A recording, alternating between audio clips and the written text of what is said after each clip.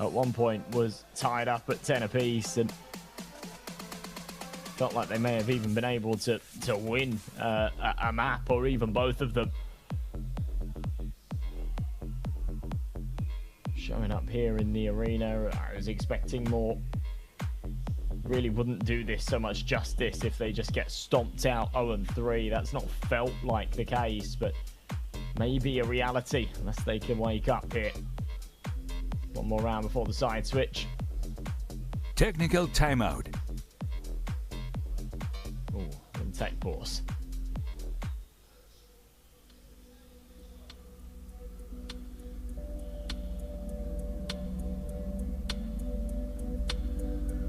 I'm not too surprised by technical pauses when it's in the laser tag department. Obviously, CS is a bit weird because, like, what the hell do you mean your keys are getting stuck? But when you've got 1,000 cameras, so many first-person perspectives, routers mounted to players' backs, laser guns that need to all function properly, and everything has their own separate battery, it's not hard to imagine where something could break down. You have to remember, like, the players are not tethered to anything to keep the power going on all the equipment that they're wearing. Like, obviously, when you're streaming a game of CS, everything is just hardwired, but it's different here. Well, there's Dozier and Kado watching from the sidelines, cheering their teammates on. It is crazy, and I know we sound like a broken record, we were saying this yesterday, but you can work so hard to win a map of CS, right? You have one of these really, really contentious back and forth games that, yeah, sort of takes its time and takes its toll to close out, and you can achieve the same amount of points with just 6 rounds of laser tag, you know? So it is super, super important to sort of focus up, have the protocols, and done. Valuable points, of course, for the X-Goes. I think, as we heard from the desk earlier on as well, this is a super important day because if you won your opening game yesterday and then you win again today, that pretty much guarantees that you're out of the group. So for the X-Goes, you know, if they're able to close this out 3-0, they'll then have 5 points. That, I believe, secures them to advance. Attention. That's The round will begin in 3, that goes both 2, ways. If you lost 1. yesterday, Go, go, go! is on now. That pressure's now amplified. Round number 5 underway. There it goes. Very slow. Yeah, you've got to consider that EFB yesterday had their own chance to get a 3-0 as well. In fact, they started off 3-0 in the laser tag, but just weren't able to close it out against Interstellar, so they're going to be pretty sore about that. You see the comms getting a little heated. I don't know what it is, but it just feels like X-Goat are quite frankly just overpowering EFP when it comes to the aim department. I still haven't quite figured out like, whether it's a defensive meta or an attacking meta, but attacking seems to be the way to go. It feels like they just kind of want it more. I mean, that looked like he wanted it as well. That was ambitious, but yeah. You see sort of the X-Goes coming out of spawn, fast-paced, insta-plant on the A site and whatnot. Whereas for 3FP, you know, the time they counted down, it was go, go, go. Attack team wins. There was no urgency to get out of spawn. Teams return to the bases. Go down without any real resistance. And switching sides, change bases. Swing for the retake. There wasn't much else there. It's a flawless round out of the X-Goats. They make it 5-0. And a little side switch where only 1 round is now required for them to finish this off. I expect them to do so. Whether or not it's 6-0 is another question, but yeah, they're looking much sharper than they did switching yesterday. Sides, change for bases. A game that I expected a lot more RNG to be involved in, the teams that are winning are doing it quite dominantly. And even, like, if you ignore the initial 3-0 from EFB in their laser tag, you've got to consider that Interstellar got 6 rounds in a row. The last team we commentated on got 6 rounds in a row. We are currently almost on the verge of seeing Xcode get 6 rounds in a row. So obviously there is some element to the laser tag that is making it consistently good for the players that have been able to figure it out. I think Xcode yesterday probably went back to the drawing board and thought about how to strategically approach the game a little bit more. Obviously, a little more active in the flame plant department. Not gonna lie, I winced a little bit calling it the flame. I'm even willing to call it the spike, but the flame seems a bit much. Yeah, the flame weirdly seems worse than calling it the spikes, doesn't it? Yeah. The flame is the word that I like to keep reserved for the DMs between Tox and I. Yeah. Even though we have a love-hate relationship on the broadcast. A lot more hate than love this weekend. Yeah, you gotta balance it out. I've been too kind to him in private. Yeah, some replays here, just sort of accepting their fate, or EFP. A little bit deflated, defeated here on the arena.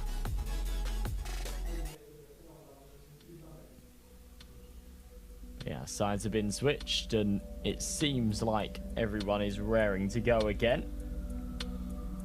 I believe that it is a bit of an attacking meta. I think that the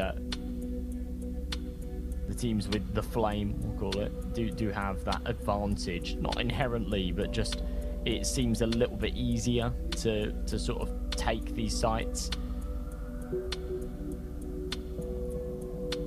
It does to defend them.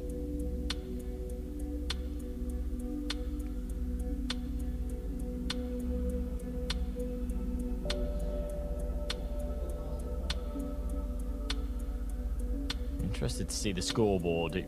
We know that there's a lot of kills coming collectively for the X-Goats, but I would like to know who's doing the heavy lifting. As you're putting those frags down, we should be underway in just a second for what could be the final round of this map. Before going into our second series.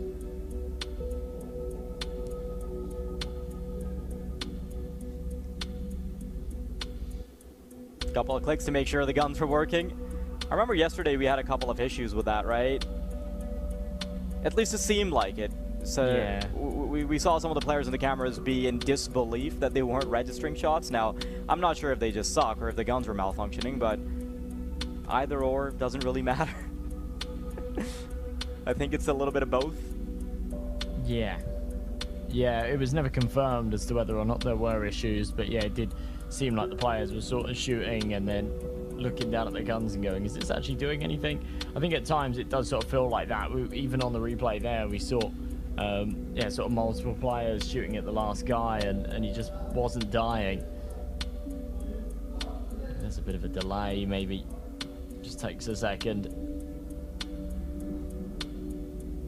Technical timeout. Tech pause. Seems to adjust in his sight.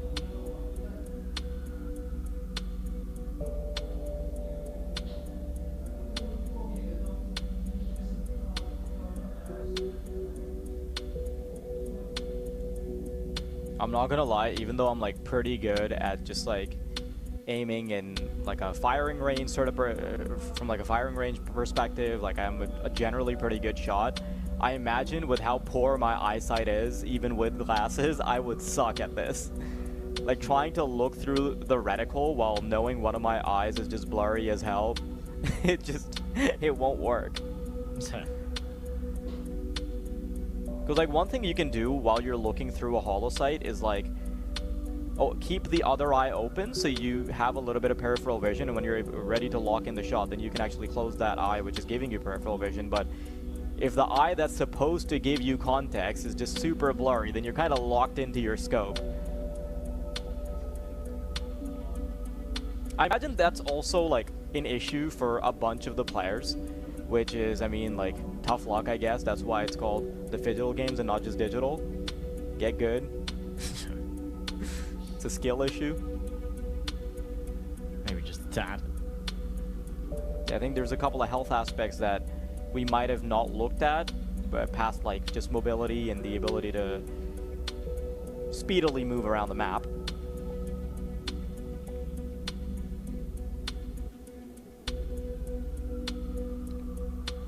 Not sure why it's not started yet, but clearly on the side of EFP. They seem happy enough despite getting absolutely blasted into the stratosphere.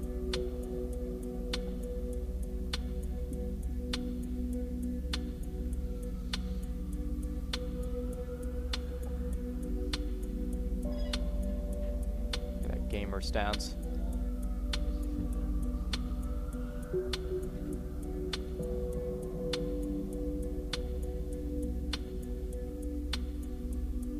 I don't see anything going wrong technically, so I think they might just be waiting for word from admins or something.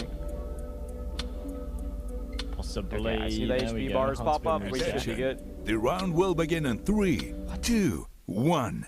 Go, go, go! There we go. Why did 2 of the players start with 75 points of health? Yeah, I don't know. I'm assuming it's a HUD issue rather than like an actual thing, but I don't know. It was something that we saw a couple of times yesterday as well. I'm not sure it's going to make all too much difference. Kimmer already taken out. Wabaki follows suit quite quickly. And whilst trying to get this spike planted, the spike. Phygital flame is activated. Seems like everyone's gone down anyway. They should just be able to swoop in and defuse this in a second. Last man standing, Dojka. Nothing not for can long. be done here, surely.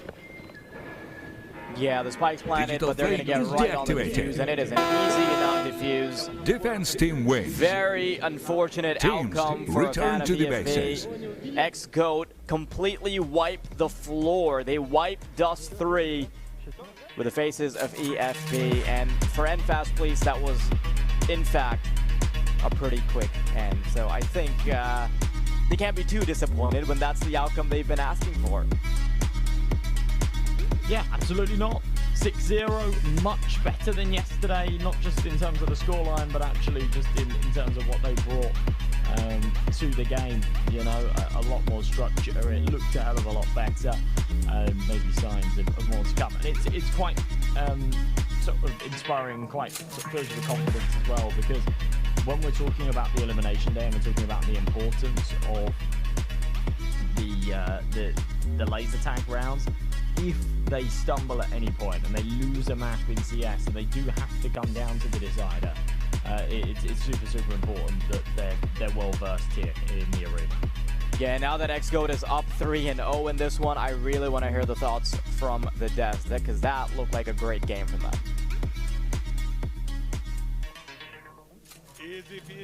What a game that was, not only for them in the digital world, but also in the physical world. X-Goated took the whole everything. Yeah. They took all the points, left nothing for their opponents, and what a great game that was. It was actually, because I was skeptical at first, because I thought EFP were gonna do something on the physical side, since they lost to a full sweep against X-Ghost on both Dust 2 and Ancient. But here we are again on the screen. But there's a lot of things happen, because on the physical side, it's hard to maintain the exact same progression that you had since the beginning. But X-Goat started really quick, real hard. They were pushing, they were not giving any chance to EFF to at least peak or do whatever they want. So it was kind of hard for them to actually come back from that loss. And here we have the exact same, we have the scoreboard for each individual and player from both teams, and we're talking about from the Phygital kills, Mizu scored 42 and Duke scored 51, the highest ever to get there. On the other side from Enfast Please, we have Dojka. Dojka actually killed it both on CS and also on laser tag. So it's quite hard to actually shift from a game to game and expect to be the best in it. Dojka had the exact same thing. He killed it while he was like opping the whole time in Dust 2 and Ancient. But the two maps that he played, he was doing his best. He was getting picks. He was actually trying so hard to be in the competition. Also on the physical side, he was getting to kills. He was trying. He was like pushing forward. He was his always teammates. the last. Yeah, he was like, always okay, the come last on, one go, alive. go. We need this. We will win it. But it's so hard to play as one, and when there's 5 other players against you who are actually doing a great job as a whole team.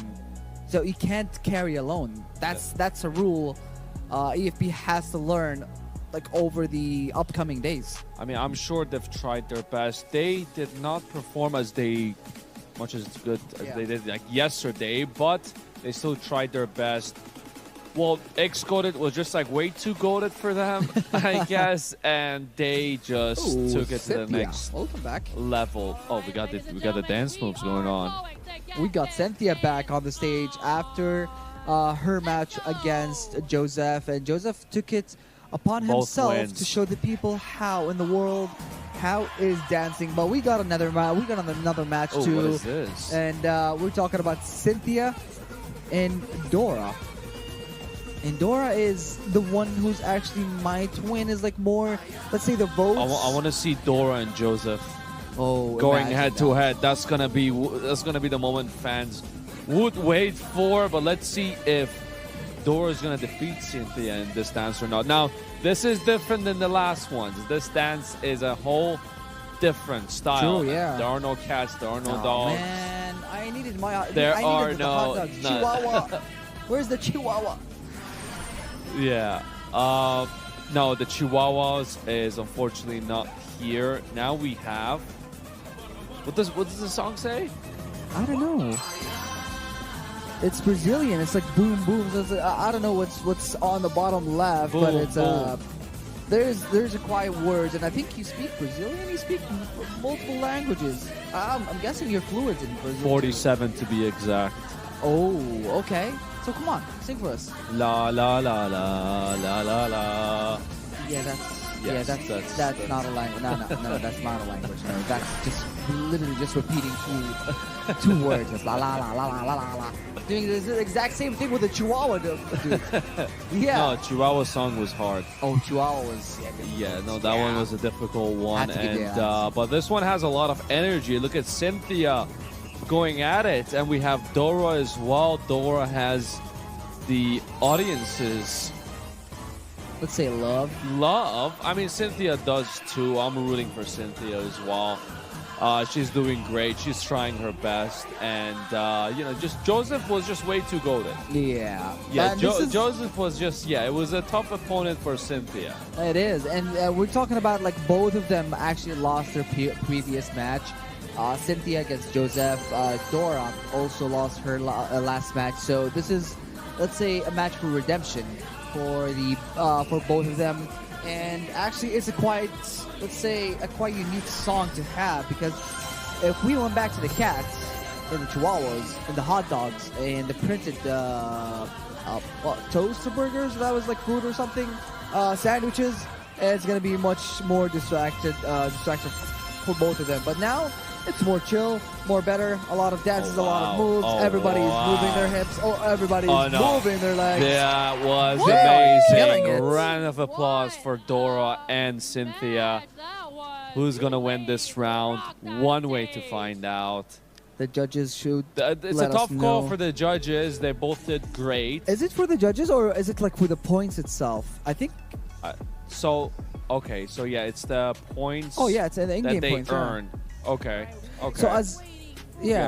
So as much as like you mess up a few moves in the game, that's gonna deduct from your points. But if you end up having all of the moves right as perfect, you'll get the highest points. So it's basically like Just Dance, but in a different version. Oh, it is Just Dance. Sorry. Yeah. I mean, both did great. Now we gotta see if they were in sync with the moves or not. How many points did they get? Cynthia does not look happy, but Dora, on the other hand, she's like dancing. Where are the results, guys? We will have our winners soon enough, because we're watching everybody's dancing. But I think that's the referee teaching Cynthia a couple of moves. So on the other hand, Dora looks comfortable, looks ready. You should teach them some moves. Cynthia!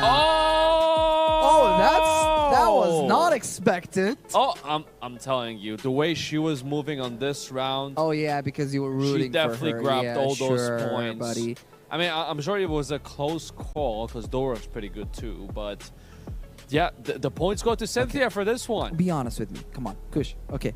Look I'm me not in the gonna eyes. break dance right No, now. no, no, I no, just no. ate. Look me in the eyes and tell me, are they giving you a script What do you for mean? the winners? No, it is literally they're getting the points. Yeah, but This is based on points. I don't control their points. I Maybe. just, from my dancing gene eyes, I just, you know, so you dance with your I eyes just too. all the time. Oh.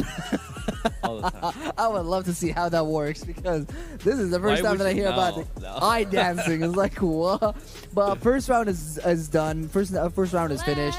Cynthia has the first win, and it all remains on Dora if she can keep up. Get the second round. They go for a matchup, and they go for the last match. And this time it's also different. It's not a Brazilian, and it's what is that? Oh, he's that. Oh, he's happy. Oh, come on. Yeah, show us the move. Come on, Kush. That's all you're gonna get. Dude. You show us some moves. Come on. No, I was getting hyped. I was getting in Look, the the camera. air. Yeah, come on. Come on, normal. No, no. Do the dance. Come on. I'm not doing that. No. You can do it. I gave you I gave you a few moves, elder moves. I'm not giving you that. No, that's no way. Come on, that's pretty easy. I'm sure you can get It's the basically points. doing. Yeah, that's you're not even doing it right. I can't. It's different. All you gotta do. Dude, we all got you 0 gotta points. What do do. you mean Come 0 on. points? I did that perfectly. I got even not perfect. I got amazing. Oh. Oh, he got some moves. Go, Kush. Go, Kush. Oh, God damn. Oh, wow. Okay. He's getting in the vibe. He's getting, Now that's what I like to see. That's what I wanted to see. That's the highlight of the day. For sure, Kush is the winner for the second round. No, No come on, doubt, come no on, no. question asked. I'm out of breath. I like it. There's no way that this is getting 0 points. Come on. Be fair to us. Nah, I got more than you. I do not know what that was. It was the same You exact can thing. do better, brother. No, that was so normal. I have You need to heavy do coat. better. I can't literally dance. I can't. It's way too heavy for me. I have to take this off, but I can't right now. So Fair I enough. have my excuse. But dude, you are wearing short sleeves and you're doing your you're an expert too. I'm not. Now the experts are Cynthia and Dora over here, who are also going crazy with the moves as well. I mean, I feel like we kind of stole the show with our moves. Like, yeah, they weren't really looking at we the took the brackets, spark. but as you can see, Cynthia as well. She's looking confident. Ooh. She got the start. And you can listen to the crowd actually going And- insane. There you go. I'm sure the crowd is also with them with the dance moves. We are almost done with them. And they're both of them are going on and on with Right these through moving the dance. crowd. And All you do, it all all comes you to one. do. It all comes to this. If Cynthia's gonna take this win, All you do the is game is dance. over. Dora is trying her best. The last couple of moves. Hands in the air. Hands like in you don't the care. air, dude. Hands in the This air. is the moment. This is the time All that you Dora has gotta been waiting for. And Kush started singing. Just dance. Oh, this is turning into a karaoke. Sorry. All you gotta do is all you gotta do is just Dance, heat it up, yeah, and cool it down, yeah. Just heat it up and push it to the ground. Ooh. Anyway. Oh, wow. Oh, he No, can dance turning and he into a can sing. karaoke. Dude, come on. I'm You're being way too curious. much I'm talented for us. curious. No, we can't have the No, I'm curious who's gonna win though. Is it gonna be Dora or Cynthia? This is actually hard. You can't tell. Yo, you can't tell. The thing is, everyone thought Dora is going to be the one taking the lead, right? Because of her history. And Cynthia already lost to Joe, so she's going to lose this one too. But they just wrapped it up. Let's see who is going to be the one. Is she going to take it once again or not? Both of them are tired. We're and going to need to exhausted. find Yeah. out the points. It all depends. It all matters in the next upcoming few seconds. If it's going to be Cynthia taking the win here with 2-0, or is it going to be there's a third round for Dora? And I seriously want to watch the third round, but I'm guessing that was it. Winner announced here. Is it? Once they come back. Cynthia or Dora? Oh. Loser. Oh, this is loser round. Yeah, this is loser round 1, but we still waiting for the results. Won that round. You guys ready for that? Oh, we ready. Yeah, we ready. Give it up. All you gotta do, Please all just you dance. gotta do is just The dance. winner of And that cool round down. is Dora. Oh! Congratulations. Things just got heated. Yeah, things just changed Things to the just better. got Yep. heated. Yes, sir. She Winner got a takes it all. second chance. She is still in the competition. She will not let slide at all. She's not gonna lose that easily. She wants another round. First round was like, Cynthia, I'll give you that. I think she's trying to, you know, make it more entertaining for everyone. She's going for like a sleeper build. Anyways,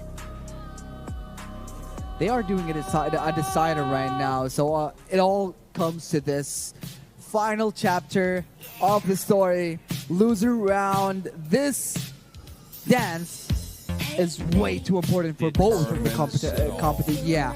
So they need to do it, but it all depends on this. let me tell you, it's 3 o'clock in the morning. Oh, I'm wow. coming alive. Ooh, Yeah. the British Wait, what accent too. happened? Oh, what? Oh, Oh my god. hold on. Okay, they're All right. We oh. okay. Well, they're gonna wait. Was the song not good? Is it because I started singing? I think, don't know yeah, which one I it think, was. Yeah, you should stop. You should stop. I think No, I'm they sure. hurt I'm you. sure the audience enjoys at the first, singing. yeah, but now, no, I don't think so. Because you started, the minute that you started singing, you're like, nah, we're going off. We're changing music. No, I have potential. You have potential. I have potential when it comes to becoming a professional R&B rapper. Rapper. Yeah. This is not rap. This is, no, you're All not. you gotta do is dance, And dance, dance, dance. dance, that's it. All you gotta do. Chihuahua. Chihuahua. Chihuahua is on the start and the end too. They have Okay, that okay. up. We got the final round.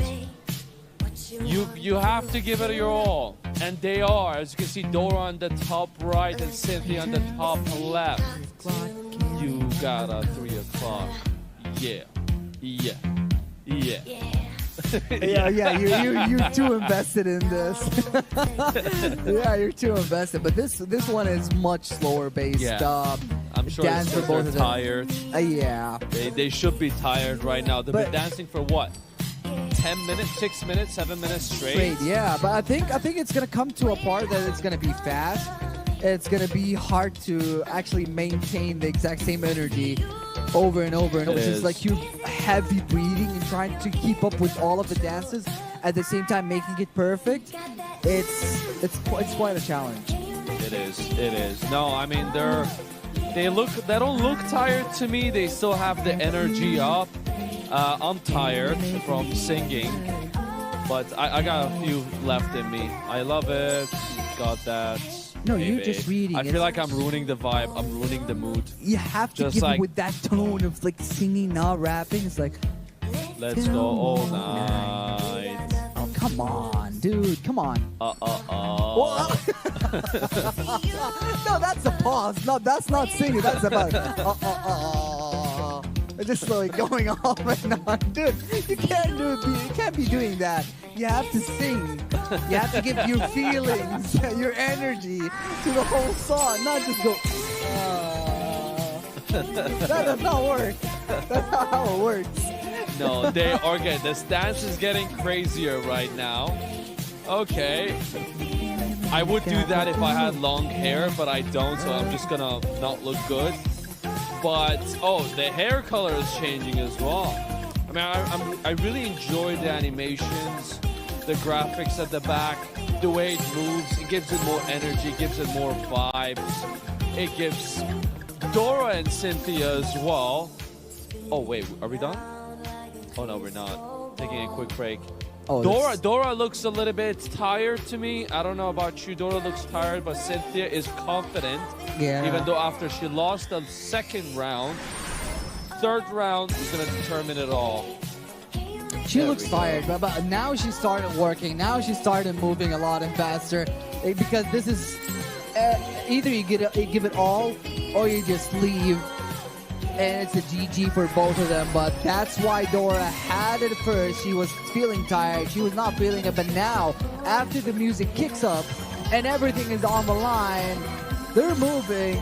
Even Kush is dancing. It all depends on this upcoming few 30 seconds. Ooh, okay, Kush. Okay. Oh, he's trying to keep up. No, you can't. No, you can't. It's impossible. Come on. Oh, okay. Okay. Okay. I see you there.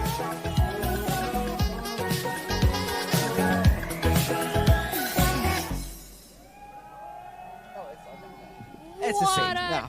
We tried at least. The winners are Kush That and should Normal. add up at least a little points for them. At Kind of. least. Sorry, guys. We kind of stole the show over there. I'm but sorry. Yeah, we need to be the stars of our own show. we need to find out who won this round. After, All right, I mean, everyone, draw. we have the winner for this match. Oh? Please give it up to Dora. Oh! Congratulations. Dora with a comeback. Dora with the unexpected Not a win. good day for Cynthia. Not a good day at all. And we have the robots. Jinx. Yeah. Got the group. Got all the buddies here dancing. We got Klim up there watching. Yeah. Just chilling with us.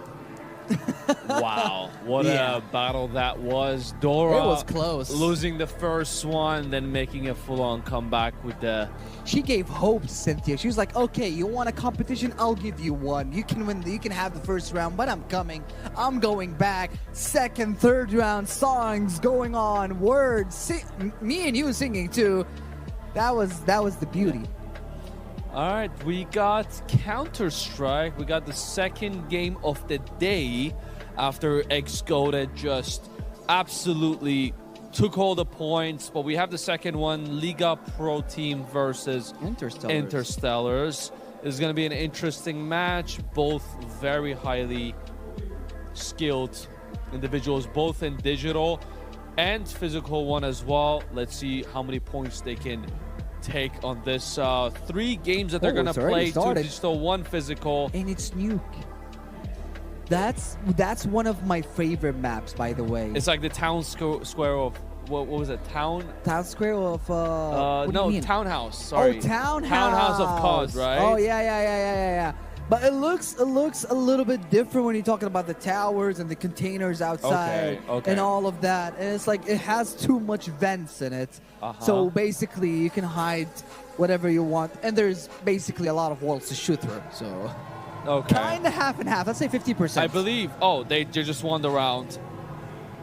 But yeah, Nuke is one of the fewer maps to go to picks, especially in CS for these years, let's say the past year, but it's still one of the most enjoyable maps to play in, one of the most strategic maps too. But it all comes to this, the first map we got upcoming, Train as the second. I would love to see that, and both teams are ready, both teams are going in hot. Should we, and we will, pass it to the commentators. Yeah, pass it to the commentators. Ladies and gentlemen, enjoy our second game of CS2. And we're talking about Nuke, one of the first and the finest maps we got. Chihuahua. I'm not sure how you do that. I guess you just go to your local place. Who and do say, you right, call? Yeah, I guess you just go, like, call your local laser tag place and go and say, right, who here's really good? Who's your regulars? Who's racked Do a up the bit of biggest bill? scouting. Yeah, pretty much. Oh, hang on.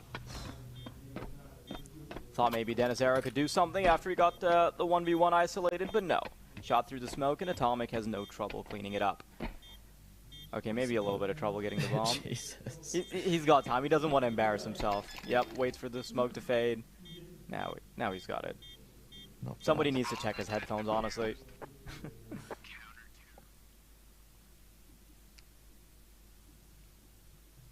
Not bad at all. I mean, to be fair, a round that LTP weren't really supposed to be winning. You know, they only had a week bye. The fact they end up with 4 kills on a bomb plant isn't too bad at all. But, yeah, not able to win it. So the Interstellars just keep that momentum. They keep the money going. And it's absolutely what you need on your CT side.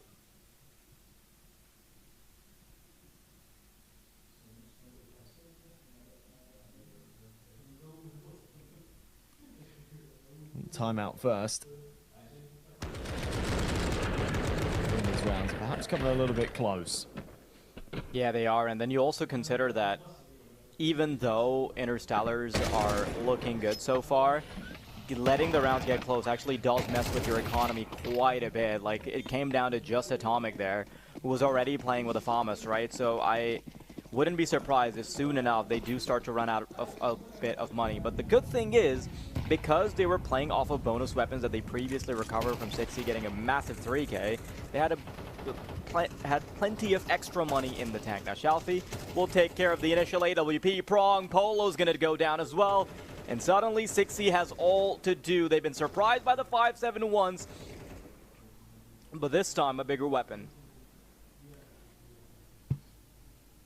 Gotta go huge here, or somebody has to in his absence.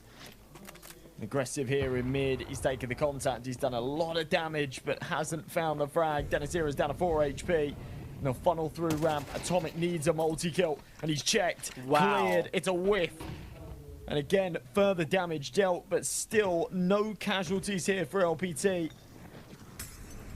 Now it's M3's turn on the lower site.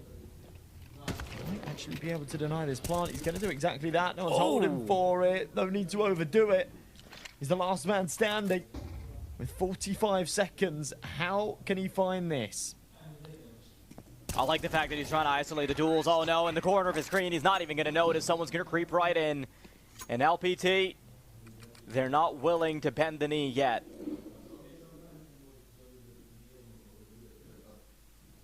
There we go. Quite a bit of young fans in the local scene. Love to see it. That's a future E7 Academy, maybe.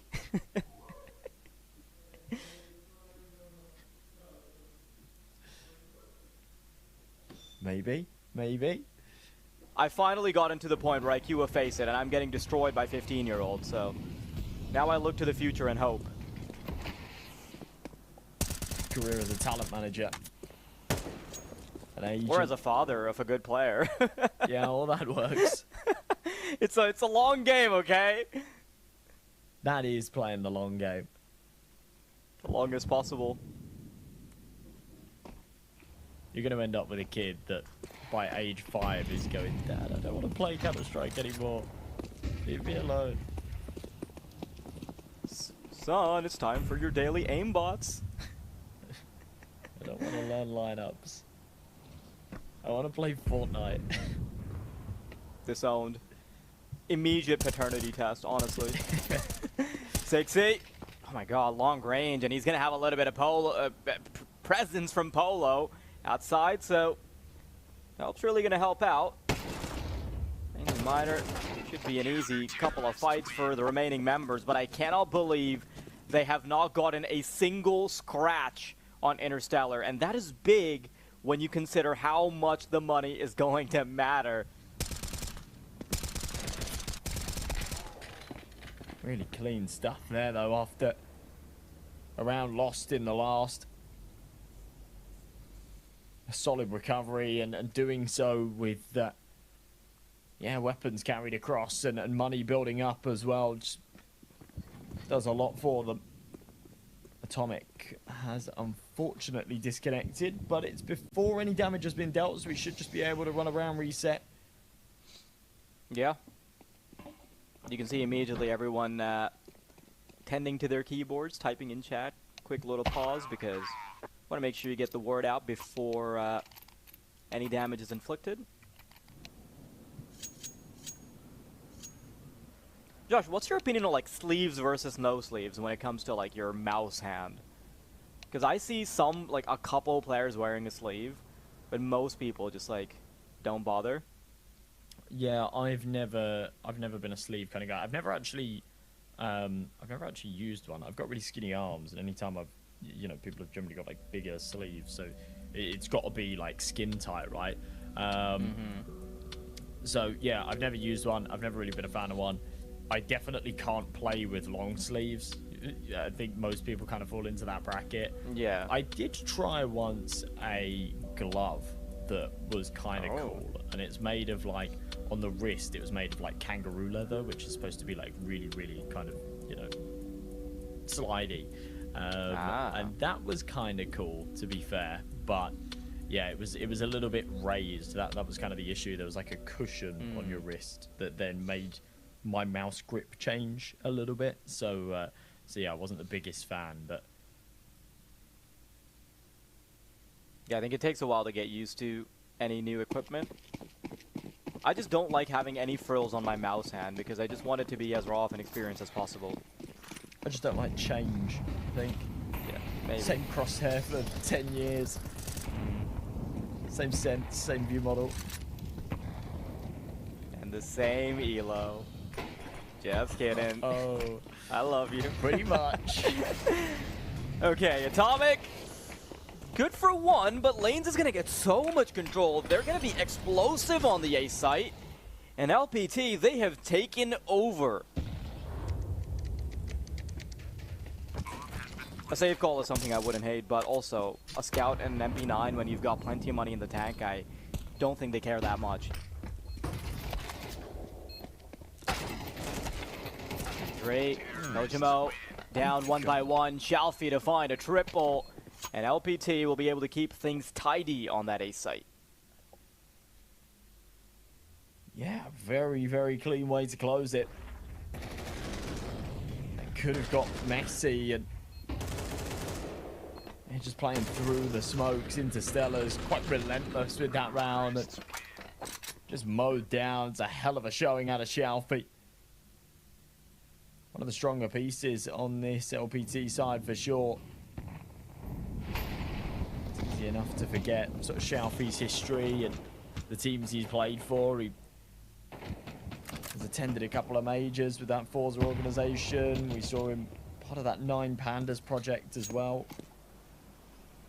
Alongside C's, I think they qualified for a major and then had visa issues, but he's played at a very high level of Counter-Strike.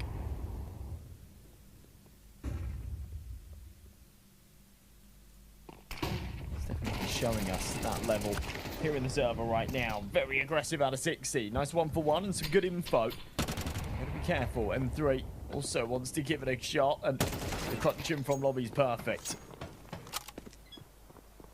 I wouldn't have wanted Polo to keep pushing there, but the fact he doesn't is now on top of Silo almost is pretty egregious. Now Dennis Era is going to be able to take care of him soon. Don't like the fact that Polo just continues to hold W when he can play it a little bit conservatively in the 4-on-2.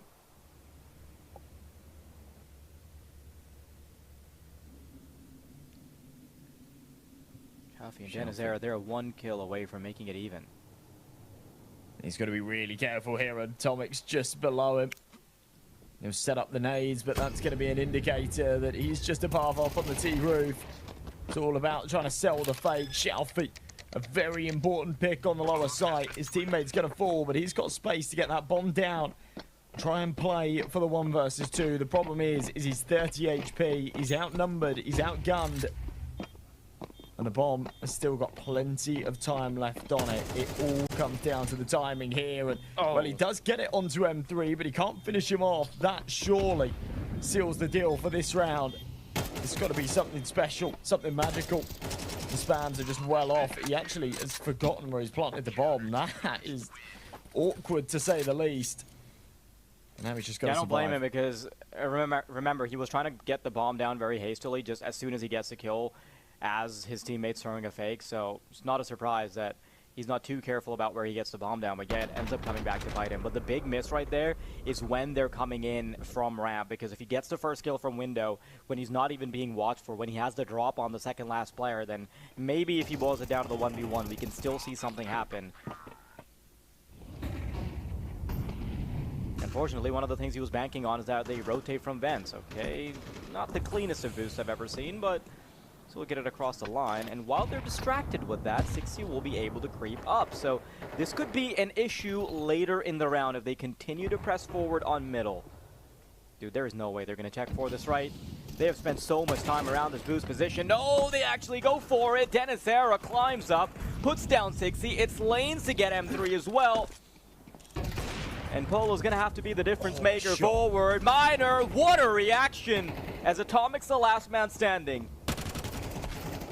1v5, and he won't take a single piece out of that puzzle. What a round. What a round. You can see the high fives, the smiles. They're happy with that. That isn't one that scrapes through. That's one that shows true consistency. Some monster shots, especially out of the sniper there outside. Interstellars. Knowing this isn't going too well, to be honest.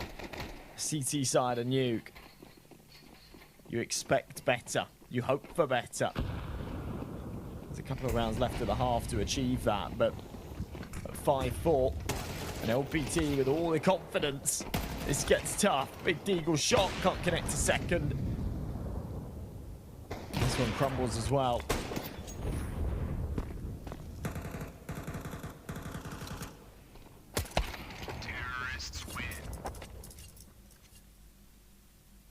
And it might have looked like Interstellar had such a good lead, right? It might have looked like they're really locking it down on the CT side, but here we are with LPT looking relevant once more.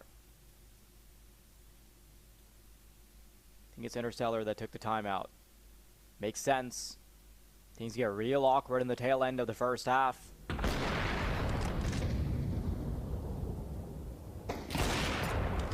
It comes off the back of a lot of individual heroics from LPT, right? Obviously in the previous round, the fact that they have the awareness of mind to check for 60s push in middle.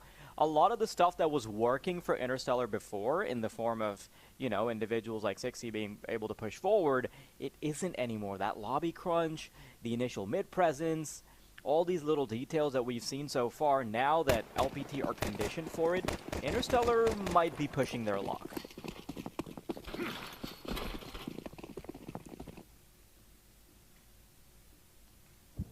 Eco here as well, so this is actually going to be LPT taking 6 at the minimum. Lobby crunch, no one's home. Cross rotation down to the lower site, 1 for 1 on the roof, however. KK needed to do better there. I think they've sold this quite well, though. Try and wrap around Heaven. The Galil that was recovered goes nowhere. Gets nothing. Feet seen, but again, peppering shots. You're going to need about 6 of those to finish him off.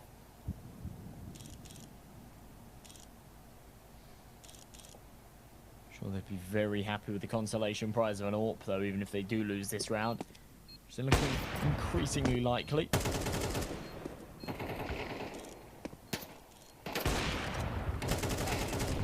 Yeah, don't expect much out of this. There weren't many wheels behind it to begin with. That continues to be the case, and now we finally see LPT in a position where they can actually fight back. Listen, yesterday, when they were up against XGOAT, it was a 13-1 on that first map. A little bit of a closer affair on the second, but obviously they have still yet to taste victory on CS. Same goes for Interstellar.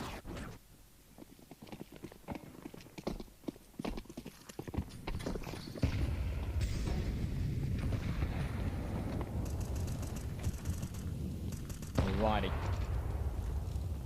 Final round of the half. Interstellar have to crack the code. It's their last chance to tie this up and get something going here for their defense. A massive double out of Atomic. Does eventually succumb to the wounds of the flames, but finds 2 before doing so. Xiaofi behind the single vent does get spammed.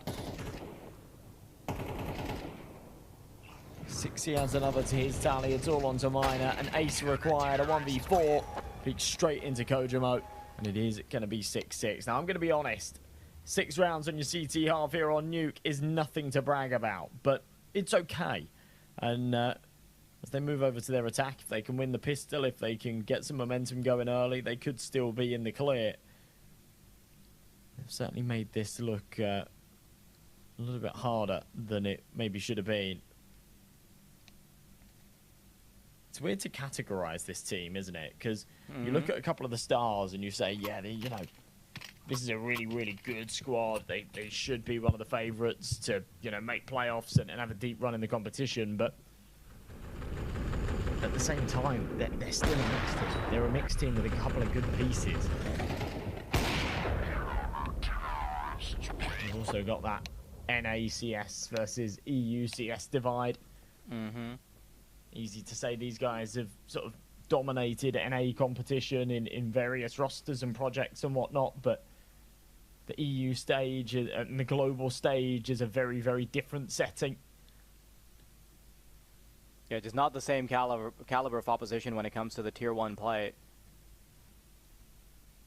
I think that trickles down as well. Going into Tier 2, I think even going into the ESEA leagues, I think it's pretty sort of commonly known that the ECL and Advanced and whatnot definitely doesn't have as much weight behind it in North America. Chaotic pistol round though as Denizera snatches up 3 with the Jewelies. Lane's there on ramp to try and finish off the last. He does exactly that. That is a big pistol round win from LPT.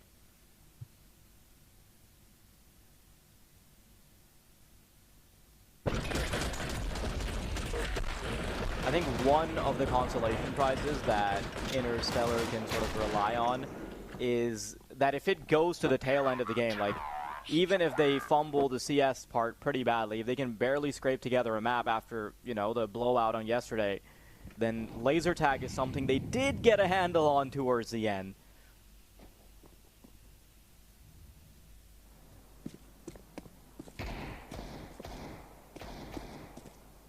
LPT should be good to wrap this one up by the looks of things.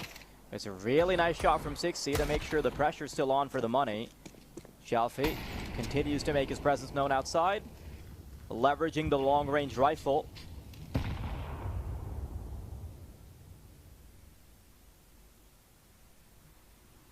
And from what it seems, I think Interstellar are using this as like a faux timeout, with Kojimo being so far away, like walking all the way to lobby.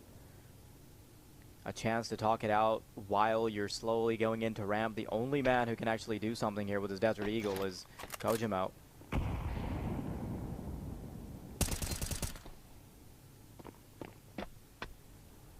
just doesn't seem like it's going to happen. Feet spotted as well. KK doesn't react. Still not pulling the trigger. Thinks that there's actually maybe one inside the hut and that the feet are bait. That's not the case. It's not going to matter anyway. They'll open the door. Then Azera shuts down both. So 13 kills for him. Starting to pull away a little bit here as they go 8-6. This buy round is going to be real important for the Interstellars.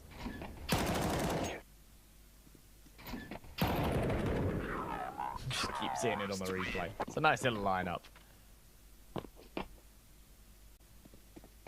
Still, the energy in the atmosphere is looking good for the Interstellars. There's no tilt, it's smiles, it's fist bumps. Despite the pressure on this match, they lost yesterday. They really can't afford to lose 2-0 again today. Shelfie. No! Brilliant. Such a rough outcome for the outside players, and Miner will continue to dig into them with his AWP as they try to permeate through the doors of ramp. Ready and waiting, holding a wide angle, still shot into oblivion by the Galil of Atomic. Kojimo a little bit tagged up. Bottom bomb site is their intended destination of choice. Minute on the clock, so plenty of time to move around. But they do have to contend with lanes waiting for them. If they can get this kill, you bring it down to the 2v2, it essentially works as a reset set, but I don't think lanes will let that happen. The kill from Kojimo is swift, but 2 more of those need to be connected.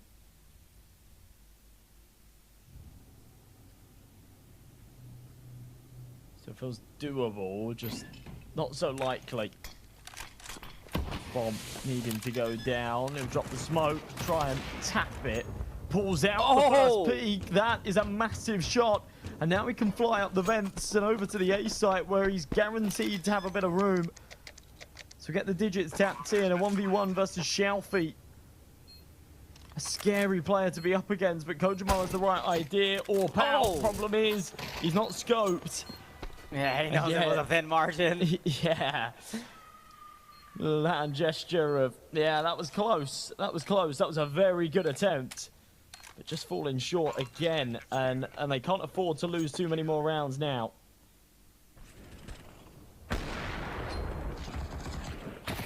So close yet so far. Kojimo looked crispy as hell on those first couple of kills, but the man that started it all, the man that shut down the outside progression with a double, is the one that also gets the last laugh. Now LPT pretty far up against Interstellar, who are starting to lose control of their money. They're losing the round count. And being on the T side is a pretty big bane to your existence.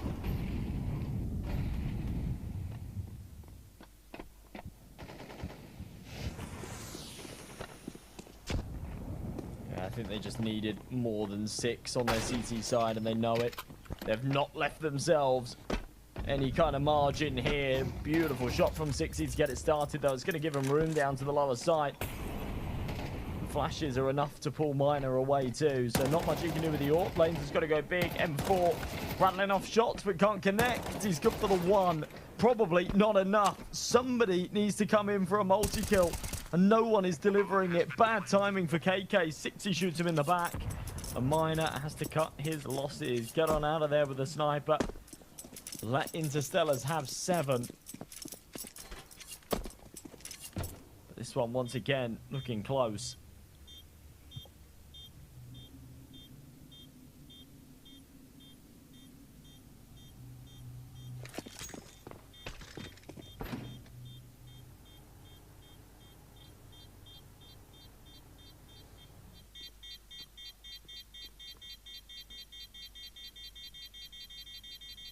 At least some progress on the grand scoreboard.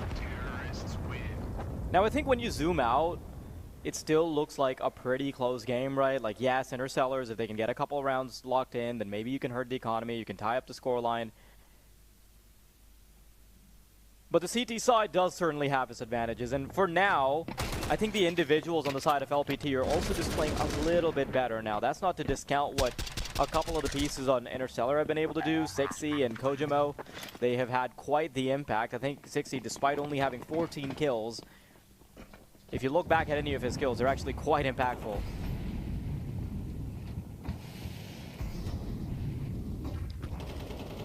Hello, on top of the silo. Miner has got an AWP, but he's not playing outside with it. He's actually quite aggressive into Heart. Looking for a fast lobby pick. No one's home. Technically is, but it's M3 playing from an arm's length. Spams are the right idea. They are crossing into secret, just the wrong timing. Shelfie finds 60 regardless. The hardest hitter, the biggest piece here for Interstellars, dropping first in this round is not a good sight.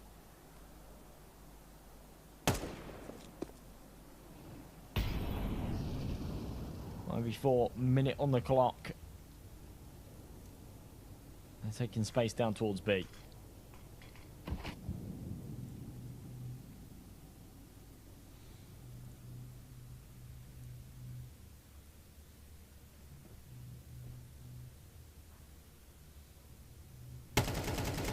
Bottom bomb site.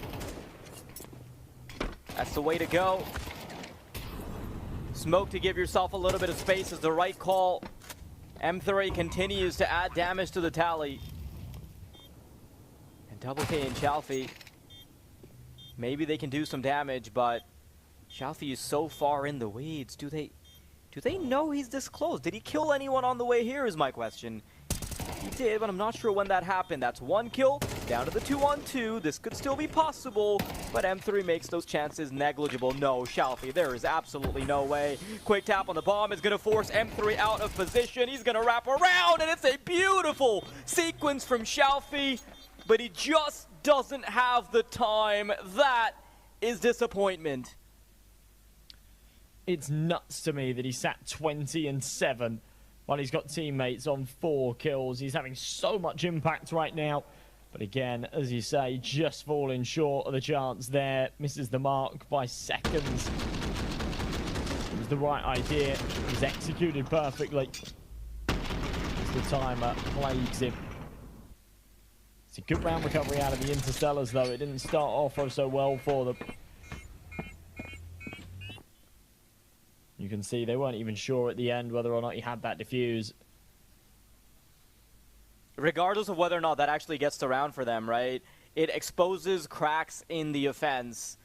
And in the post plant, of Interstellar, because that should have never happened. No chance in hell.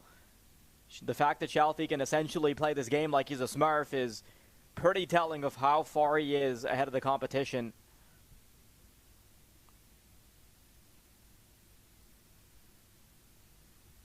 Yeah, I think you can make a pretty good argument for the fact that he's the best player here. He's certainly showing that.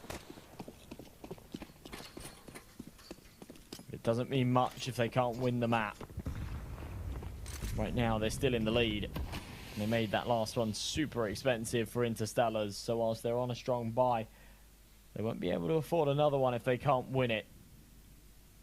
Issue they face is there's no money here for LPT, so it is an eco just surrounding Shalfie, saved M4. He'll still get the loss bonus, so he'll be buying up with the rest of the team in the following round. Miners saved 3k in the bank too, so love an AWP to work with. Careful, Shalfie has taken one. USPs needed a kill there, to be honest. They just can't get it. Tenisera, oh my goodness, ends up with you there. Way more than he should have. Yeah, and I don't think Kojima expected to be left in a 1v2 here, but he'll have to try and give it a crack anyway.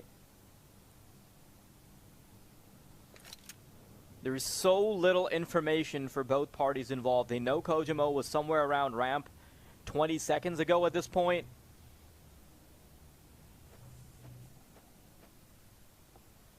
He's carrying the bomb as well, so the world is his oyster. He can go wherever the hell he wants. Perhaps up around heaven, giving himself a bit of an elevated angle in case anyone's waiting, but this is a largely empty bomb site. The plant itself should be free, but getting the bomb, preventing the bomb from being defused is a whole different story. Oh, Miners creeping forward. Kojima, if you're gonna fake plant, might as well keep your gun out. He's gonna try and accelerate to the bottom site, but that might not be the right idea, as there's already a player on his case. The spray down is good from Shalfie, and Kojo's gonna be pretty disappointed from that. Yeah, of course he will be. He gave it a really good go last time he was left with the clutch as well. It was a 1v3 that he brought down to the 1v1. I think he would have fancied his chances at that, was just praying that the B site was left undefended. There was a little gap, a window of opportunity for him. So huge from Tenisera. The fact that he even swap into the USP, knowing that, okay, if he hasn't found the kills, he's at least inflicted a lot of damage.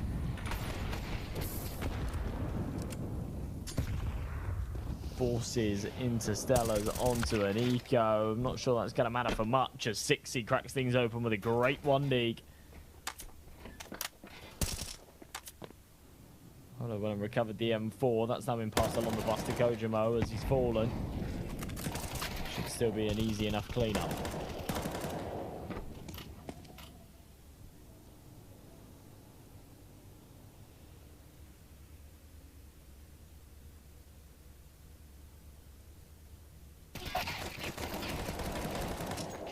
Interstellar, unfortunately, they might be running out of steam, Josh.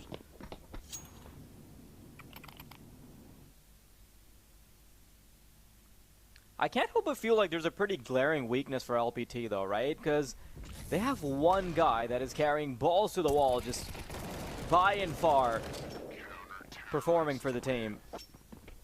And I think slowly Tenisera has been able to creep up in that conversation as well. But the fact that Shalfie has been able to keep himself so scarce, like also not die a lot, is pretty big. Yeah, absolutely. He was a good piece yesterday, but he wasn't outputting damage like this. He has been absolutely huge. But him and Tenisera, two of the better, more well-known, higher caliber players within this team. Ooh, very awkward start to the round here, though. He actually gets spammed through the secret room, tagged down to 6 HP before he even gets to see anybody. One more bullet would finish him off.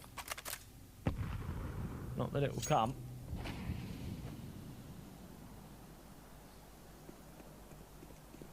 Minute 5 on the clock.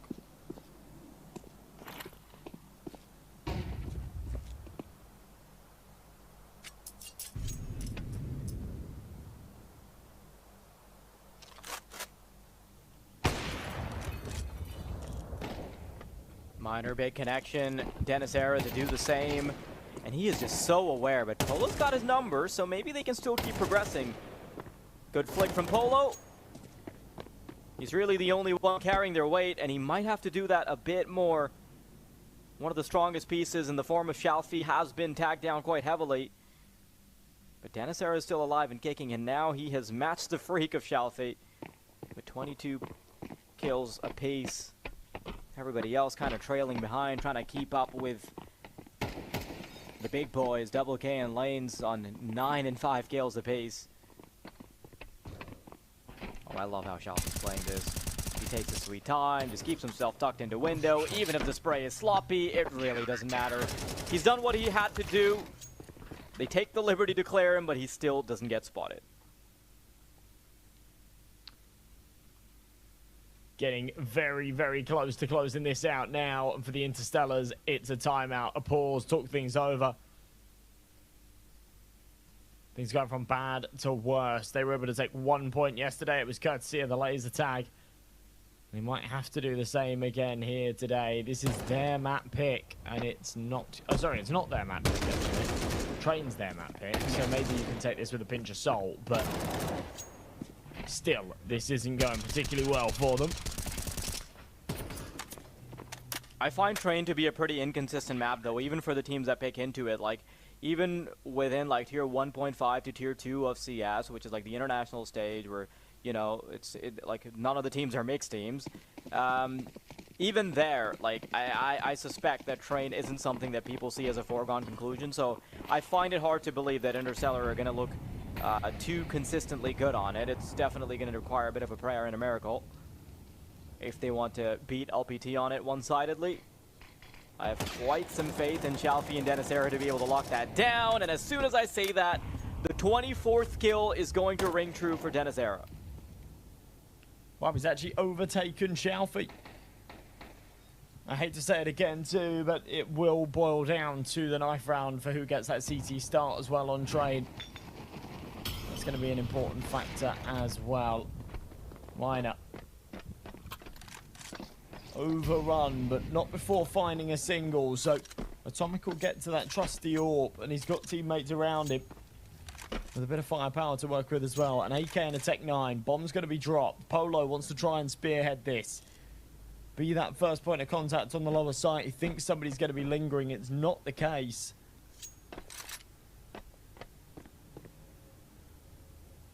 So walk through and get this plant for free.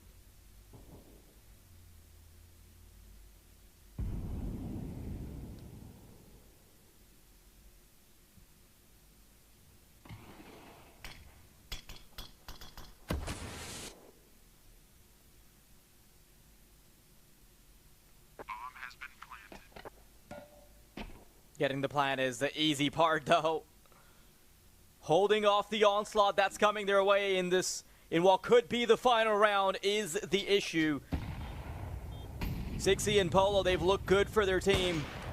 But can they look good enough to hold this off? Polo, that's one. Coming in from ramp. M3's going to find a big deagle kill. Shalfi goes big. And Sixy, the man who had all the impact at the start of the game, will have to do it again. That's the spray down on the first. Nate to try and provide himself some cover. Shalfi's got to watch out. He's quite low, and the bomb's stick down already, so Shalfi's going to try and run away, but he will still be caught by the big man himself. That is Sixy. Interstellar delay what felt like the inevitable. Yeah, they hold on for that little bit longer. That was incredibly close, though. When we saw those 2 kills entering onto the B site, I thought, oh, this is done. Somehow, some way, they snatch it, and with such a weak buy, they're able to pull it together. The issue they have is they don't survive with anybody there, so it's still an expensive round despite the victory within it. M3's on the Mac 10. You got Kojima with the Scout, Atomic with the Khalil. Decent little tag out of that Scout. 3 actually ends up with one onto Shalfi too. That's a huge piece to be taken out early.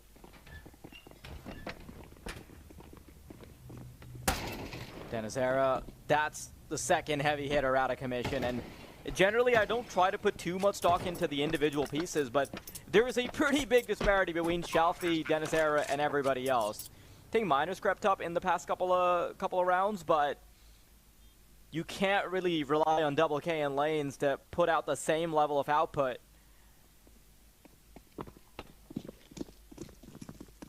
Good to see they're going for a save, however. They know that their longevity in the game is limited if they don't have money. We haven't had a single overtime in the entirety of the tournament so far in the 8 maps of Counter-Strike we've seen yesterday. Maybe we'll finally get to taste it. 60 going for the hunt as well. Bearing in mind, Miner's low, and all 3 are stacked up here. There's a very good chance he can inflict some big damage. He's only good for the single, however, so they'll hold on to 2 weapons.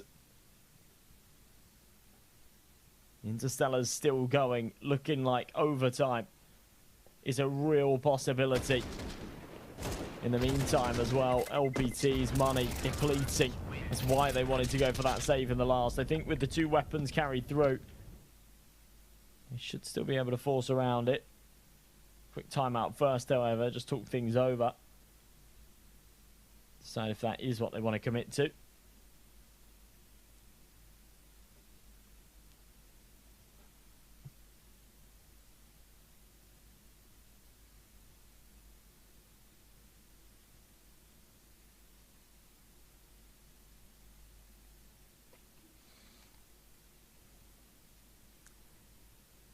They know every mistake is going to count. And when I say they, I mean both of the teams, actually. For LPT, they're going to leave just enough in the tank that the next round is also going to have a little bit of potential behind them. For Interstellar, they know it doesn't matter. One shot, you're out. Big kill from Miner. That is Polo, who was paving the way for them. But Kojimo will have a response. What is that from Miner? The head clipped. No need to go to a barber, Kojimo. This could be the beginning of the end. Round as well. There's such little invested into this. And KK, bizarrely, I favour him in this position with the 5-7. He lands the dink, but it's not lethal. 60 survives with 2 HP. We go into a 3v3, and the A site's going to be lost. But a util will go a long way here. They don't have anything to work with, no kits either. Am I crazy to say that a save might not even be a bad idea here? Yeah, I'm kind of with you. Miner's found an M4 outside of main. I thought he was going to swap out to it. They run it down as they were going to with the push through heaven and try and make this happen, but he's relayed that info. Since the lanes, there's rifles outside. Denisera is going to grab an M4, and now it's very worth saving. You know, previously with the P250 and the MP9, you think to yourself, there's not actually a lot to hold on to here. But now all the rifles, this makes the most sense, but yeah, such great work being done by Miners. Unbelievable shooting. It's just still not enough for the round.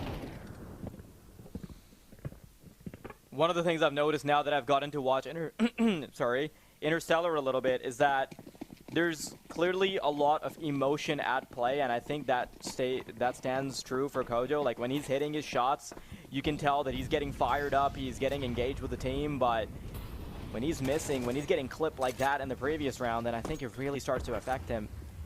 Maybe not quite the full table slam but just yet, but peripherals being moved around at the very least.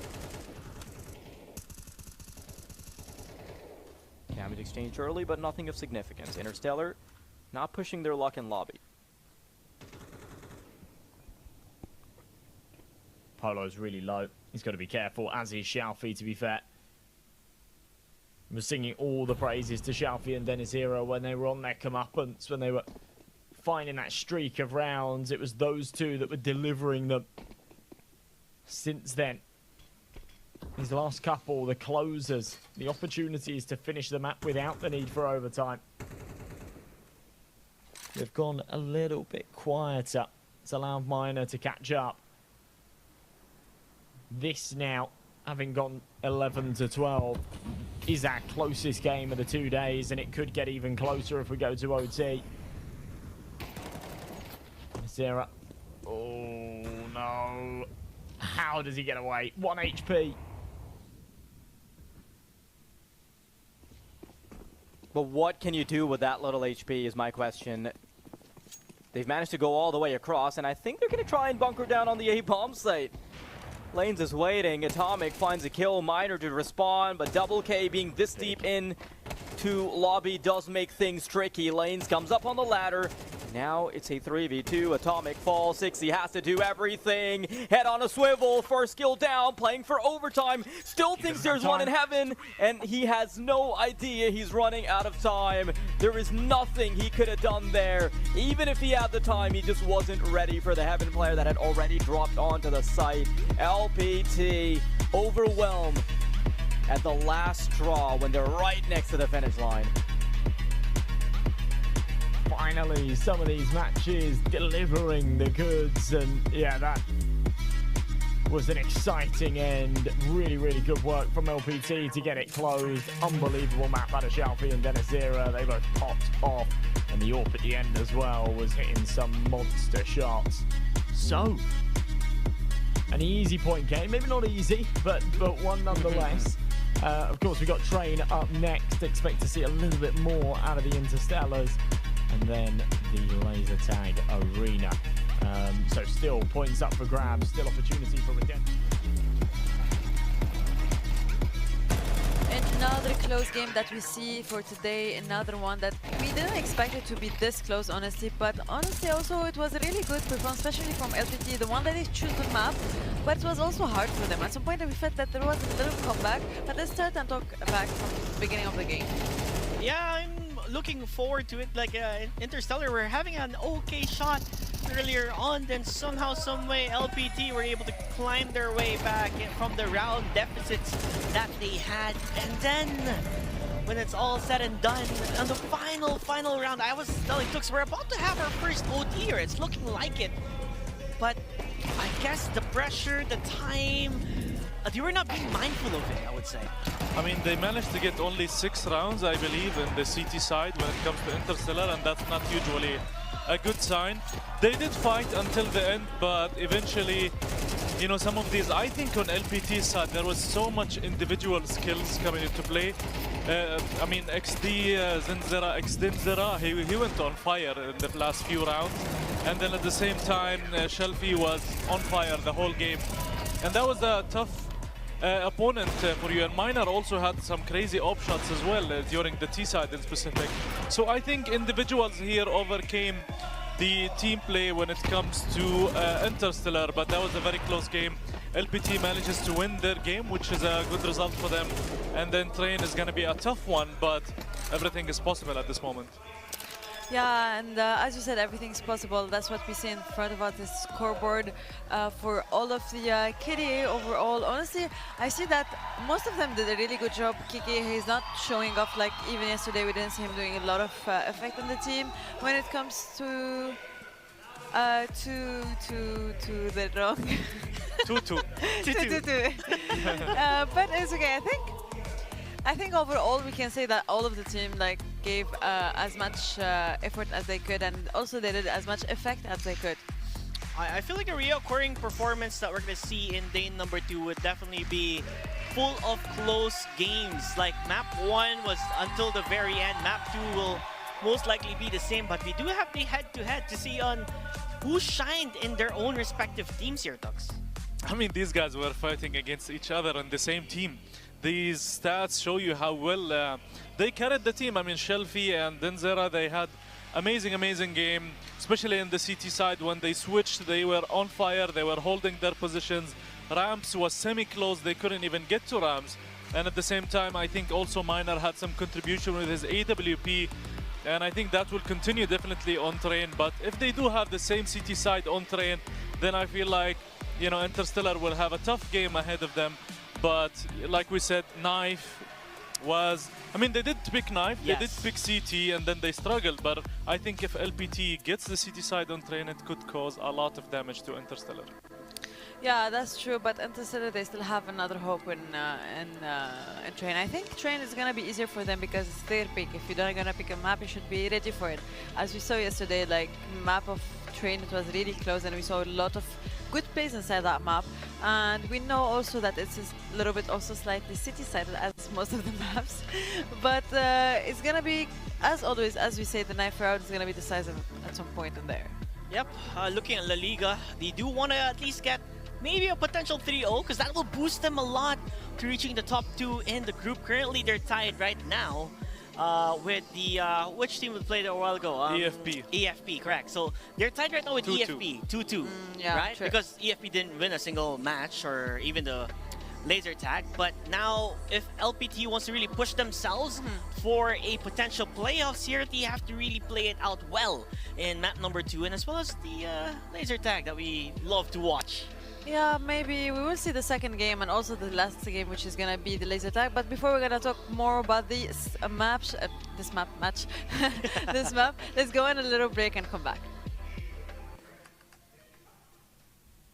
That was one of the best games, and close by also on Nuke. We're talking about 13-11. But I seriously want to know what happened on the last round. There was a lot of things happening at the same time, a lot of confusions. No, like Interstellar had the opportunity to actually go to overtime, but they were not there. He was so worried about Heaven that someone's gonna drop, but he didn't actually hear the player already dropping and holding back side. So he was confused. Either he focuses on the plant so he has time, or just pushes the guy. But he didn't do either at all and end up losing 13-12. What a way to lose a game after so much trouble they went and effort. Yeah, at the end they went on the other side. But the second map we're talking about Train. Train is one of the let's say also one of the most closest map they can ever get, but it all decides on the knife round or whatever it is. But now, since we played the knife round on Nuke, now there's gonna start on pistol rounds right away. So it depends. Liga Pro team are going on the T side, which is not favorable at all. It's not a CT, it's not a T set, it's not a CT or T side map. You can literally just play both and actually do a lot in it. So if you went to the T side, you can at least get a 5 rounds and then try to like different varieties of pushes on different of sides. If you can go A, if you can go B, you can go from the long side. It all depends on how you want to put the plan and how you want to execute it. At the same time, CT sided, it's also well known in Train that you can hold a lot of positions. There's a lot of corners, especially let's say on the A side, you can hold the trains, hold the flanks, and hold the ladder so no one can pushes you. Either it's B2, holding ramp from top as a CT could either result in early pick for the T side and give them the whole side, the whole control of side, and just easy plant, easy push. Or you can at least play like a trade game when there's another one pushing from ramp and the other coming from down, and you can peek, go back, take the attention, let the other player peek and gets the pick, then go back and hold side from behind. So there's a lot of strategies you can do, especially on Train, but it depends on the IGL itself, how he wanna move, how he wanna control the whole let's say execution about the T side. So I mean, it looks like it's working for Interstellar. They took the first round in the second game. I mean, on the first game, they were really coming up. It was there. They had the chance, they had the opportunity, they were working very hard towards it. But at the end, the odds were against them. Maybe a little bit of panic. I don't know what it was. it might be, yeah. It might be they just, stalled and, just gave up all. He was panicking, actually. Yeah, he was panicking. I mean, I'm sure these guys are used to having eyes on them, but it's going against, people who are, sometimes the same level or even, sometimes better than you. As we saw the LPT, we had 2 guys who were carrying the whole team. Their KDs were absolutely high. And it just gives Interstellar a tough time.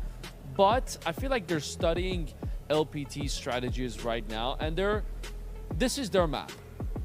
I have a feeling with the way they're playing, with the way they're going. I mean, they've lost almost everyone. Actually, hold up. Maybe.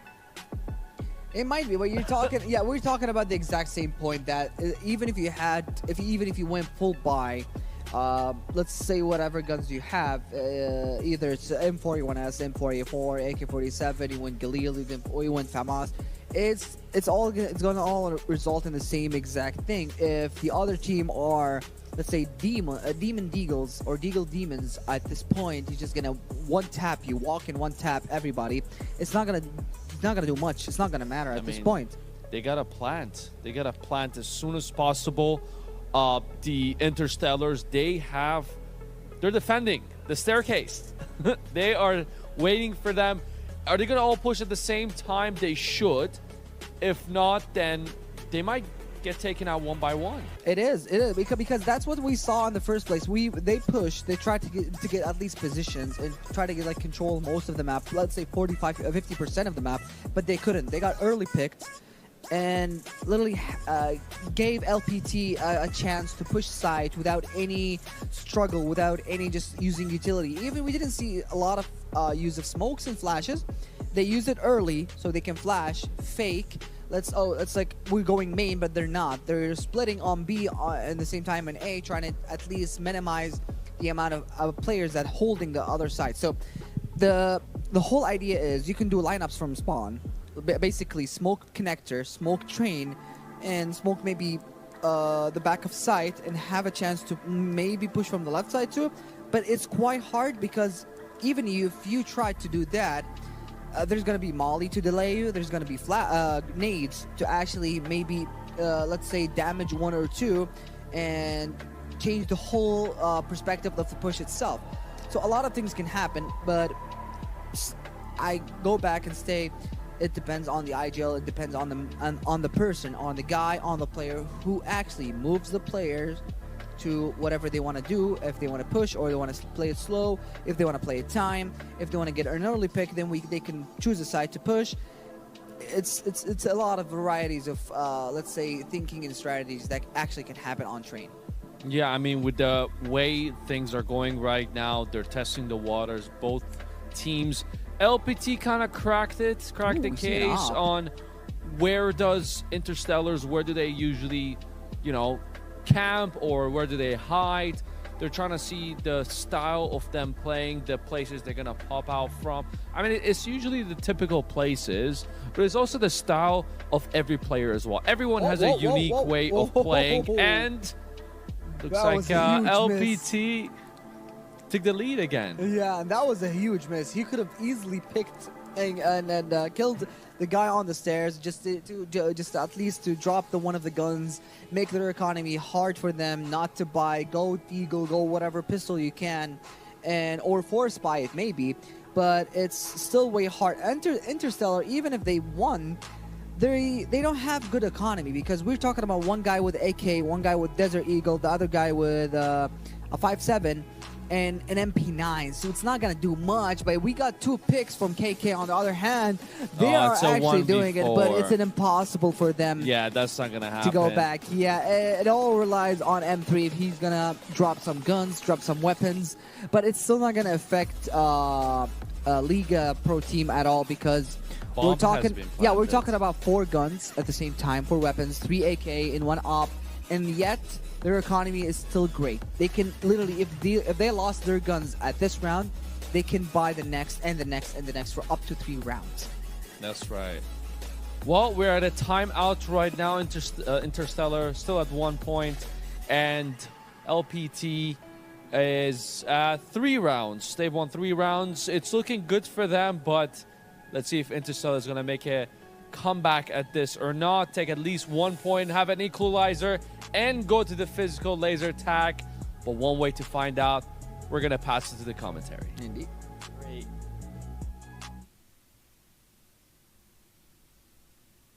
The individual pieces on the side of Interstellar would make you think that at this stage in the tournament, now they would start fighting back real quick, right? But it is kind of worrying that not only did they first go up against a dark horse that is EFP, but then they also are going into going against LPT, who are only in this match because they lost to probably the best team in the tournament, which is XGOAT. And they gave them a run for their money as well, especially in that second map. I mean, they got smoked in the first, to be fair, but yeah, in that second map, they did look a lot better. Showed signs of life and signs of being a team that are capable of going far here in the competition, just maybe not against the reigning champions. Yeah, it feels a bit rough to only go against the best opposition, right? Only playing uphill battles, Interstellar. Still, though, when you've got the likes of XGOAT and Minskow still to go up against, then can't complain. Miner holding the tripwire angle. Shelfie and Miner are gonna clean house. And it's just an easy affair. This does not look like an offensive side at all, Josh.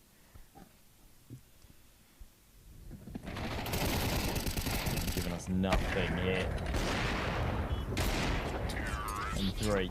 Wow. Did as best he could, to be honest. When you're playing close B slope like that and they come flying at you, to go 2 for 1 is not bad, but his teammates just don't match that kind of energy.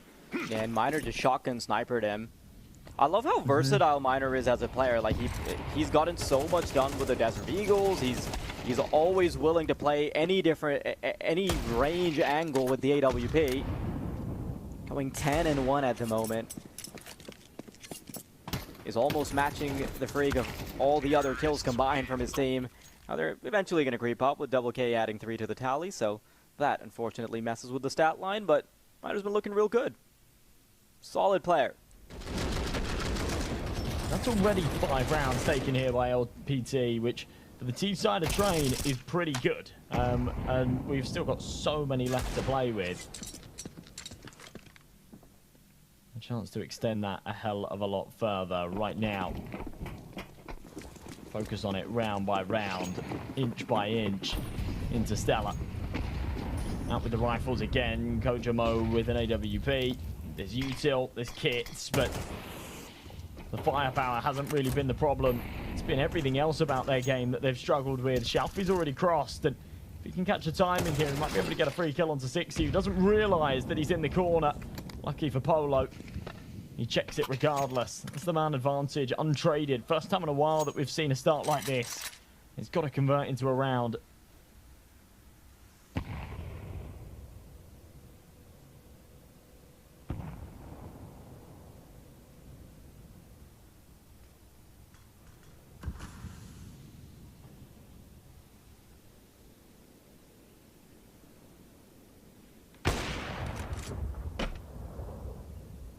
Yeah, one of the first few times where Interstellar have actually done anything. You're right.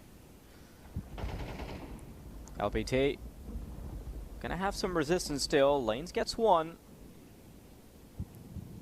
And the question is whether or not anyone can pull it back. Miner, a solid connection on Polo, but Kojamo's gonna be holding the angle. Doesn't fall to Denisera.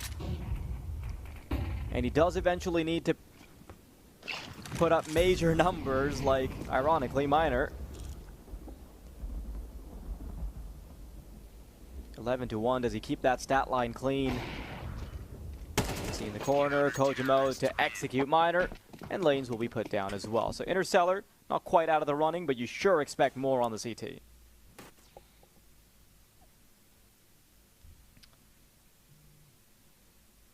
You definitely should. Definitely should. But there's a real chance for them to close the gap here. This is a much better round with really good shots being hit. Now they've got that AWP in hand as well. A map like Train, it's just so important to not only have the sniper, but to be doing work with it.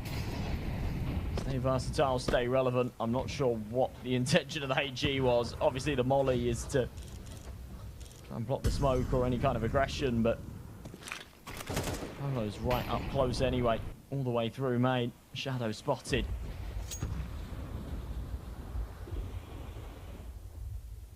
LPT creeping their way up Ivy.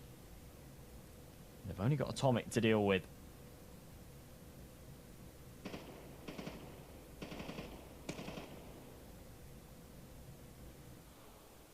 One man against the Ivy push. Miner to put down Atomic, so that conversation's been dealt with soon.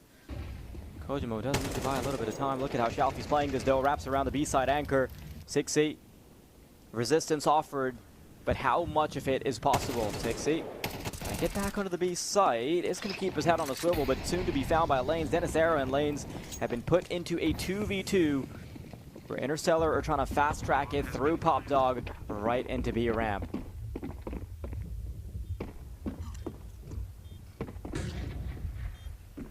Polo flying up from heaven. Dennis Era is just in a real awkward angle, but because they're both coming from above, it's perfect. And they still haven't seen it. Oh. There you go. Drop down. It's such an awkward angle to clear. And that's why it only really works when you're coming from both ends, because doubling up on heaven just makes it impossible to do the full 180 and look down below you. It's such an awkward fight. Another round goes the way of LPT. It's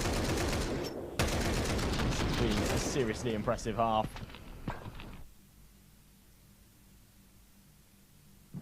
Carrying all the momentum from you.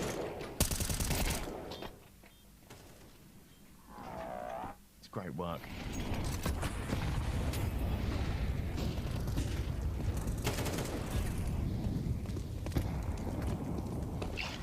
We'll see how far they keep carrying this momentum. Like, you never see T-sides like this. Interstellar look lost and confused. Even when it's coming down to the wire, they just cannot seem to find anything. Kojimo on M3 though, finally making them scarce. Shalfie looking to respond, trying to replicate some of the performances from the previous map, but can't quite stand tall to his own shadow. Miner's happy to step into those shoes though. 1v3. If you want any man in a clutch with an AWP, this is your guy. Yeah, to be fair, he's who I'd call upon. He's been hitting some monster shots towards the end of Nuke and here on Train. He's at 12-3 right now. Just that ability to get the AWP out early. It's done him a lot of favours. Timing's good. Oh, no, it's not. Quick switches. Misses out on the opportunity to isolate that first. There's two towards Ivy. He won't know it, but he did definitely spot 60 here in Con. If he pushes through, then it is perfect. He has found the one avenue that might actually lead to a round win. 60's predicted it, but timing is key, and he might not have it. Oh, gets on the angle just in the nick of time. Really good read from 60. A great attempt out of Miner, but just falls short. Yeah, when he doesn't make contact with the final player for a long enough time, then they start to think maybe he's crept into a nook or cranny that we did not notice. Love that little boost. We didn't catch it the first time, but Kojimo getting on the back of his teammate to look over the smoke. Solid adjustment to make when they've consistently been losing control of A. And you know what? I love what LPT have immediately done. Like, instead of letting their T side just keep crumbling, instead they double down and take the timeout, take their sweet time, and try and discuss whatever is going wrong, because they're treating this T side very seriously. They know that the defensive side is advantageous, but anything you can do to make it easier is obviously worth it.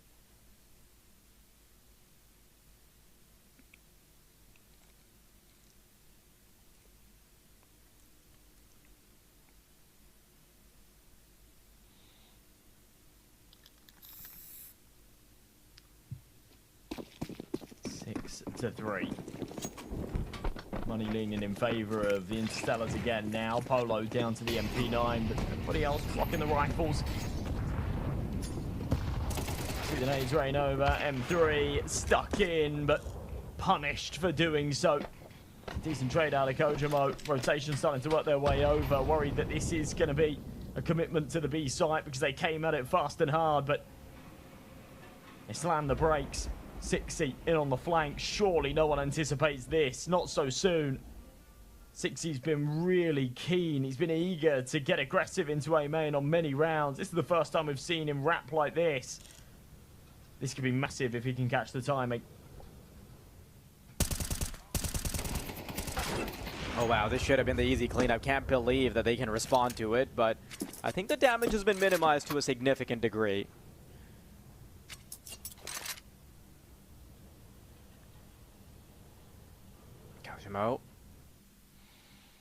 The fact that he's taking a step forward could give them an extra bit of leverage. They're not checking for highway, and on the retreat, think Kojo. Oh, timing missed. Shalfi looking to contest A soon. One defender in the form of Atomic, who's playing from the back of the bomb site now. Position known, calling in rotation. Smoke to buy mobility. Fights through the flames. And Miner is tasked with another clutch. He wasn't able to get it the last time, but maybe second time's the charm. No, we'll have to wait for a third.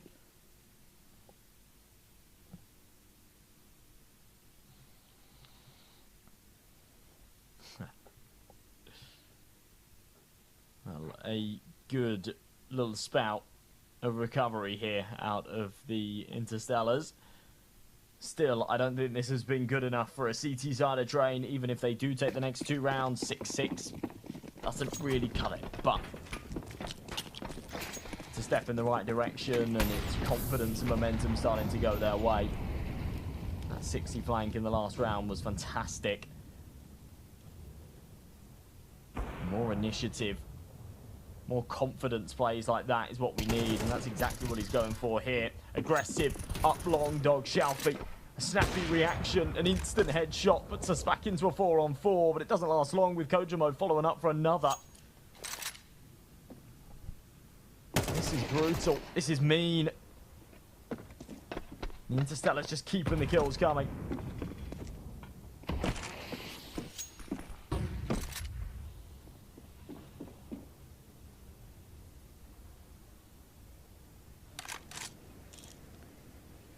Might feel like a little bit too late. But all hope is not lost if you can at least tie up the scoreline. Double K, Dennisera looking to contest this. Polo and Kojimo. HP might be low, but spirits are still high. Polo down. Dennisera sees another one in the chamber. Over towards Cons, wants to minimize the number of angles he has to deal with. He's not going to feel too confident about immediately going for the bomb plant until he drops down that smoke and gets the cover from it. But this pincer is difficult to contest.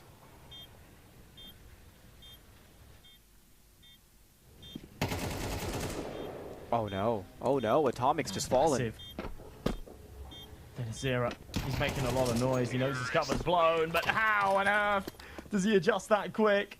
Kojimo has to swap to the sidearm because he doesn't want to play the up-close sniper and is punished for doing so. Dennisera, there were so many ways to go about that, but he was confident just staying on the site, making the noise, knew that he was going to be quicker in the duel, and he absolutely was. That is a huge fumble. At a time that they couldn't afford to drop any more rounds. Look at this here. Had to be the instant headshot from Kojimo, and he gets 3 shots off. They're just not where they need to be. M3's been punished for his big aggression on occasion. What is going on? He's stomping around. They've not heard him. Oh, that's ridiculous. Yeah, I'm sure they are. Somehow he gets 2. In the heat of the moment, for some reason, they just don't see M3 stomping about like a bull in a china shop.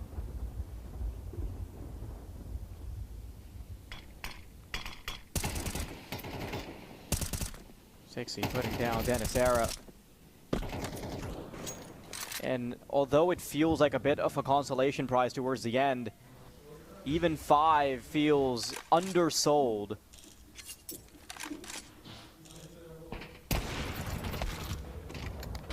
Miner gonna take a crack at it, soften up that scoreline a little bit.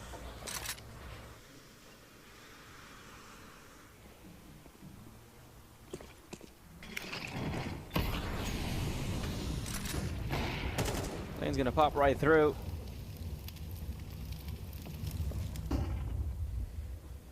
And once again, we keep seeing this issue. Like, I didn't want to point it out in the broadcast, but for some reason, the Molotov doesn't seem to be doing damage to teammates.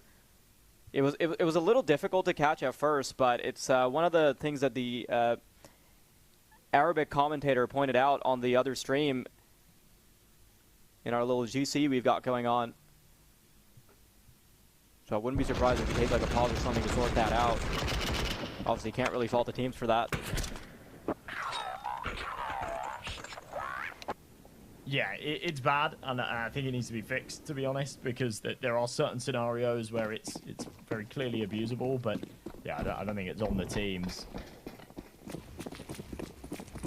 Is what it is. We've got to see what the outcome is for it, but could just be a bug on our end. We'll have to see. Lanes in the corner. USP tapping away. M3 with a big headshot on the entry as Miner follows up and needs a double. Absolutely gets it. After such a great first half, the pistol round would just be the cherry on top. And Atomic can't get anything more. KK follows up for another. Polo left by himself on the back of the site. Has to somehow pull off a 1v3. It's just not going to happen. You can hear the clicks because he's running out of bullets. And he won't be allowed to reload. It's a really, really good start to the second half. And a T side that is destined to reach the finish.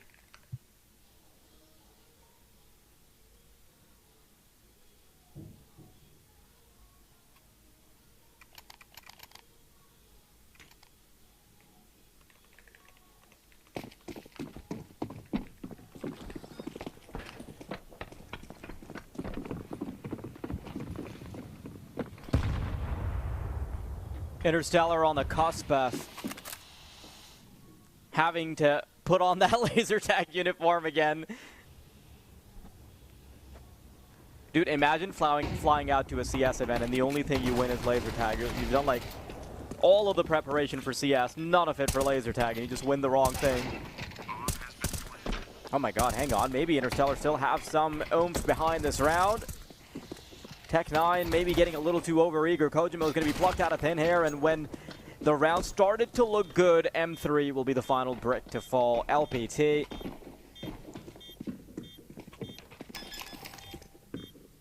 Egregious that Interstellar give up that many rounds on the CT. And now when LPT get their turn to bat, they'll be swinging straight for the fences. Or I guess swinging for sixes if you're more of a cricket guy over baseball. For like the 3 people that might be.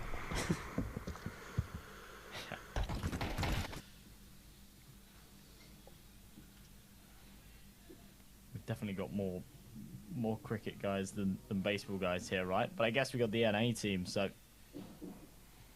they'll appreciate your reference.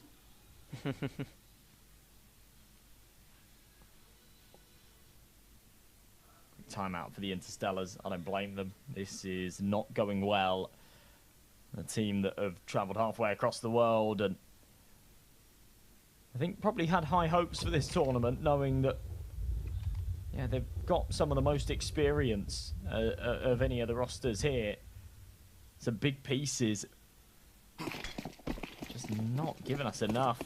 Kojimo's had a good map, as you'd expect from the Orpas. Been putting up numbers, 15 and 8. Everybody else a bit quiet. Sixty's had a couple of massive rounds, but despite that, he's only got 8 kills. Makes me think that all 8 of them have come in those key moments. It's kept them relevant in the game, but still trailing by 4. Just with the pistols here, I expect that to extend that a little bit further. LPT hungry for double digits. Looks like they're going to get it. Shelby mowing them down. That is so tidy. Look at the contrast. Like CT side LPT versus CT Interstellar. Because this is kind of how a CT side is supposed to look on train. Interstellars were just giving LPT a little bit too much room. Too much opportunity to get out onto the A site, especially. Okay, around like this, just the pistols, you don't expect much resistance, but if there were the guns in play, I'm not sure how far Interstellars would really get when LPT are running a setup like that.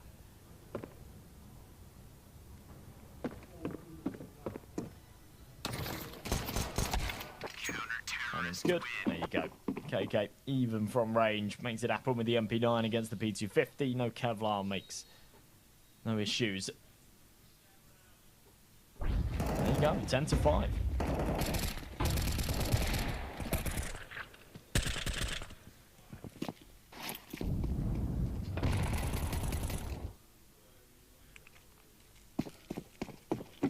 Yeah. Not too far away from the finish line or LPT. Don't expect Interstellar to just have a crazy resurgence or anything. Hate to burst your bubble, but LPT just looked like the better team.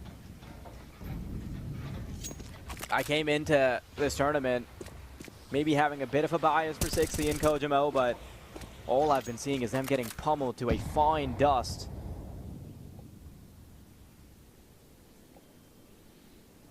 Do you think if you're in a tournament like this, by the time it's like 11-5, do you start talking about laser tag strats or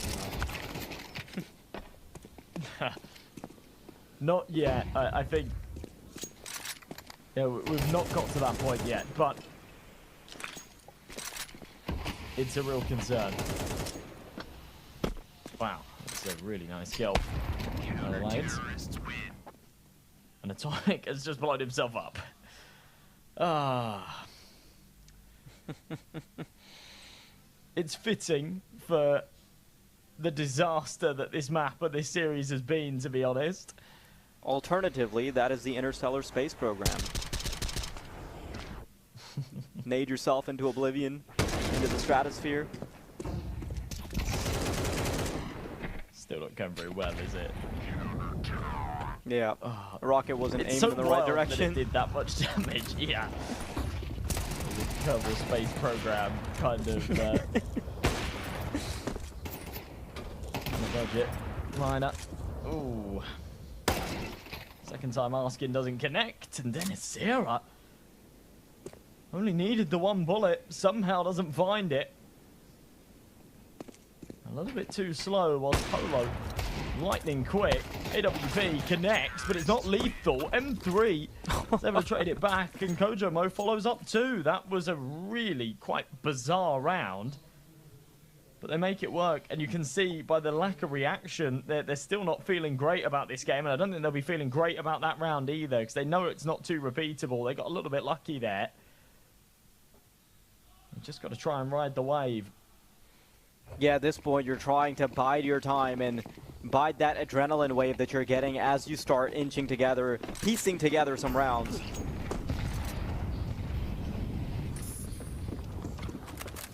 Can't feel too confident yet. One of the pieces that required the help of Shalfie and Denisero is now flying with no additional wings attached. Mine are 21 and 10. By and far the largest player on the team. And in charge, of course.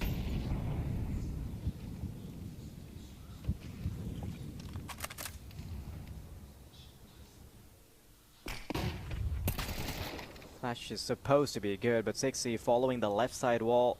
Sorry, Atomic does let him avoid the flash, but it never gets to the point where he has to pull the trigger. 6C manages to make up for it.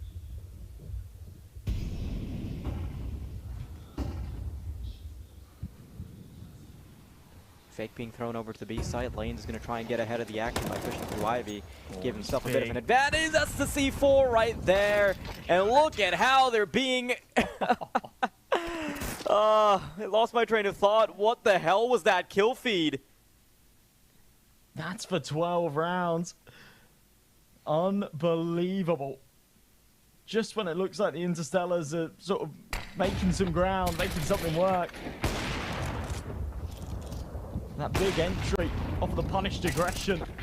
Blink and you miss it. The round just crumbles. It was a really lovely bit of aggression from Lanes to catch out the AWPer, setting up the nades and get the bomb down.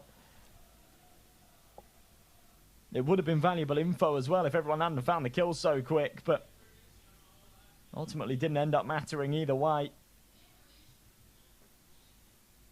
This is just looking desperate, disastrous for the North Americans. And we don't know yet. Only time will really tell throughout the rest of the day and tomorrow. It will be heavily dependent on how other teams in the group perform and who can take the points in the laser tag arena. But this is looking bad for the Interstellars. The fact they're yet to win a map in the Counter-Strike server.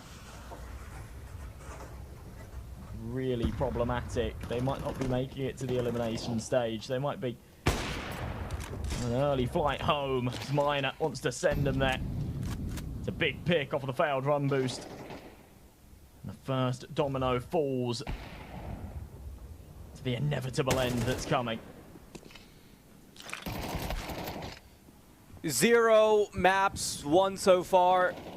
They came here to play Counter-Strike, but the only thing they have done anything in has been laser tag, unless M3 can show us something, but that is a tall ask. LPT is gonna run Interstellars over, and they'll be tasked with just trying to piece laser tag together. This is an abysmal showing for Kojimo and the boys. When you've got stars like Sixy on your team, when he's having the impact that he's having, I think they will be pretty disappointed with the result. Obviously, maybe a little hard done by the fact that they have to go into both EFB, who was good at EFB, and LPT, both who are like sort of dark horse or underdog or like super talented individual teams. But then again, it's not like Interstellars have any shortage of talent, so I do feel a bit disappointed that we don't get to see the top echelons of what they should be able to cope with.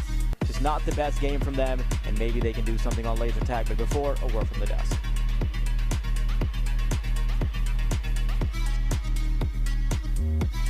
For LPT, we can say congratulations for them for winning 2-0 for the digital Counter-Strike games. But now we're gonna go for the physical game, the one that they both teams they won the last 2 games for them for the physical laser tag. Correct. But before we go in there, let's take together about the last map train that we expected. Honestly, Interstellar to give a better performance and maybe even to win this map. That's a lot of in the earlier on phases here for LPT. It was really Miner who was bringing the team morale up. He got 10 frags while his team had 2 1s. So you can tell that he was doing really well, and it's what Tuk said, right? It's a battle of the ops. And how well can he play that AWP into Train? And oh boy, this guy could not miss a shot. And then they lost so many rounds in the CT side as well, and we talked about how important it is to win more rounds in the CT, but I mean, it's a tough one, and they couldn't find their groove.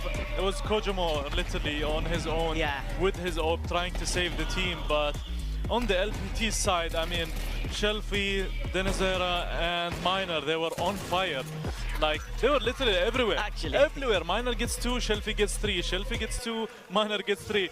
It was such a... I mean, look at the score here. Like, Miner's 46, Shelfie's on 40, Denizera is on 36. On the other side, I mean, Sexy is 31 and Kojimo 31 as well. But the rest... I mean, we didn't have time to talk about the rest of the players because these guys were just popping off like entirety of the 2 maps. 46 like kills in this map. Honestly, it was pretty well deserved this win, especially that's the map they didn't pick. Like, it's not their pick, it's not easy to play Train, especially the new Train. It needs a lot of strategies, it needs a lot of focus as team play also, but they proved themselves, especially in the T side, that they started to do that. If you can't play towards your music and you play onto the enemy's sound and tune, it never goes well for you, and that's the entire story about it. It is crazy, and moving forward here is I guess their inch of hope is to at least get something in the physical aspect, which is going to be the laser tag. We have seen actually Interstellar do well with adapting to the playstyles, which we could potentially see in the laser tag, and I'm banking on it that they at least perform, because if they don't, then the chances of them getting to playoffs is getting farther and further away. Yeah, because if they do lose now, that means I think they're gonna go into the last day with the chances of the other team losing, or they're losing 0-3 and then difference in points, which I don't think they have. Yeah. So it's gonna be tricky. They have, you know, this is their last hope. They have no other choice but to win the physical stage, so good luck to them. Yeah, we're gonna talk a little bit more about the physical game and physical aspect and all of what's gonna happen later on after this little break, and we will come back to you guys.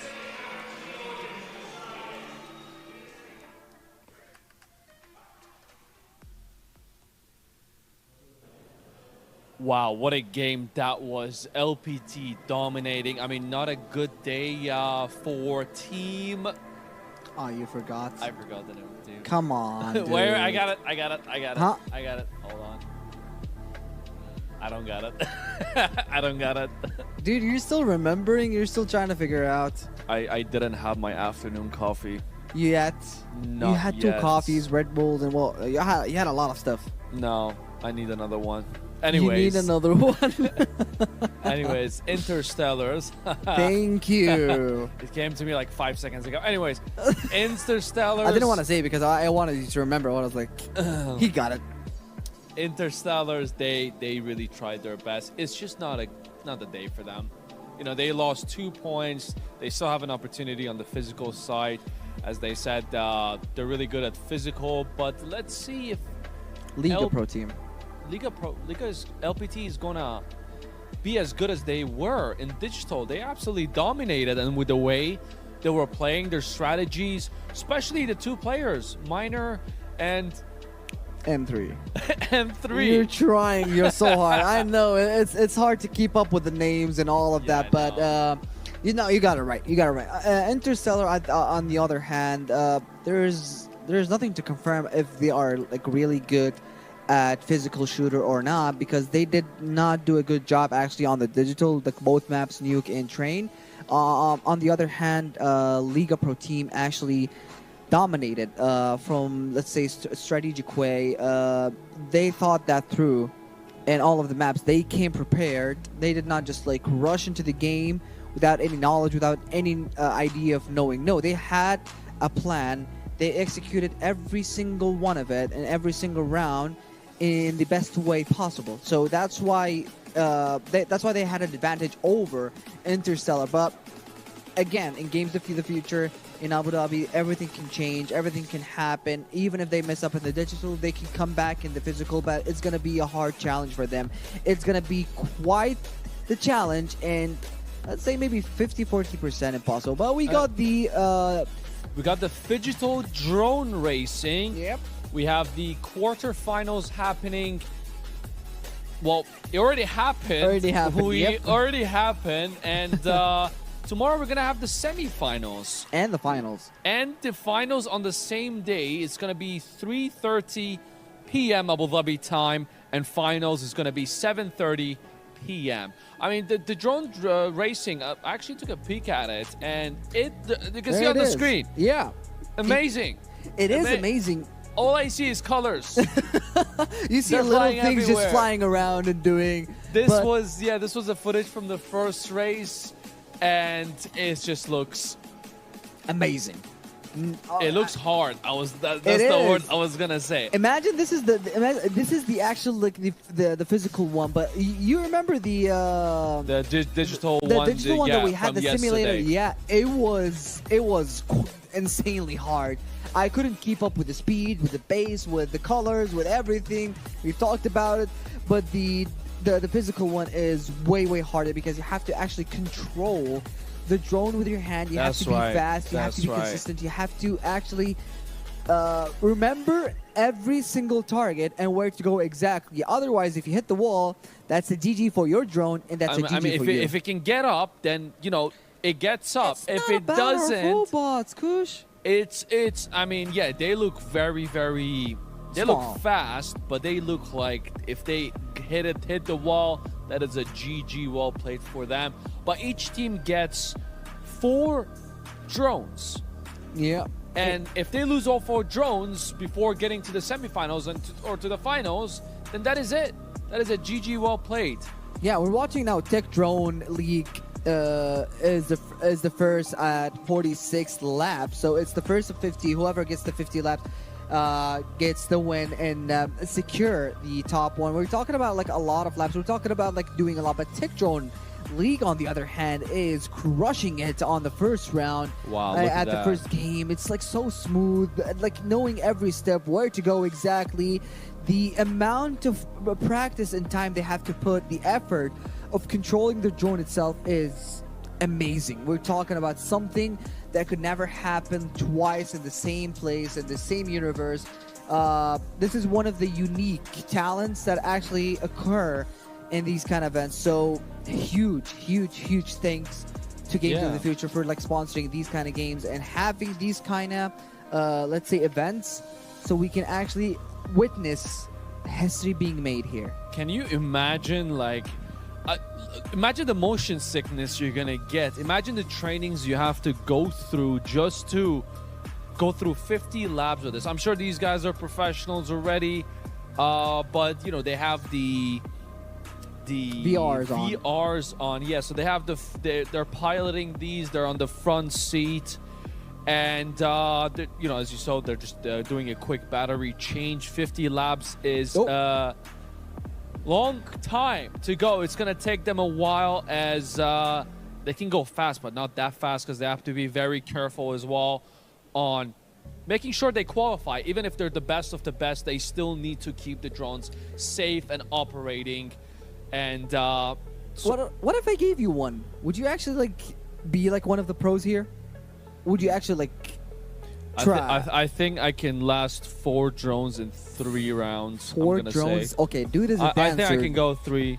I mean, look.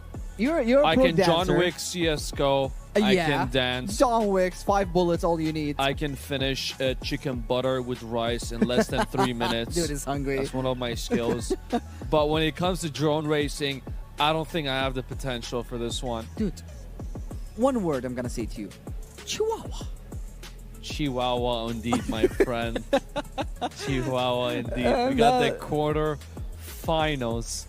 Okay, and we got the first place, and the first winner is Tech Drone League, following up ROLF on the 50th lap too. But we're talking about Spain Drone Team is on the 46th lap. Belka Team is on the 4th. In the last, we're talking about 45, and they're being really behind. But it's actually amazing how can you control these drones when you're talking about VRs, having the, let's say, first seat class on watching the drone, because they're not just like being in a virtual reality world that they control the drone. No, they're actually having the view of the drone itself. So being able to maintain the exact same vision that you have right now is crazy. For me, I'm not gonna last even 1 round, and I'm gonna get a headache. You know how fast these robots can go? How much fast? Fast. fast. No, they can go really fast, as the weight on them is really light. Yeah. And at the same time, they have to be very careful as well to just not damage the robots, because they only get 4. Yeah. That is all you get, and there's still the semifinals and there's still the finals. They need to go. I mean, so far, as you saw, the collision just happened on the replays right now.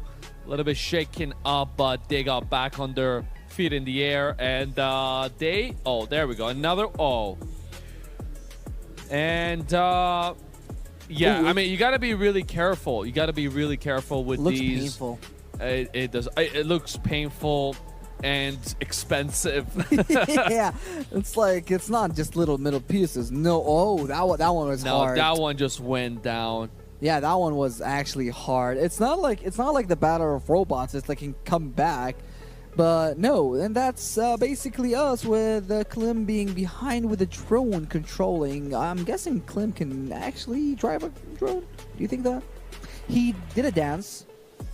We know he can dance. Yeah, but he was showing off. He was like showing off at the back. Yeah. Yeah, can he actually drive a drone though? One way to find out. Do we see? Oh no, we're not doing that. No, I don't want any drones right here at all. No, thank you so much. If I got like a Battle of Robots here, Kai, sure. But since we finished the drone racing physical one, now we got the. Speaking of physicals, we got the laser tag. Exactly. The team that I forgot the name, but now I remember. Thank you very much. Oh my Interstellar versus LPT. They are getting ready for their 3rd game of the day. This is match 6, Liga Pro team versus Interstellars. Well, Liga Pro team dominated on the digital side. Let's see if they can keep the same energy when it comes to the physical side. I believe they can. I believe no matter, even they said the Interstellars are, good in physical. Yeah. I might be wrong.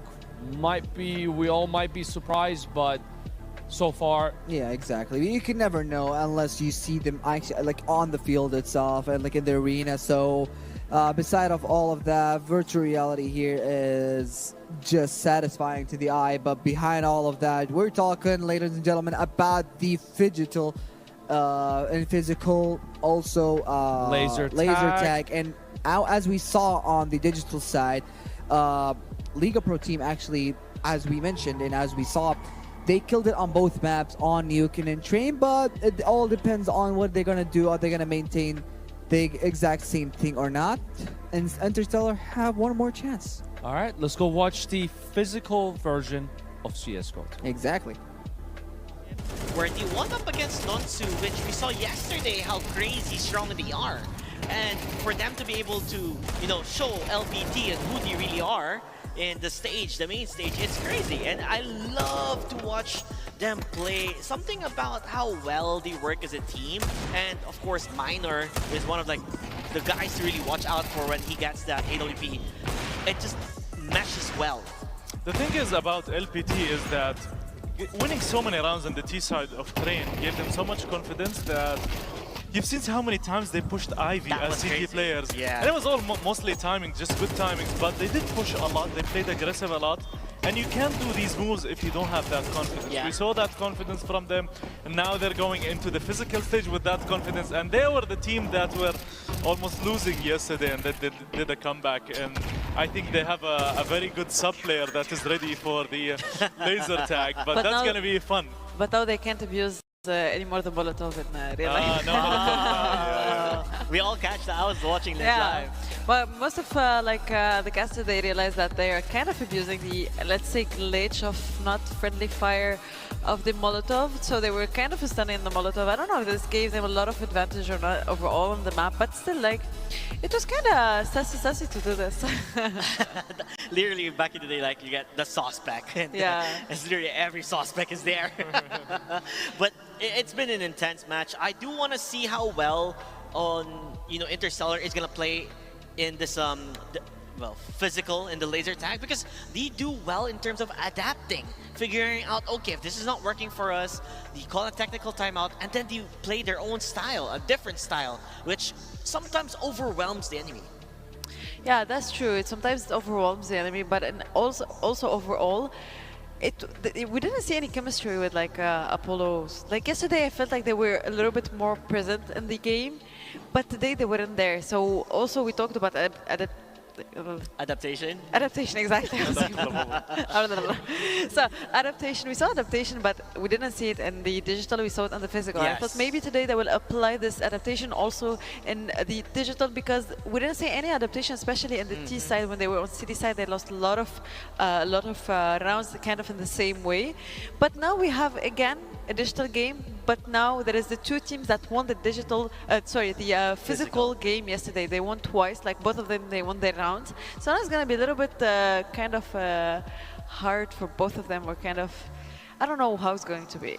I mean, they have to go all in, especially for Interstellar side. This is do or die for them. They Yes. lose, it makes it really complicated for them to make a comeback tomorrow. They win, there is chance, there is hope.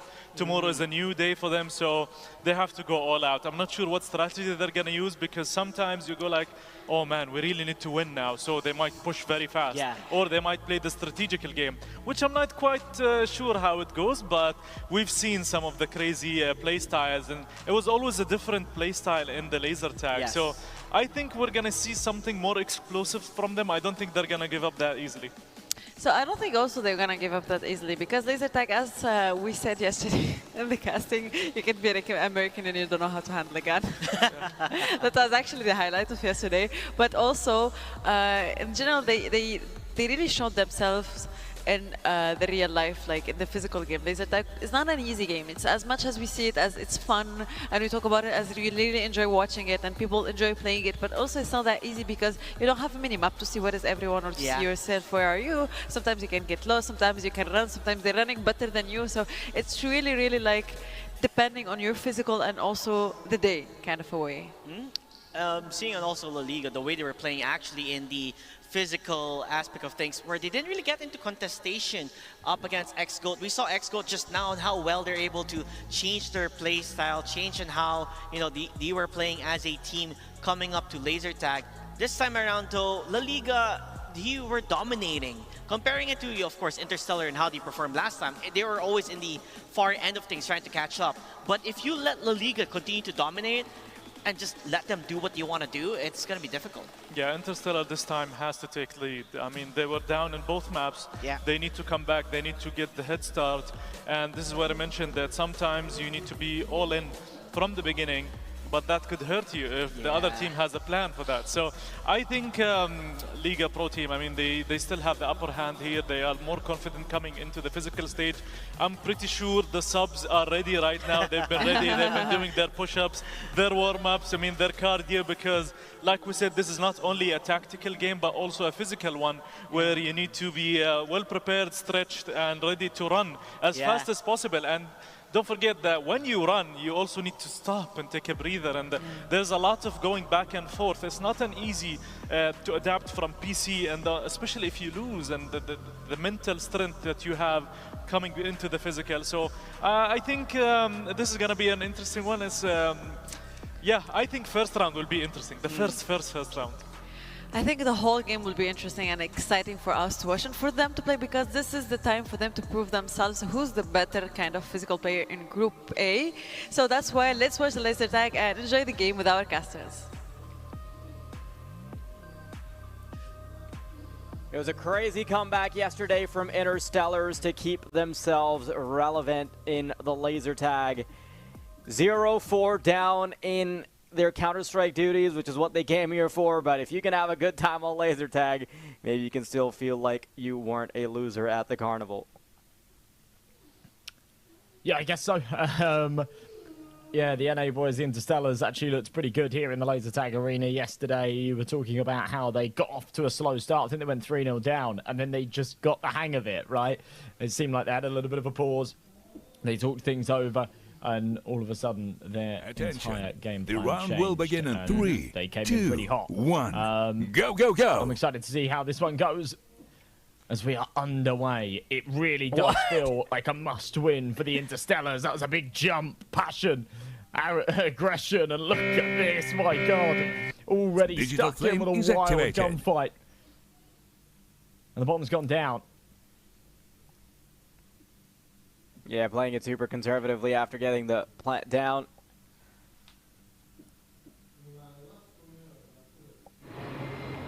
The over-the-shoulder camera. Give us a little bit of insight. Now, so no confusion. Attack Believe team that is wins. all eliminations? Teams return to the bases. Possibly. Or maybe the bomb blew up, because they planted it right at the start of the round. It didn't look like anybody defused. Yeah, but I didn't hear any explosive noise. Yeah, I didn't hear it either. But either way, that means the attackers won. And by the looks of things, that is LPT. He's holding it backwards. Guys, am I doing it right? Guys, now I know why like some teams are starting with half of their health gone. That was so funny. He's just continuing to do it, waiting for one of his teammates to turn around and get a little laugh out of it, but everybody locked in. It's a good start, though. I got a little bit mixed up with the jerseys, actually, who was on the white side and who was on the black, because I was trying to figure out like if the scoreboard of the HUD is correctly corresponding to the right teams. So that first round was a little bit of a mess in my head, personally. Not sure what the holdup is. Now we got confirmation that I believe the white side, or the white jerseys, the white uniforms, are Interstellars. Even though it's a little confusing, because obviously the jersey itself for the black team is white, but then Interstellars got the white jersey as well, though, so I don't think there's any winning this time around. But last time it was confusing because they were just it was the opposite. No, but that's the thing, though, right? Like if you look at the Technical jersey of timeout. Interstellars, they have like this like cosmic look to it, right? But then they're wearing the white jacket. But then LPT, they're wearing a white jersey with a black jacket. So that's what's confusing. Wait, the Interstellars are wearing a different jersey. Yeah, right now. Yeah, that's what I'm saying. Like it's like this cosmic look to it. Yeah. But back in the stadium, it was white. It was a white jersey. Huh. Yeah, that's cool. It is different. But cool. Okay. Well, a little wardrobe change then, also in the break. Maybe they're like wearing a little dry fit just to make things feel a little bit more athletic. That first jump that we saw on the camera, that genuinely looked like someone accidentally hitting their scroll wheel. That's not how it does make. I mean, I guess it doesn't make a huge amount of difference because you know they're done for the day after this anyway. But it does actually make a lot of sense to have a change of jersey for the laser tag because we've seen how sweaty these guys get. I guess the last thing you want to do is, you know, have to you get your jersey all sweaty. These guys are here for a few days. You know, you can have one sweaty jersey for the laser tag and then the other one that you get to wear for the CS. That would make a lot of sense, but. Yeah, so that's not something I even clogged. Yeah, this is wild. It's the way that they all do this like little kind of frog jump. What is going on? I love it though. I think it might actually. Go on. I was gonna say, you know, we've seen that strat out of like the pro laser taggers, right? So you got to assume that that's the meta. That's what you're supposed to do. Maybe, but like obviously, I think it really depends on like the role you're playing because obviously, in the last match we saw where yes, because if you remember how XGOAT were playing this, they actually had 2 players camping base so that they couldn't get flanked. Right, so it's like a little bit of aggression, a little bit of a defensive maneuverism. Like obviously, you and I, we're probably hopeless at adult laser tag, even if you've smurfed on the kids at the local arcade. But still, there's obviously levels to this that we don't quite understand. Speak for yourself, man. Yeah, you're. I'm gonna be calling in a tactical nuke after round 3. Okay. I'm going to turn up to the laser tag with EMP grenades. Just shut off the cameras. Kill the broadcast. It just breaks everything. When you knock someone down and they have a perk to let them pull out their sidearm while they're on the ground.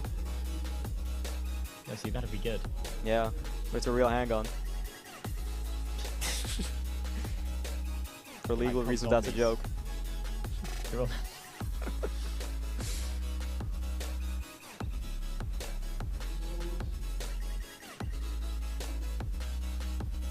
Wow. A lovely little cinematic view of the map as we leap over to the other spawn. See how the Interstellars are getting on. Doesn't seem like they're the ones with the technical hiccups as they're stood raring to go. I think we might not have a technical hiccup for like anything related to the arena. I think there's some issues streaming the game at the main venue itself, where the where the crowd is seated, which is why we're taking a break. I think. I'm not 100% sure on that because we've been kind of left in the dark by Mr. Producer up there. But that's what I've been able to gather from our friendly group chat. Makes sense. He's probably a little bit preoccupied trying to put out the fire. Yeah.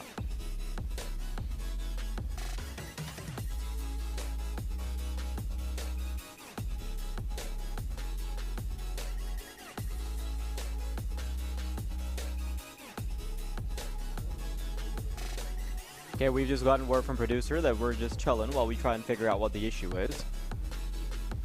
We should be good soon.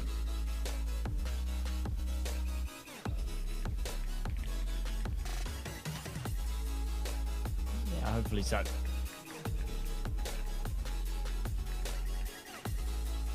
So it seems like that same kind of pace that we were seeing yesterday, though. That opening round was very, very quick to get that bomb down, so assuming that that kind of theme continues.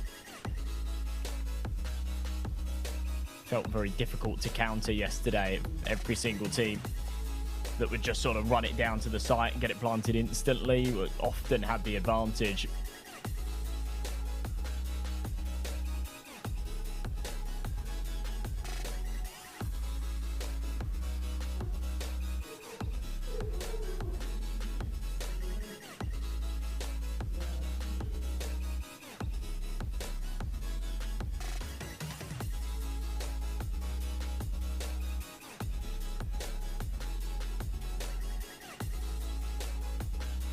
I like how the players are just clueless as well, just looking at their gun, confirming that yes, the gun is in fact made of gun.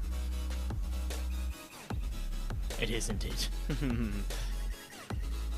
Love it. Oh, a bit of showmanship for the camera. That was obviously intended for me and just me. Oh yes, do a little fusion. Love it. The L in LPT stands for love, I think. For real.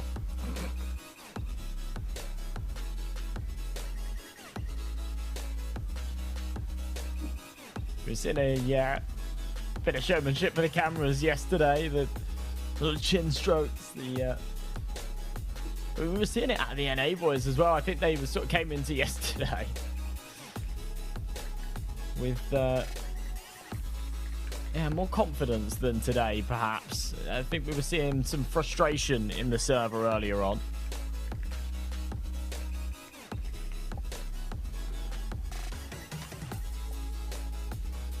I'm not gonna lie, like the cosmic jersey colors are kind of cool. I'm really liking them. Yeah, I think they also do really well with like the specific The round will white begin in jacket 3, that they're wearing. 2, 1. Go, go, go! They kind of look like astronauts. Which they are, if lore is to be believed for Interstellars, based on the logo and everything. Digital flame is activated. Oh wow, They've they're just already rushing got the bomb down. down. Yeah, that's what I mean. So- Just 4W straight into the site. It's down within the first 5 seconds. That was the meta that was working yesterday, and so far it's doing them some good. Insta retake on its way. Really, really close fights. It's getting a little bit scrappy here, and they will find it. An opportunity to just get straight on the Attack team defuse, wins. but it's been stopped. Teams Crossfire return to the setup is bases. perfect. And some friendly high fives as they head back to the spawns. That is another successful round for LPT. I've noticed that LPT and Interstellars have like this nice little dynamic where they're actually being like nice to each other. They're not just like immediately pissing off back to the base. Yeah, we were seeing a little bit of that earlier on and yesterday. Doesn't mean they hate each other, it just means there's competition. Desire to win. Scoreboard up at the top says we're tied up at 1 apiece. Does that mean that they did manage to get the defuse? I'm not sure. I think Kojo hit it in the last second because it's like apparently incredibly easy to get the defuse. So you have to be quite careful when you're defending the bomb. Yeah, I'm getting Rick safe. Quite hard to follow because it felt like they actually had this crossfire set up. It was pretty perfect. But I didn't see Kojo getting tagged. That's the thing. Not sure.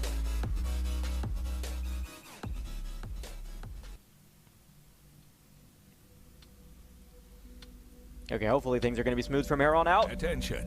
The round will begin in 3, 2, 1. Go, go, go! There we go. There's the HP bars back. There we go. Super fast out of the gates again. Not sure we're going to see another instant plant. If it is, Digital it's round flame towards is B. activated. There you go. Instantly down. LPT. I got you. Now having to try and defend this, but it's all getting a little bit messier towards the A side of things. Retake's on its way, but done. Absolutely wiped are Interstellars.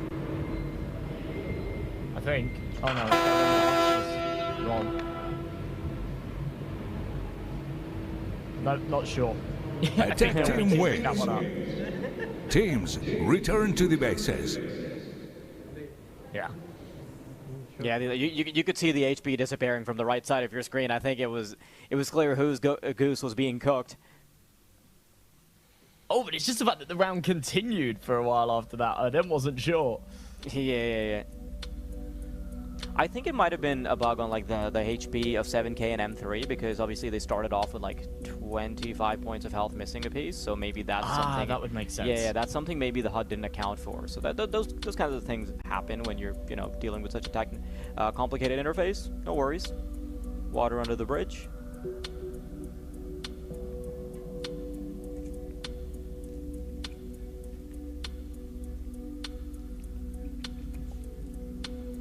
2-1. LPT in the lead. Whoa, everyone's just got a HP buff. Yeah, I don't think 200 points of health is fair.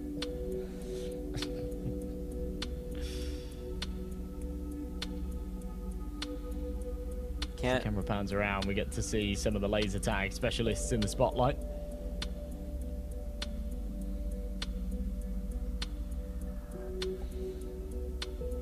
Does feel like the Interstellars, I know that they seem to be on a slight delay because we sort of hear it and they don't insta go, but feels like every round they're a little bit late and a little bit slow out of spawn. And then we hear the bomb go down instantly, you know, like LPT get it out in the first sort of 5 seconds every time. So there is something to be said there for the fact that I don't think we've had the cam on them at the start of the round yet, but I would quite like to see Was a point how just quick added to they are to Interstellars? go. It was actually, a point was just added to both of them. I think we're just having some hard issues.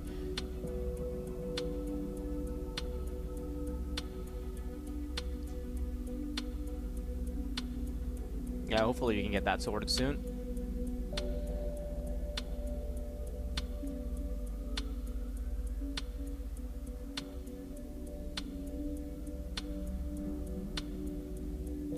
Technical timeout. Yeah, there you go. Confirmed by the AI voice man. Technical timeout. Did you call him the AI voice, man? What if it's just like an actual guy doing a good job? Like, he's just really consistent. Maybe. Can't Sorry, undermine sir. him like that. Yeah. Apologize. He just has a really robotic voice. Yeah, and did you know in Counter-Strike there are several people who are specifically employed just to say bomb has been planted and bomb has been defused into voice chat instead of it being pre-recorded? They're just there in the server. Yeah, they're just there in the server, 11th man. The voice lines are real people, though. I mean, you'd expect that to be the case because we didn't have that kind of. Also, I don't know why anyone would go through the trouble of, like, you know, AI generating a 3-word line. Just put the bomb has been planted in the bag, little bro. For real. It's not like you have to hire famous voice actors or something. You just do it yourself. You get me. I'll do it. Bomb has been planted. I'm gonna throw like a little coughing noise in there so they have to sample that redo if it. you want. Yeah, I've got really bad allergies on the recording day. I'm just like a stuffy nose, like, I think the bomb's down. Yeah, that's good. Sorry guys, can we run it from the top? That's what they put in the game. I think it'd be good.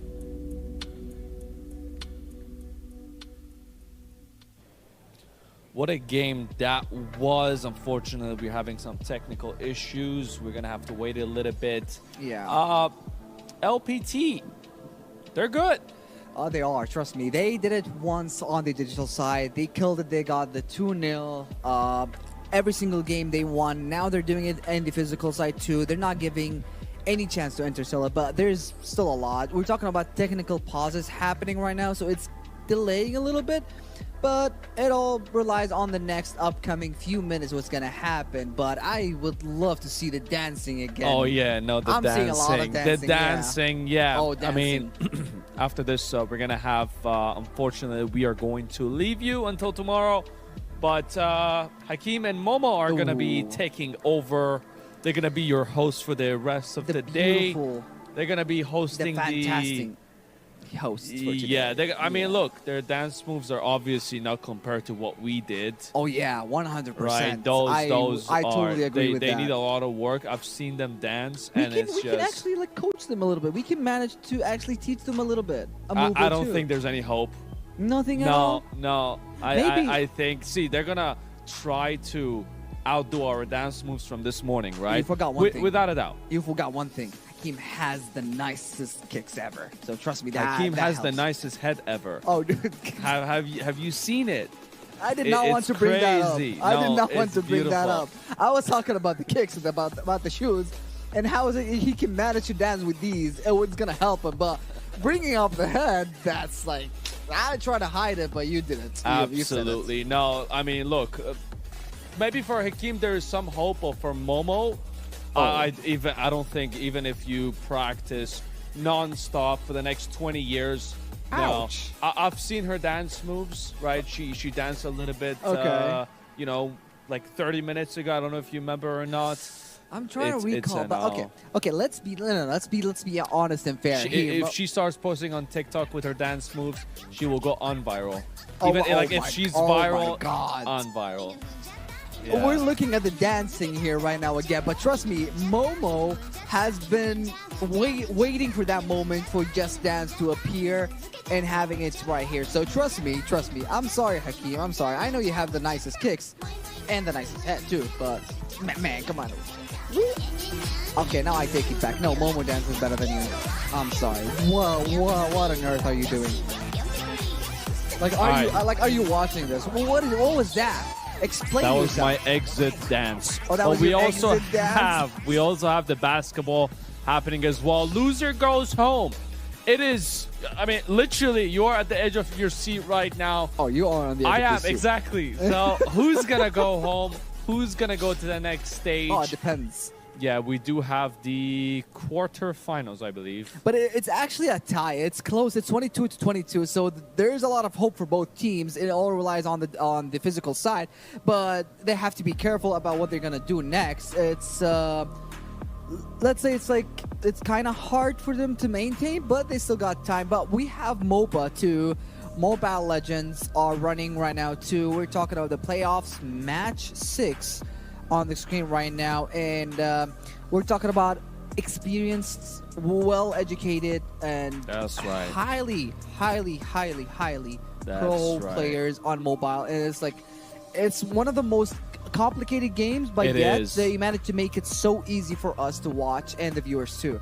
I mean, look, might be hard for you, but come as on. a person who plays, I mean, you would think, okay, on a serious note, let's Okay. drop the sarcasm a little bit, but no, it is an actual very difficult game, It is. especially being on the mobile.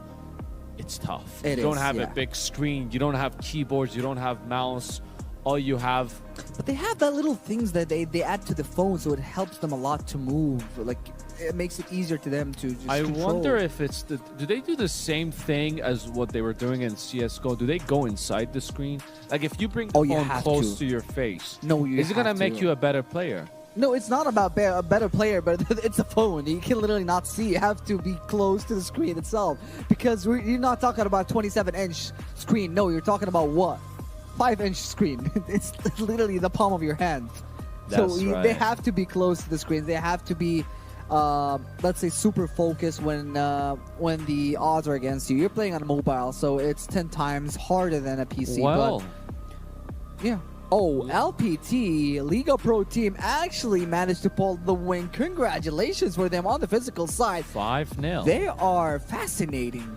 They're definitely built different. They Yeah. are built different. They wiped Interstellar on the digital side, both maps on Nuke and Train, and they went back and did it. One time was not enough. They had to do it twice. I'm starting to believe that if you're good at digital, you're good at physical as well. I would totally It's just agree the with that. way the team 100%. works together, the way they communicate, the way they move Yeah. together as well. Just like the CS:GO, and they're just It's just really like good. bam, bam, bam, and that's it. Yeah, I mean, their future opponents need to watch out because they yeah. are. They don't give you a chance. At all. Maybe they give you a little bit of hope. You come a little bit rounds up, but So then they can make it a boom. little bit feisty, a little bit like interesting, but Yeah. it always end up the same exact. yeah, it's just like script, my that's it. downs moves. They don't want to show off, and they don't want to, you know, just No, please. No, absolutely- you Have already you seen made this? your. Oh no, dude, come on. You already made your exit move. What do you mean? What is that? Oh, what does that mean? That you're disappearing? Can someone help? Because I'm not. I don't understand. That's this my sign finish. language. That's my signature move. Dude, that's a sign language. You're not dancing at all. No. Yeah, whoa. Chihuahua. No. Okay. Doing a chihuahua? Okay. Meow. I'm doing the exact. I have my work too. There's meow and there's chihuahua. You chose the dog. I chose the cat. I'm a better person at this point. Yeah. So we have the drones also they're gonna start up with that one as well. Chihuahua. They are just getting ready for that. We have Meow's drones. But for the rest of the schedule, well, Phygital basketball already started. It is ongoing right now. We got Phygital football quarterfinals at 5:30, which Momo and Hakeem are going to be taking over. Yeah. This is the last you're going to see of us until tomorrow. But we also have the drones that's also happening. And I'm very excited to see the basketball and football. I mean, amazing players. Amazing players. Amazing teams. Like Roberto standing there on phase. I score in digital and I score in physical. Every day, any day. They can do whatever they want, right? But this is the part, just like the battle of robots. Now we're talking about the best of the best. It is, yeah. They kicked out the previous teams, and now this is the part where you're gonna be at the edge of your seat, concentrating, enjoying your meal. I mean, some moments you're not gonna be chewing because you're gonna be just staring at the screen. Now you reminded me of the hot dogs again and the printed sandwiches by the Meows. So it's now I gotta go eat again. So come on, we really have to do it twice. But I'm really excited about like what today holds. Just continuing the whole things. But I think I can prove your whole point wrong because I have Hakeem here, and he's waiting. Okay, I want to do something. Hakeem, can you come over here, please? I want to check something on your head. I want to check if he does that. I want to check something on your head. Yeah, because you were saying the exact same thing. Bring your head here. I mentioned the kick. I can't bring your head here. Look at him. Look, like, come on. You're not on the screen yet. Look at that. Look at that. That's. Oh, yeah, that's amazing. Is it cold? No, I don't have the same. No, it's not. No, it doesn't. Why would you do that? No, it's just self-torture. All right, let's move to basketball. It was a pleasure being with you all this morning or this evening or this afternoon, whatever you are around the world. My name is Kush. We have amazing Normal with us, and we'll see you at the next one. Yeah, thank you so much, everybody. We will see you continuing this whole thing with Momo and Hakeem in a short period of time. Until then, stay tuned. 25, 2 points in it. As PVC Astana are leading, but Flash Basket have got 5 seconds to even it out. Is this going to go in? 2, 1, and the game goes to PVC Astana. Let's just check if there's going to be a foul. 1 second. There's still 1 second on the clock. Let's see. There is a 2-point lead for PVC Astana. 1 second on the clock. I thought they'd done everything then, but let's have a look. See what the ref has awarded the match to PVC Astana. They have won.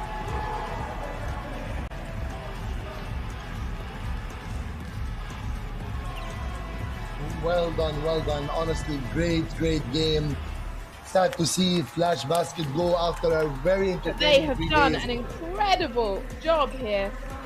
Well, we'll be able to hear from them very soon, but what an incredible match they have done to come through from behind in the digital half of the match to now lead in the physical game in the match. Overall, first semi-final spot taken by PVC Astana.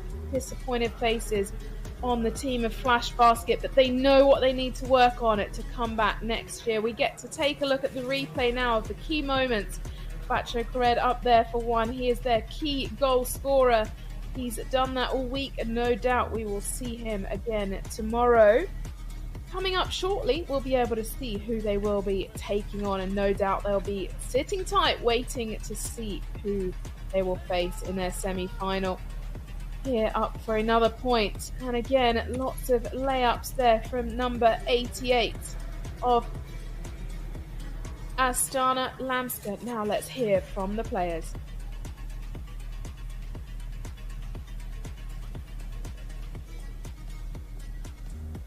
So I am here with the winners of that absolutely intense matchup. An electric comeback happened there. So what happened in between the digital and physical stages, and what did you change to make that comeback? We lost for digital party, but after it's for give we hungry to win. If we call to all team, we'll say just win or not body. Enjoy it every moment, guys. We can see that you guys displayed that mentality in that comeback. And also, I wanted to mention, the audience had you guys as the favorites today. Everybody was yelling Astana during the game. What did that mean to you guys, and how did that motivate you? We every time go to every game, we go just win. Like this. Guys, enjoy it every moment. We go forward, and that's it. I can't wait to see more of you guys basketball. You're the first team making it to the semifinals. Congratulations. Ladies and gentlemen, a round of applause for Team Astana, please.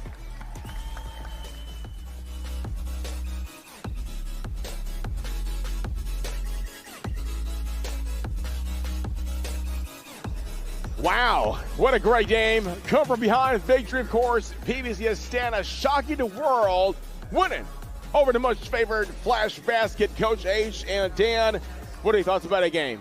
I tell you what a game. On the physical score, Astana came back going 13 versus 6 points. They were making all sorts of shots. We even had a dunk attempt by Lamsko over the very tall and lengthy Vodes. I mean, it was one heck of a game. For them to come back at a +7 advantage, to go to win the game, tremendous opportunity for Astana. Goosebumps, absolutely amazing performance by Astana. As I told you, these guys are gonna go home. They are gonna go in the physical, hungry for the win. As you can see the stats, physical they had 1 point goal, 8 against Flash Basket 4, half of that. And then on the 2 point goal, they also won by 2 on the 2 point goal. I have nothing to say, but these guys, they played their heart out. That's true. I mean, talk about being down 5 points in the first half, okay? Climbing back on top, tying the game, and as always, Camacho Red, or AK Red, has always been clutch yet again on this match right here. Basket after basket, smart plays after smart play, and of course, let's take a look now at your highlights, your plays at a game right here on your screens. Coach H, what are your thoughts about it, man? Well, you know, this is going to be an argument we're going to have all day, gentlemen. We're talking about a team that took a day off yesterday. Not their fault at all, but because they had put themselves in that situation. And how will that affect the players moving forward? Flash Basket was great on the digital side. We went on the court, and they just didn't have enough firepower to go in and get that done. Flash Basket had the firepower on the digital side, Dan, but on the court, it didn't show. Actually, we saw something similar on the digital and also on the physical. Club Astana versus Flash Basket on the digital. They had more rebounds on the Flash Basket, but when it came to the court, they didn't really match up to their game. That's why actually Astana took advantage of that and really took advantage of making all those 1 point shots. As you can see, number 88, Lamska, was really doing a good job under the rim and supporting my man, AKA Red. You know what? Speaking of Red, number 47, I just want to make a shout out to his move. I've seen that a couple of times. The Dirk Nowitzki one-leg fadeaway shot. 100%. Listen, he has that, and then he has like a little side step back, which is not an easy move to do. That absolutely means he must go outside to work on that shot over and over again, because he dribbles, he takes that one side step. He even hit it over the very tall Vodes and making that shot. Offensively, he made it look so easy today, scoring at will, rebounding at every opportunity. And then on the other side, when you take it what Lamska brought, he hit a couple twos, corner and from the top. But what I really like, Dan, is that he up-faked and he attacked the basket, and he even had a dunk attempt. Now, I think also they really made Flash Baskets to panic, because you could see the likes of Shublik and Vodes. They were really made to travel. I think they are planning to travel to Astana really soon. I don't know where Phygital games will be real soon, but it's going to be Astana. It'll be Astana. So Astana, they are really making the people to travel to Astana. I hope we shall go to Astana. Well, we might be there, because I think we're the most awesome and funniest and most, I'd probably say, amicable right? Tree of analysts. Well, more from us, and most importantly, more basketball games coming up right here in Abu Dhabi. This is your Phygital Games of the Future 2025. We'll be pausing for a break. Back later on. Abu Dhabi and UAE. Well, Steve and Mike, definitely awesome, definitely cool. It's so nice to see you guys on the panel talking about basketball, the game that we love so much. And this was such an awesome matchup between Flash and Astana. You forgot amicable. That's the one thing I don't agree with him on. Oh, why? Yeah, I wasn't going to call it out. You made me call it out. You're not as amicable as I would like you to be. Are you intimidated? No. No, I love Stevie. Like I take shots at the ones I love more than anyone. But then, yeah, they are amicable, actually. Today is a very, very special day for me.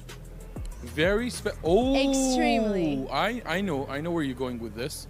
I know where you're going with this, and I'm going to completely ignore that fact until I give you the mic, because I want to say hi to everyone. Welcome, everybody, to the Games of the Future. We're back. That was rude. The better version of Kush and Normal. What do you mean a better version? We are our own unique people and personalities. Don't even compare me to people who don't know anything about dancing and are judging my moves. Please. Guys, if you're picking up an attitude today, that's going to be the vibe of the rest of the few days that we're going through with Momo. So just letting you know, if it's not just dancing, it's no longer fun for her. That's not true, guys. I actually love MOBA. I'm really into Dota 2, but that ended. So now, yes. You feel empty inside a little bit? No, because today we had Just Dance. And that's, Let's go. You know, the crowd was insane outside. I can still hear them. Literally. So the Just Dance booth or the studio is actually, it's not really a studio, it's a stage taking place right outside the halls, hall number 8 or number 9 here at Atnik. And you guys can go and check it out. Everyone can go out and see it. Yep. The vibe is insanely high. The hype is real, and everyone is really shouting super loudly. We can even hear them from the outside of the hall. So we'd wish that we'll see a lot more of that later today. We saw some of those with Kush. I apologize on the dance moves. It happens. It just happens sometimes that Kush throws in some dance moves on set, and no one is prepared for that. The producer starts panicking.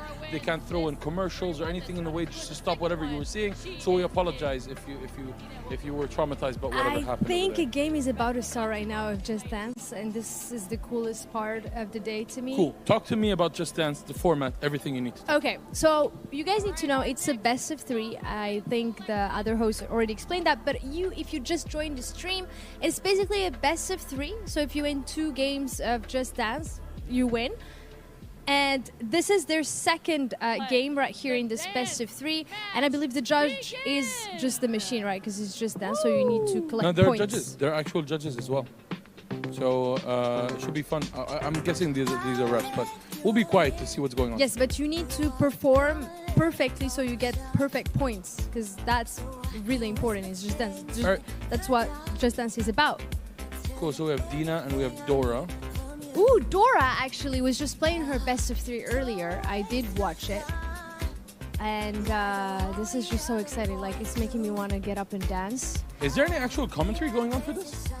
We are the commentary, and I'll tell you what's happening here. Do you see the score right there? You have a blue and a lighter blue, like a sky blue going on there. So Dora, I believe, is ahead than Dina, if that's her color, because I'm not sure which color is each person. Do you see it? Do you see it's going up? Yes. So you need to try and get as many perfects. Super is great as well, but try to get perfect for the moves. Now, dancing is all about choreography and the flow.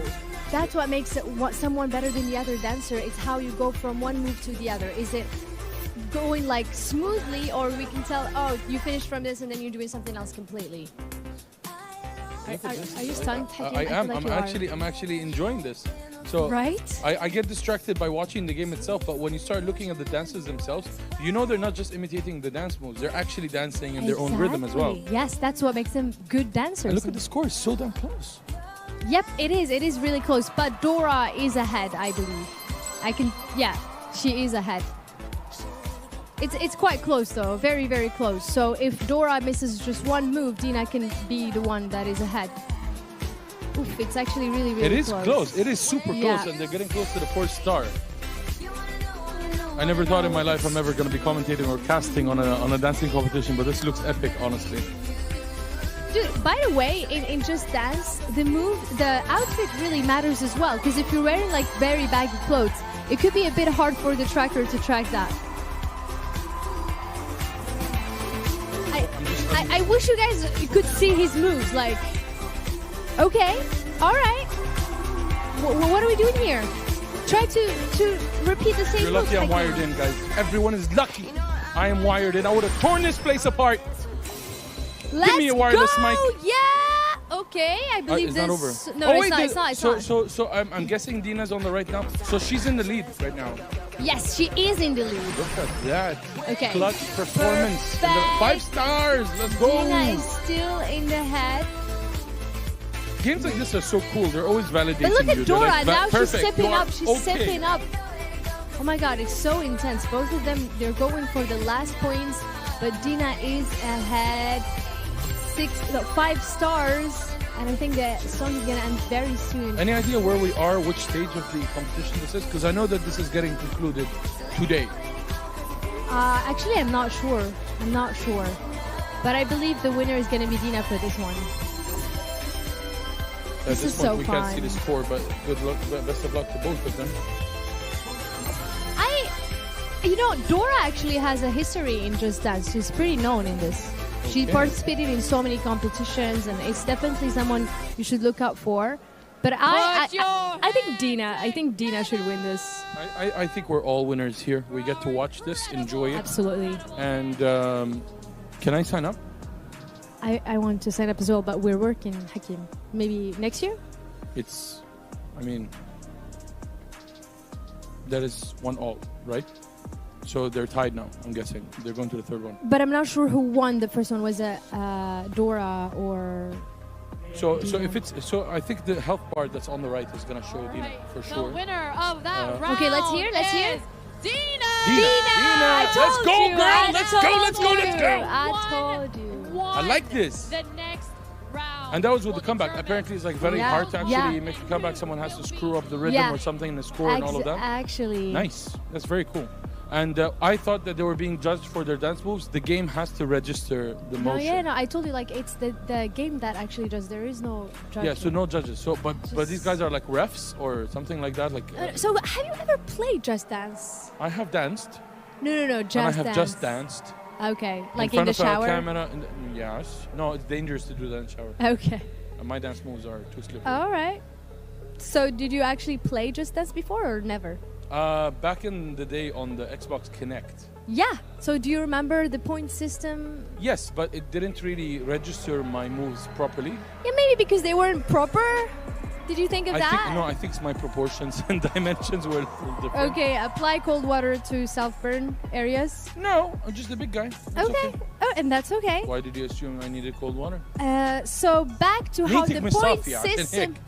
The point system, how it works in Just Dance, it registers if you do the move perfectly or just good or perfect, and you have to try and be as perfect as possible. So, but what makes someone a good dancer is if they follow the choreography perfectly, the tempo, everything. It's a mix of things. Is that round 3? Yes. So that is round 3. Yes. The final match These of these two. whatever stage this is supposed to be. I know this song. No, actually, I don't know. But the dance, honestly, the dance moves are pretty slow. I was expecting something faster. Also, I have a fun fact for you that you might not have known, and maybe some of the viewers don't know this as well. But you see the avatar dancing, right? The character. It's a real person.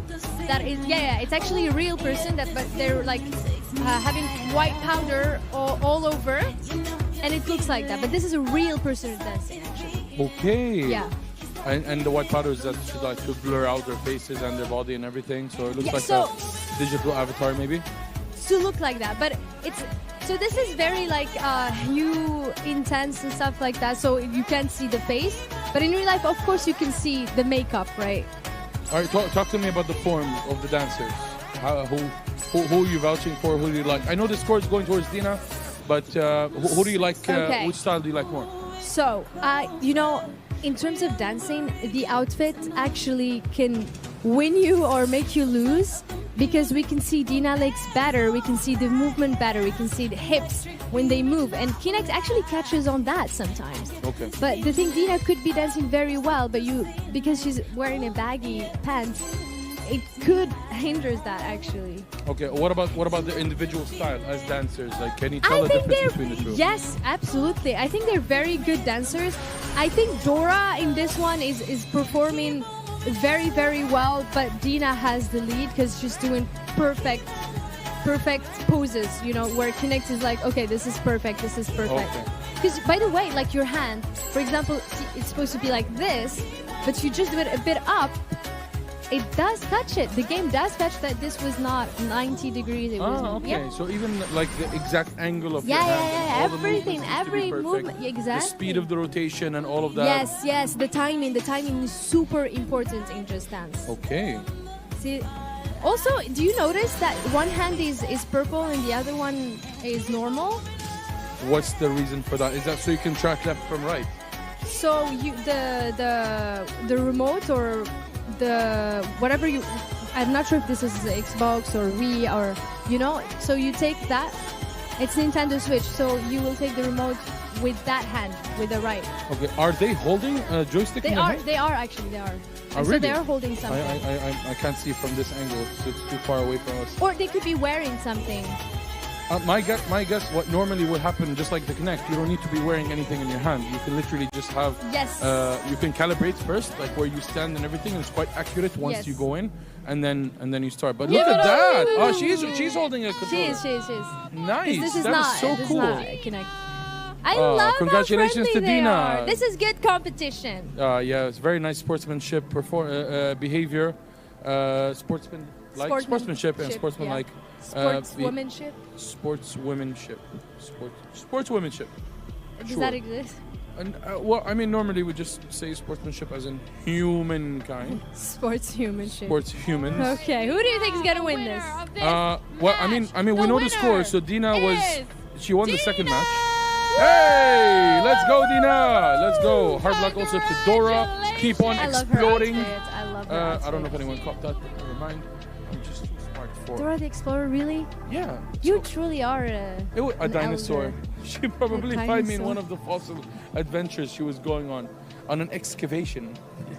So yeah, we've established that I'm a dinosaur apparently, because I'm fluffy and big and old. You know where I was just earlier before coming here? Where were you? In the drone area. Ooh, how is that? Amazing. So they're gonna race today. Yes, and I actually was watching an actual race going on, and they're moving so fast. Okay. But it's so beautiful because it's pretty dark, and all you see are colors and the drones flying. It's wonderful. So How does it feel when all four like drones are racing after each other, or was all that? you hear is like, vroom, Yeah, yeah. and it's just like everything's going so fast. Have you ever watched F1 in real life? I have, yes. It's I'm a big fan. Match 2 Yes. of the drone races. So this is one team, and basically what happens is every this pilot. is BDS. Okay, never mind. Remember when I told you? I Yes. think no, it's not at all the same. They're not the same club. Not at all. Oh, okay. So just a randomly the same name. Yeah. Okay. So just for everyone to know the format, this race is basically 4 different teams are going to be racing in one race. They have 50 laps in total. Every pilot gets to do 25, and then after the first 25 laps, they need to literally have a pit stop. So they need to stop, and then the drone and the pilot of the next one needs to go. So they're gonna. I'm not sure if they swap the goggles or each and every one of them has their own, but it's almost like a pit stop where you need to be super fast for the second pilot to get in and continue the race. Milliseconds matter just as much as they do in Formula One. It's almost the same here. The speed on these drones, and these are like smaller spec drones because the venue is a little smaller, and I had a conversation with one of the hosts and analysts, which is his name is Zakaria. They brought him in to do some research and to actually do the hosting, and he's done extensive All right, tell research me. on this. So basically there are many different ways that drone racing or drone sports happen. So Okay. not only is there drone racing, there's time trials, there's racing against each other, and apparently there's a drone battle. How like does that sport work? exists. So they put a ring, like a ball, a massive sphere. an Like empty for the sphere. robots? Like Yeah, yeah. The same So, vibe? so similar to these drones. Okay. But what they do is like they're attached. Some of them have like a shield on them. Some of them have like a net. Some of them have like rudders, and they all have like different specs. And just they go into each other? And it's like a free for all, like a battle royale. All of them are in like God. one massive sphere. I didn't know it existed. I knew that it was drone racing. I knew there was time trials. I know that there was like obstacle courses, etc. I had no idea that there was such a thing. That's so cool. And it makes so much sense. I was like, maybe in the future we'll have like laser Drone tags and like airsoft or paintballs, fighting. and it'll be so cool.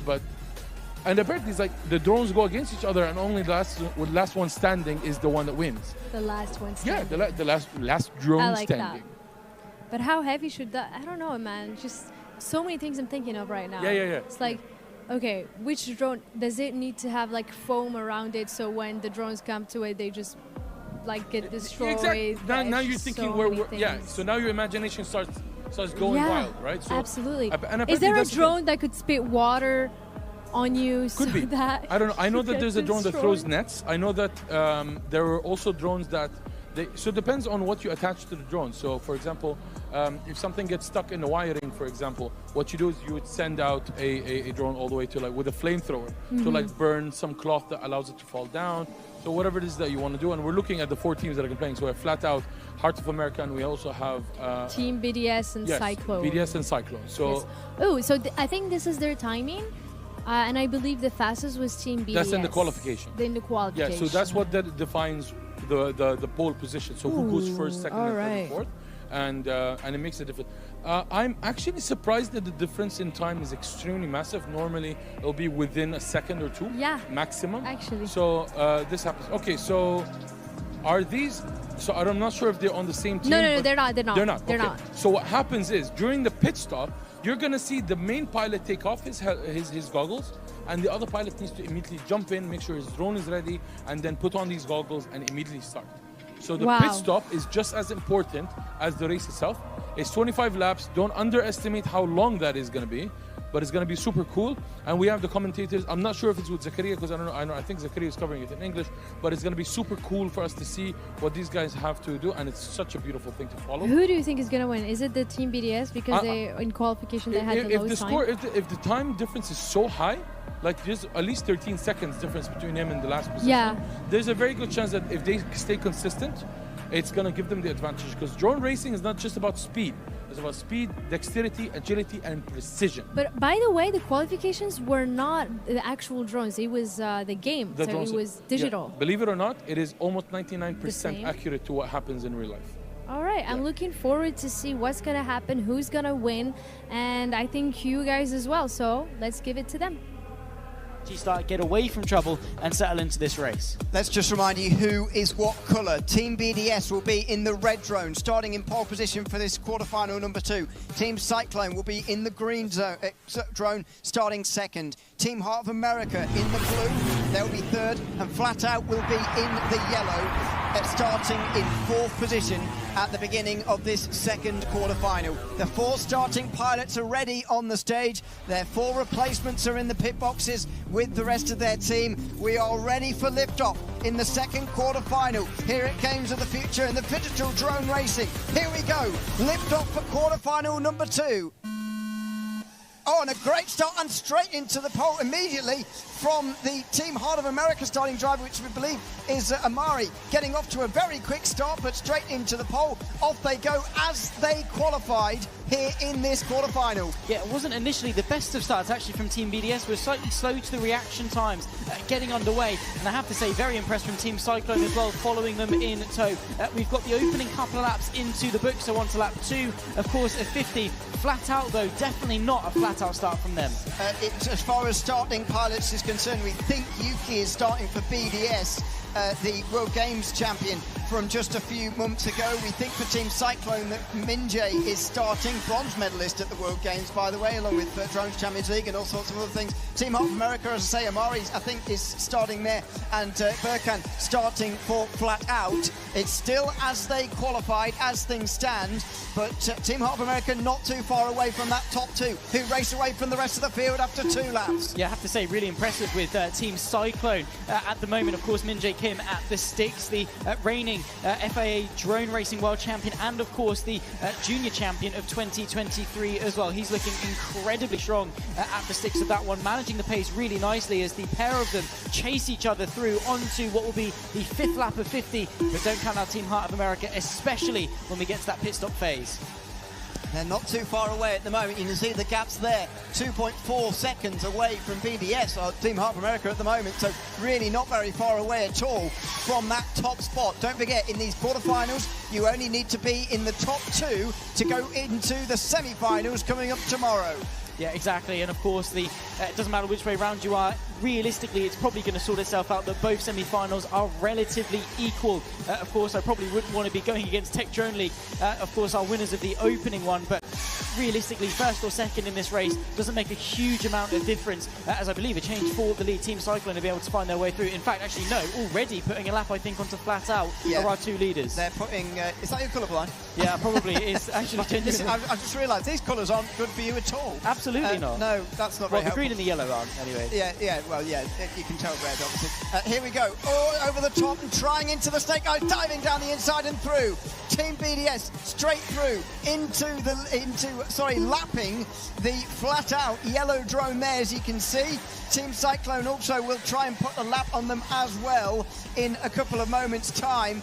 But that was pretty exciting, actually. Diving down the inside, just coming into the snake eyes. Here comes Team Cyclone trying to do the same thing. Yeah, and I definitely can start to see the difference between the 2 drones as it stands. Through the quad gate, of course, as they dance their way through. Nice, of course, that the Team BDS, the red drone, have been able to clear the lap traffic nice and smoothly, while, of course, Cyclone have got to battle out a little bit longer before they can clear through and be out of that danger zone of collision. Team Heart of America, though, have been dropping back ever so slightly. But the interesting thing is that relative to qualifying Heat 1, the top 2 incredibly close, and extending that, the top 3, Heart of America, definitely not out of this. No, absolutely not out of this yet. Flat Out are the only team 1 lap down so far. Although Heart of America have started to lose a bit of time compared to those top 2 drones currently leading the field. Through the snake eyes again. Good overtaking chance there, but still Cyclone not able to do it. Passing Flat Out, and this is costing them time as well, not being able to put a lap on that yellow drone. Yeah, exactly that, because they've got to sort of roll off the throttle a little bit. Could be a good sort of excuse to save some energy, I suppose, but they're constantly also getting that tunnel vision we were speaking about in the sim yesterday. It's a huge off! Oh my goodness me! Team Heart of America into the pit box! Into the pit boxes, they flew off of that descending ladder, I think it was, straight into the perspex, and they're going to need a new drone. That was spectacular, and they'll be losing a lot of time as a result of that. Here come Flat Out now to pass them. They will be into 3rd position and actually into the pit boxes. This is how it's supposed to be done. They're into that little hatch there in the bottom left-hand side of that pit box. They can get that battery changed and get back out onto the track. Yeah, they can indeed. That is just a huge bit of misfortune there for Team Heart of America, completely of their own volition. We are at that stage, though, of this stint where they are going to be coming in. Actually, speaking of Team BDS, our race leaders in changing the drone, and you can just see quick work there for them to get that drone in and back out. They are going to be doing a split, so only 1 stop, we presume, for this stint. 12 laps in and then 13 laps for the next one, getting it prepped, getting it ready, and getting it back going again. That's a great bit of vision there, isn't it? Just looking at a pit stop, the pilots have got to do all of it. They've got to do the battery change as well. They do have a manager down there giving them information, but they can't touch the drones, as it were. So MCK is down there having to change the battery over for his teammate Yuki, the 18-year-old from Osaka in Japan, who is currently in that drone, which is leading this race. 3.6 seconds it is at the moment, or at least it was last time. And Cyclone have not had an ideal drone change because their drone's currently sat just in front of the yellow podium, which is not their box, and so that might have been a slow change for them, and therefore BDS might have a bit of a bigger lead than what they did previous. To be fair, it also looks like they've coped with it quite well, and the gap's not that large, but there you are. Cyclone have lost a drone. Yeah, indeed so. The magic number is 3. They only get 3 they get 4 total to use, three strikes basically for them to use throughout the duration of the race. So ideally you want to lose none so that you're quite clean all the way through, but all you need to do is finish in the top 2. Doesn't matter sort of how you get there. Team BDS, though, are the leaders from Cyclone, Flat Out, and Team Heart of America. The colours you see on that graphic are the colours of their drone out there on circuit. Really nice and handy just to spot who each other are. And Team BDS leading the way very nicely indeed. At the moment, Yuki Hashimoto of Osaka, Japan, the World Games champion of 2025, is the World Junior champion of 2024, also an International Open champion in 2023. He's on a bit of a win streak, and I'm sure he'd like to have Game of the Future to that title list. On form, certainly. They were third place in qualification yesterday with Team BDS, and that's why they've been put on the pole position for this quarterfinal here. And so far, we've only got one change from the qualification order, and that is Flat Out getting ahead of Team Heart of America after their spectacular crash coming into the descending ladder a few moments ago, where they clattered into the Perspex glass just in front of the pit box for Flat Out, who therefore take their position on forward. But it's domination so far from Team BDS as they complete the 19th lap. Yeah, looking really, really strong is the Red drone, the leader. At the moment, we can see riding on board with them and just absolutely clinical through the quad gate. Now a very fast and flowing section. Speaking to some of the pilots, that slanted blue gate, incredibly difficult because of the angle of attack and the angle of entry, and also the narrower top and bottom of that slanted gate makes it even more tricky, particularly as well when you get to the Snake Eyes. Another lap in the books though, and 8.1 seconds is the gap for Team BDS as we tick closer and closer to the magic number of 25. And indeed the mandatory stop. They can't choose when they change pilot. They have to do it when they reach lap 25, which will be in 4 laps time now for Team BDS. Yuki will get out. MCK will, well, they've got to decide, haven't they? Does the pilot who's waiting to start change the battery and then run round, or do they wait for the pilot who's on the stage right now to run round and do it? One of them's got to, and that's part of the time. It's part of the interest, part of the game here in the Phygital Drone Racing Tournament. Yeah, well, I suppose while the other one is taking off the headset, getting rid of all the wires, that is some dead time, even if it's only a second or two of overlap, that you can start changing the battery rather than having to wait. It's only a second or two, but that could be the difference in terms of the deciding factor of this race. Really pressing on, though, I have to say, Team Heart of America, they've already taken 2 stops by virtue of that extra drone that they had to take, but I'm sure they are going to be pushing to try and catch Flat Out. Again, though, 3rd or 4th, it doesn't really matter. If you are Flat Out or you are Team Heart of America, you need to be giving absolutely everything to try and get yourself into that top 2. Team Heart of America trying to unlap themselves at the moment from Team Cyclone. Oh, and they're trying, coming down into the quad gate there, into Snake Eyes. They were very close. And look at that, Cyclone let them go. So Cyclone saw Team Heart of America coming up behind and thought, well, we'll be stopping very soon. We're not particularly worried about the team who are in 4th place. We'll let you go past. Yeah, really cleverly done, actually, is into the pit lane come Flat Out onto their 22nd lap of running. So that's going to be a really short stint for them. It's not 25 laps from the race leader. It's their 25th lap they have to swap over. So a very quick change and a bit of an issue, actually, with the sliding perplex door. Straight in, straight back out again, though, for Flat Out. Well, BDS have done 25 laps and they haven't changed pilot yet. So I wonder whether... what's going on there? Surely they've got to be in this time round to change pilot, and they are. Yuki work done today. One entry. Great entry there as he's twirling around and slowing himself down. And now the visor will come off. There you can see MCK on your screen, changing the battery first, quick as he can, onto a new drone, and then get that on the podium, or at least do it, and then wait for Yuki to put it on the podium. But watch them now both run. Yuki off the stage, leaping. Oh dear, don't bother with the stairs, just jump down. And MCK runs onto the stage as well, into the chair, visor on, headset on. And in that time, Yuki should put the new drone onto the podium here. We're waiting for it on the right-hand side. Here we go. The red drone goes onto the red podium. MCK's ready to go and lift off again. Another 25 laps ahead for the race leaders. And to be fair, quite close behind Team Cyclone. They were swapping pretty much in the overlap. What was interesting is, like I was alluding to, the swap over. By the time they've taken the goggles off, by the time the pilot that's already in the drone is able to get out and everything, the other pilot in the pit box has already changed the battery, so really efficient work there. And also so much risk being taken there from Yuki to get out of the get off the stage and get back into the pit box. Really good stuff. Now Team Heart of America, Aaron Amari sprinting over, but a bit of an issue actually. He's dropped something. Oh, no. He's got to go and retrieve it again. Oh, he's taken something that heads up needed. Not a smooth changeover at all. much smoother from Flat Out. Birkin's already in the pit box, putting the drone back onto the podium here. So that's the race for third. Meantime, Cyclone let BDS through. They are now 1 lap down. Flat Out put their new drone onto the podium. That's Birkin down in the pit box, ready for his teammate Anthony to get back into the air again. The 38-year-old from Sofia now flying in third position for Flat Out. Yeah, good stuff, and unfortunate for Evan Turner, heads up, as he's known, he's a multiple-time champion in the world of FPV drone racing, and even actually was training some YouTubers, I think, over the course of the last couple of months to get them up to scratch for some drone racing in, I think, in New Zealand, actually. So he's been very present in the community. It's a huge crash, actually. Antonik for Flat Out has gone down just through the starting gate, just before Snake Eyes, and there's no chance of getting that drone back in the air again. They are going to need another one. That's their second drone lost, I think, so far in this race. And that's a huge, huge loss for them, and probably could be the sign, seal and deliver for their championship hopes. That is absolutely done in this competition for Flat Out. You would think there's going to be no coming back from that one, at the very least in the top 2.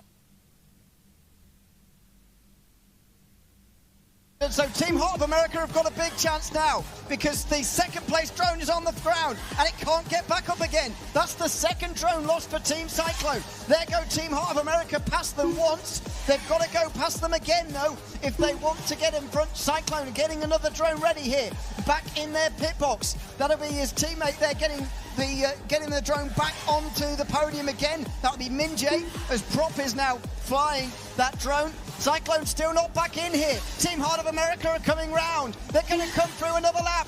And I believe Team Heart of America are going to be into second place. Yeah, they are indeed. This is absolutely huge flying then from Heads Up, who is going to be loving it. And still the issues actually for Team Cyclone. They're not able to get back out onto the circuit. And this is time lost and maybe competition hope slipping away. We are into the final few laps of this race. Just 16 left to go. And they're still not off the podium. Now able to get back going again. But huge time loss. And we'll be banking on hoping that there are some issues for Team Heart of America. A whole lap loss there, as Minjay just couldn't get that second drone ready, and they've lost another one now, Team Cyclone. Look at the gaps there. We'll see it as they come through the start line, as the race leader puts another lap on Flat Out. Team Heart of America are going as fast as possible to try and get away from Cyclone. Look at that, twirl down the inside into the quad gate. Heart of America are flying at the moment into second place. Yeah, huge stuff from the blue drone, of course. Team Heart of America flying the flag for the USA. Heads Up, Evan Turner is the one flying at the moment. It wasn't the smoothest of changeovers, but their flying out on circuit has proven to make the difference. Team BDS, though, are home and clear. Heart of America are trying to stay with them, maybe learn what they can from the race leaders, but at the moment, over a minute of a lead for the red drone. Yeah, and Cyclone, I didn't realise, actually dropped to fourth place. They're behind Flat Out at the moment, so they're a long, long way behind, and Team Heart of America have just got to keep things controlled now, although they are chasing the red drone leaders. You can see it here. BDS versus Heart of America, they are a minute apart, as we've got, Cyclone down again. Cyclone are down again. They're already in last position of the 4, and they're going to lose another drone here. That's their third lost, and they've only got one left now to do the last 13 laps of this race. Into the pit lane come Team BDS as well. That's on lap 37, so that'll be 12 laps into their stint. So BDS will be swapping the battery, getting themselves back going again, but able to run what will only be one stop per stint as it stands. So they put on lap 12 of a stint, they then do 13 on the subsequent battery. Not only are they consistent, they've got the efficiency on that battery usage and able to get themselves back going again. For Team Cyclone, though, you have to feel for them, but it just goes to show it's a 50-lap race, not a 25-lap race. How would you be if you were Prop, by the way, at the moment for Team Cyclone, having gone down twice? The 18-year-old from Perth in Western Australia, unfortunately, has gone down a couple of times here this afternoon, and they might be out of the competition in a few moments' time. Remarkable, really, when you consider that Cyclone were the 7th quickest in the digital world yesterday. On paper, you'd expect the top 8 to all make it to at least the semi-finals. At the moment, the 7th place qualifier are not going to make it in what you'd say is our first real close quarter-final of the day here in quarter-final number 2. Here come Heart of America for their final stop. Yeah, really nice entry into the pit box as well. You almost want to minimise that resistance and take as much speed into the pit lane as you possibly can. You don't want to do too hard that you lose the drone, because that could still be a spare should you need it. Flat Out still running as well, doing quite well, because again, their a couple of laps down on Team Heart of America, so much so that if the blue drone has a similar issue to what we saw from Team Cyclone, the green drone, flat out still are not out of this competition until we get to lap number 50. We are into the final 10 as Team BDS lead us round. As it stands, of course, MCK at the sticks for that one, a multiple-time world champion in the world of drone racing, both at the FIA Worlds and the Drone Racing League. He's also multi-GP Pro Class champion for 2 years in a row. He's pretty good, and at the moment is proving his mettle. Oh, down, flat out, down again. Anthony will be able to get back up again, though. Through the quad gate, it was, I think, on the entrance, which we were hearing earlier on today, is just how difficult it is at that angle, trying to sort of swerve and twirl your way into that quad gate on the far side of the course. Looks like that's where the trouble has been for flat out, although they're back in the air again. Team Cyclone still on flying again. I wonder whether they are still trying to work something out at the moment. You can see Prop holding the headset at the moment and just trying to figure out what's going on there. Not entirely sure, to be honest, but they've lost so many laps now. They're as good as out of this competition. Yeah, unfortunately so, because in the opening stage, and if you're Minjay, you've done the hard work, you only are in control of the drone for 25 laps. Beyond that point, you're almost powerless into the fate of your race. Yeah, fair enough, you can maybe help out with the pit stops and things, but largely the time gain and loss is going to be out there on circuit, and Prop, I'm sure you can feel sorry for him, is going to be beating himself up a little bit at this fate of their competition. Yeah, and a real shame really as well, because as I say, just 18 years of age, was in Riyadh earlier this year for one of the World Cup events, for example, 7th in the World Drone Cup last year, and a good pilot clearly, but unfortunately not his day, not their day, as Burkham puts the last drone you'd expect for flat out here just for the final few laps of this race. They'll go around that opening pole and get back onto course again. How would you be Team Heart of America at the moment, by the way, having a spectacular crash right in front of us down here near the pit boxes. But other than that, a very good race and looks like a path to the semi-finals. Yeah, a true showcase actually of that determination of this, I suppose, more endurance format of drone racing. Like I said earlier, typically you're not really ever going to exceed 10 laps maximum, and now you've got to do 55 times that length. It definitely, for drone racing standards, is an endurance race. They crashed at the opening stage but kept going and then capitalized on the mistakes and misfortune of Team Cyclone. It just goes to show that longevity and sustained pace definitely a lot more important than that quick burst we saw at the beginning. Just a couple of laps left to go though, and as it stands, it seems that it's going to go in favor of Team BDS and Team Heart of America.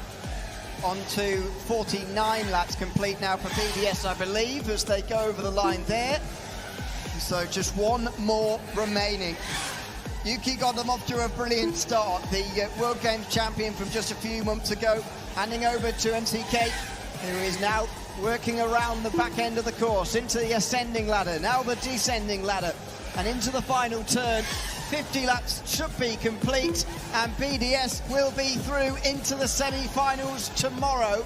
They might have another lap to do, but we'll figure that out. 50 laps should be complete, as there's another stop there for Heart of America. They've got time on their side. 4 laps, now 3 laps of an advantage over flat out. Yeah, exactly. You don't want to be DNFing. Essentially, they are a couple laps down on the leader. They've only completed 45, but our race leaders, I think, have taken the flag, and BDS will be through. Yeah, BDS through. MCK and Yuki can give themselves a big pat on the back after that performance. They are through comfortably into the semi-finals tomorrow. We already know that they will be racing against the Tech Drone League. We don't know their other 2 opponents just yet.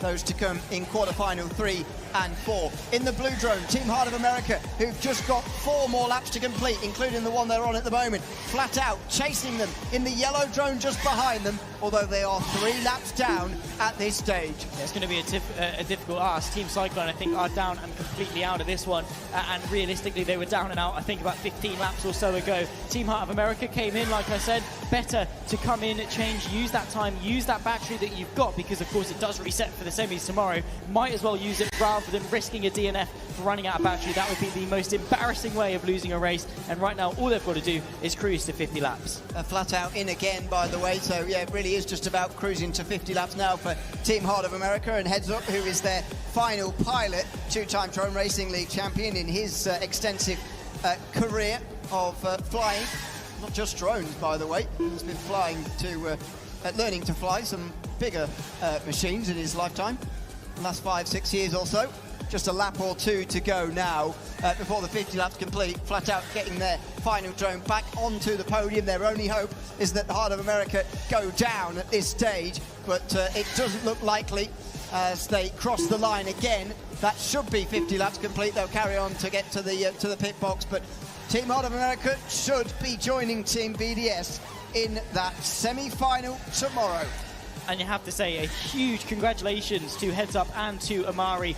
Between them, there are over 4 championships, of course, across multi-GP, and of course as well for Amari, the pilot that started this race, 30 years of age, from Iowa in the United States of America. Between the pair of them, a performance that maybe neither of them were going to be overly happy with after the digital world yesterday, but they've really come back, they've reset, and despite a slight mistake, obviously at the beginning with that huge monumental crash, and also the mistake in the changeover, their pace and their consistency was good enough to get that ticket to the semis. By the way, I don't know if you can hear that at home. You can certainly hear it here in the arena. That's what a bad one sounds like. Oh, and it's gone down again. In Snake Eyes for the second time. Flat Out having trouble here late on. They know they're going to be third here. I think they're going to be given time to try and finish the 50 laps at least. But, oh no, they've gone down again through the quad gate. That might be it now for them. But that sounded horrible, didn't it? Yeah. When the props are broken like that, you can really tell audibly that drone is not so healthy anymore. Yeah, unfortunately so. And it was a valiant effort from Flat Out and for Team Cyclone in the end, DNFing after 31 laps completed. But for the majority of those 31 laps, of course, for the majority of that, they were running in sort of second place. So you have to give him props for that one. Of course, big shout out to both Prop himself and Minjay. There was no pun intended there, by the way, for the Australian. There is the official race finish, by the way. If you didn't hear it, I don't know how you wouldn't have done that. Race is completely done now. It'll be Team BDS and, of course, Team Heart of America that we will see tomorrow in the semi-finals. There you can see Heads Up on the right-hand side. And, of course, alongside him, MCK, I believe, the Korean pilot, again, world champion multiple times in the world of drone racing. Both of them probably, I'd imagine, pretty content with that race. Absolutely content, and they won't race each other tomorrow, but they'll both be racing tomorrow in a semi-final, which is the important part. Here are some of the highlights, and maybe that crash from there it is, Heart of America. That's a good view of it, isn't it? On board there, flying into the Perspex pit boxes. That was a bit clumsy on the front straight. I think, was it Flat Out maybe who did that. Cyclone went down a couple of times. That was slightly low at the media center end there. And this is Cyclone again, same gate, this time to the left-hand side. And that was their final drone. And that was it. There's Prop head in hands there, unfortunately. And this is right at the very end. Flat Out, the final nail in their coffin. As Antonik, unfortunately disappointed with that one. They finished third in that quarterfinal, and they are out at this stage of the competition as well. A good race, though. A good race. I enjoyed that, and good recovery from Team Heart of America as well, because they, as we saw there, Congratulations to Team BDS and Hearts of America for advancing to the semifinals, and really, really hard luck to Team Cyclone and Flat Out.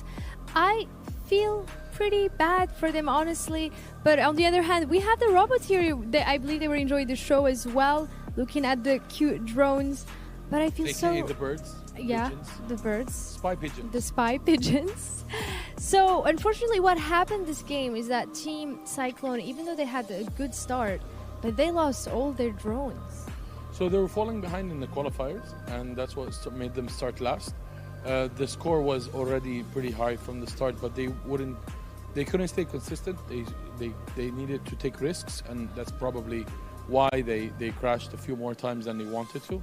As you can see, BDS and even Heart of America, that actually crashed once, still managed to stay in the lead, in the second place. And oh, look at us! Ooh, that's the new version. Okay. Nice. And so I like how.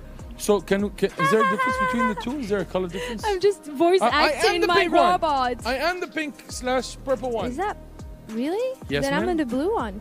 Yeah, you get This the is blue. so cute. Okay, so let's talk when each of our right now I'm talking because that's my too bad. No, we should do the hee hee hee and then hee hee hee because that's basically what's been hee hee hee happening. Let's go back and talk about those drones. I was not expecting it to be that hard, honestly. And you know, for Team Cyclone, they kept crashing their drones in the same gate. Yes. That's so unfortunate. Normally it's in the flat out. So when you flat out means that you're going as fast as you can to try and close the gap before you have to go around and do the swirls and take the high precision laps or the turns. It was kind of hard for them to really catch up. Again, they were falling behind. Yeah. If they didn't take these risks, it wouldn't have made anything. BDS was so consistent. And talking about BDS, I'd love to see the winner interview. I think it's happening right now. So let's check that out.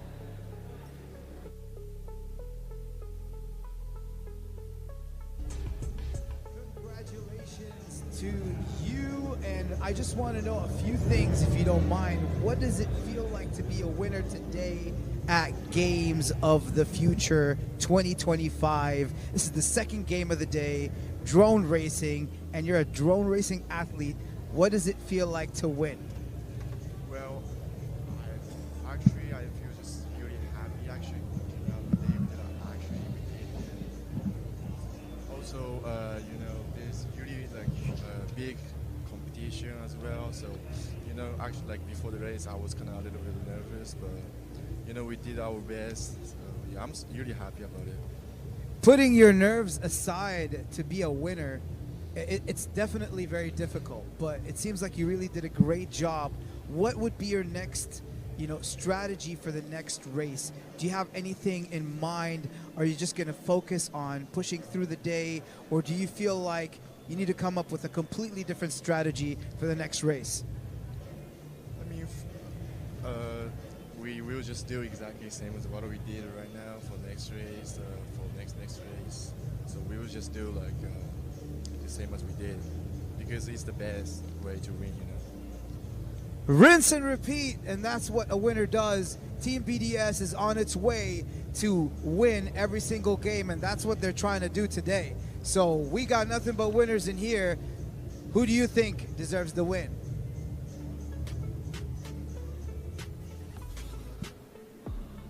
Forget BDS, get this guy on BTS. He looks so charismatic. I agree. Oh my god, I like that. Actually, I'm so happy to be here. He's so poised and he's so nice. And the style, the fashion. I love him. There's a suave to it. Like, he's so cool. He's so pizzazz. Did you see their jersey? I did see the jersey. Such a cool fit. So fashionable. And it makes you forget that he just destroyed everyone in drone racing. Like, he was the lead driver. He was the lead pilot of the first drone on Team BDS. He secured a 14-lap lead before he had to swap. They did not crash a single drone. Forget crashing, the precision between each and every lap. It was exactly the same. They took the same corners, the same turns, and it actually makes a big difference how you leave the gate and how you enter. Just like in Formula 1, how you enter a corner and how you leave a corner. It's just so nice to see them, and it's so relaxed. It's so chill. It's like, he's so humble though, because he's like, I was pretty nervous, coming into this, but they performed the best. I believe there is a formula for stress. So if you're too nervous, that might impact your performance. But if you're just the right amount of nervous, it gives you like a superpower and you perform perfectly. But if you're too relaxed, like confident, oh, we got this, you might end up overconfidence, and being cocky and all that, so you might end up underperforming. So in all cases, it's just so cool to see. He's also well media trained. You can actually tell, and he has a very nice vibe to it. Charisma. So I would love to see more of this in the future. It's so nice to see athletes representing or capable of being ambassadors at a high level. Yeah. And he played also the digital version, and he played the physical version. So yeah, gamers are the presidents of the future. Just letting you all know. Presidents of the future? Presidents of the future. Okay.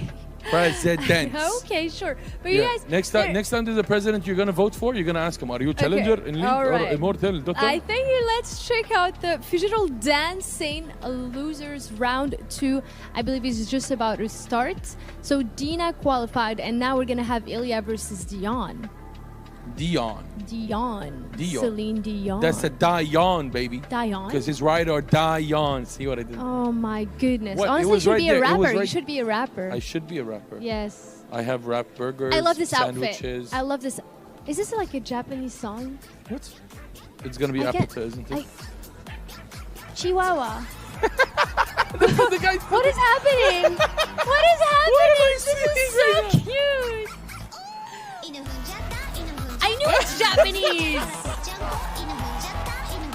Okay, this is so cute. I love this. No, look at the movements. Look at how slick these guys are. They are. I'm Team Ilya, by the way. I'm Team Dion. I'm telling you. Dion. Dude, look at his moves. Look his hips. Dude, it's all about. No. My guy. Ilya's got this. Team Ilya's got Dion this is easy. so gonna win. Dude, I like him. What's with the choreography? Look at how awesome this is. Oh my god. The outfit The is so only good. reason I would ever lose if I try on this contest is because I would be laughing so hard from the dance moves. I'll be pulling them off. I look really good, but I'll be laughing. I think if you know the cash prize, you wouldn't be saying that. And now I think you would be way too focused and you would want to win and you'll be doing this all the time. What is the cash prize? I don't know myself, but $50,000. Is it? Yes. For one person? Or I'm not sure what the breakdown is. Okay, well that's good enough. It's amazing. Good All enough. right, so let's More than good get enough. into Come it. on. You need to check that. You wanna get up and give us a demo? I wish, but I have Wired all these in, wired. right? Yeah, if I didn't, I would absolutely get up. Can so we look do at one for the Dion. lulz, for the content? Dude, I'm serious. Like look at every single part of the body, okay? You have to focus on the legs, the hips, the shoulders, the hands, the movements. And you know what's also important in terms of Just Dance? The stage performance. If you're I'm telling you, smiling, the score is identical. They're it's neck and neck. identical. Absolutely. And it's still so cool to see these guys perform. I think they train the song so hard because they're not missing a single movement. Like perfect, which is pretty hard. There's no way they don't know this by heart. I think they know it by heart. Do you think so? Dude, what are these moves? Like, did they? This is so hard to Wait, pull, so by how the way. does this Like work? your Do you get a list of songs that you can? I think so. That you're gonna practice Yeah, before, or do they surprise you?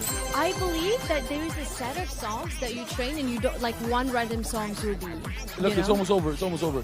The score is so close. Yeah, oh my god, who's Unbelievable. gonna win this? Like, I'm actually really curious if you have the exact same score, who ends up winning. But I think Dion has a bit of a higher score. I think Dion is just gonna die out. No. Never mind. Chihuahua, achoo! Okay, what's with the ramen pots and the bowls and everything going on? Nice Amazing one. lyrics. Let's go. Amazing lyrics. Who Is it won? a tie? See, he's Is it a also tie? confused because it's absolutely. I Did think- you ever see anyone dance so hard and then have that face on his, that look on his face? Yeah, like it's nothing, you Like, know. hey, I do this what's every going day on for over here? breakfast, for lunch. This Hey. is easy. And the score is, and the winner is. Who's the winner? is. I can't see the winner. Wait, they're not gonna announce it anytime soon, is it?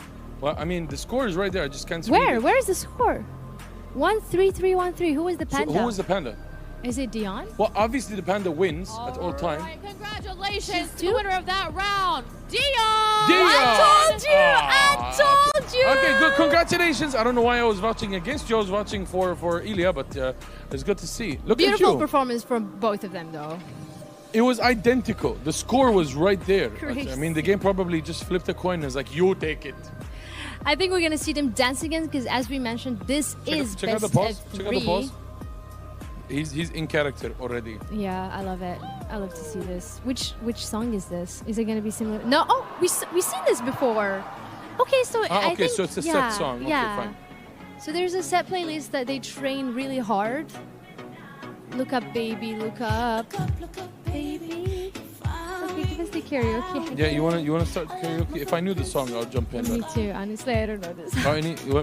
DJ, pop the music up, man. Let's go. Yeah, we'd like to hear that. Oh yeah.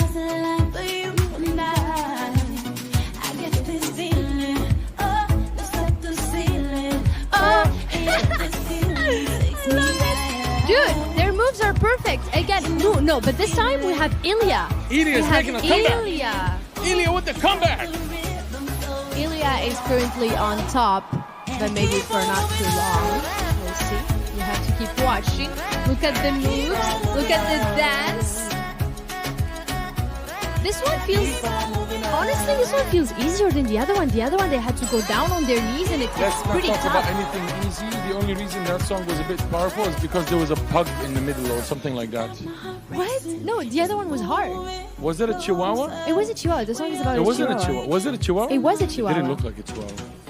So I think the other one was a bit harder because you had to go down on your knee. Unless you're used to that, Hakim, and you have very strong knees and you can get up very fast, then sorry to argue with you. Exactly. All right. Show some respect.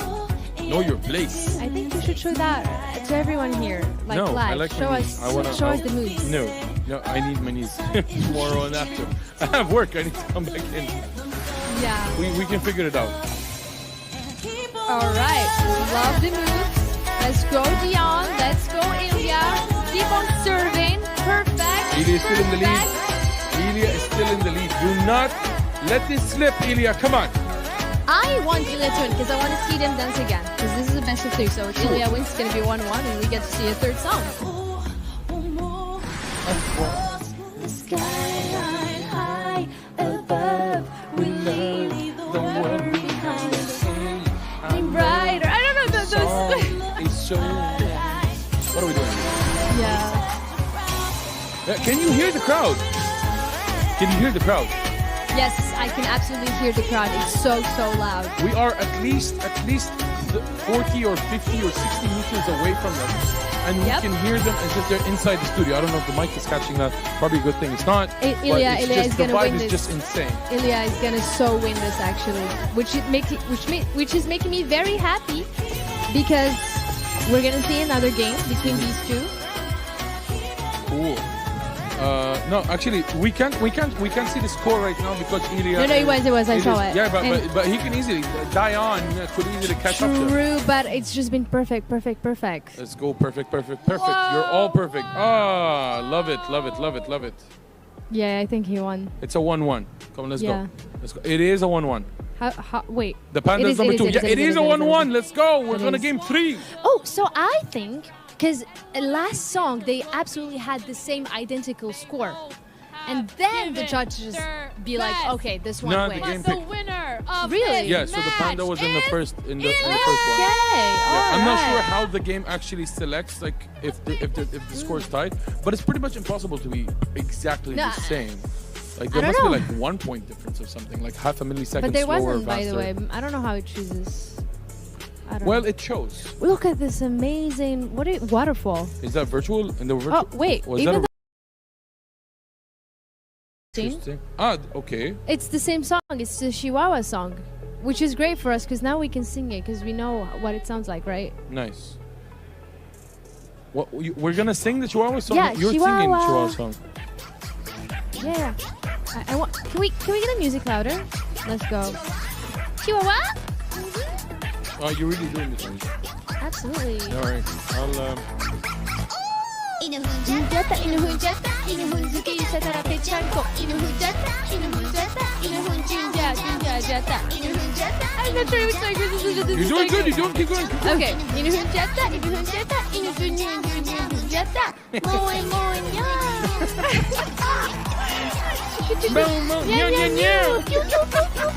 Chihuahua. This song exists, 私はぴょぴょいいうさちゃん、もえもえもえもえキュー。This is so cute, but this is so hard. What is it? It's like it's so fast. It is so fast.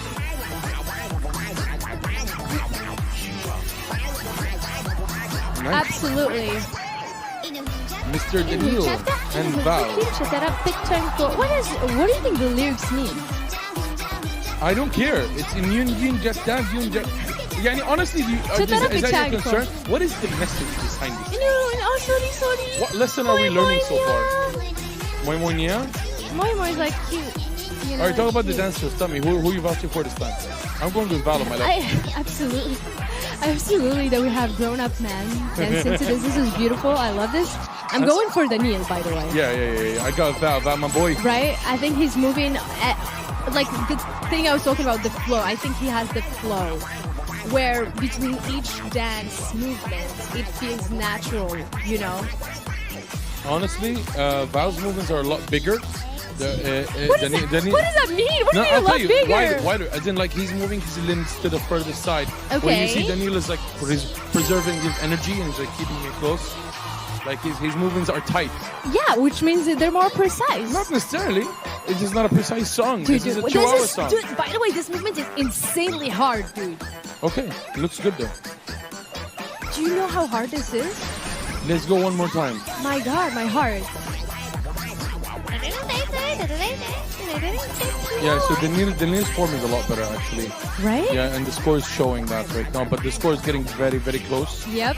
Val needs to step it up right now. If Shake them hips. Val makes one more mistake, I believe that Daniil is gonna secure this. Yeah, I'm assuming. Wait, now it's the same score, by the way. No, the score is going behind the... Yeah, but before it just went You behind. sure? Yeah. Actually, I don't know. I don't know who's gonna win this, but Daniil had definitely the better form, in my opinion. Yeah, Yeah, I think he Daniil. won. I feel like he's. Yeah, I think he won. What, I don't know. What is that supposed to mean? Number three. He won, It is right? Daniil. Yeah. He won. I am pretty sure. Val is a little out of breath. And you check that. Yeah, that's gonna haunt me for the rest of the day, isn't it? Nya, nya, nya. That is insane. Talk about more energy, more Daniil passion. is the winner of that Yeah, round yeah, by yeah. just 9 points. Congratulations, Daniil. 9 points. 9 points. Out of like thousands and thousands of score points, they have 9 points difference that Val fell behind on that. We are gonna see the second round.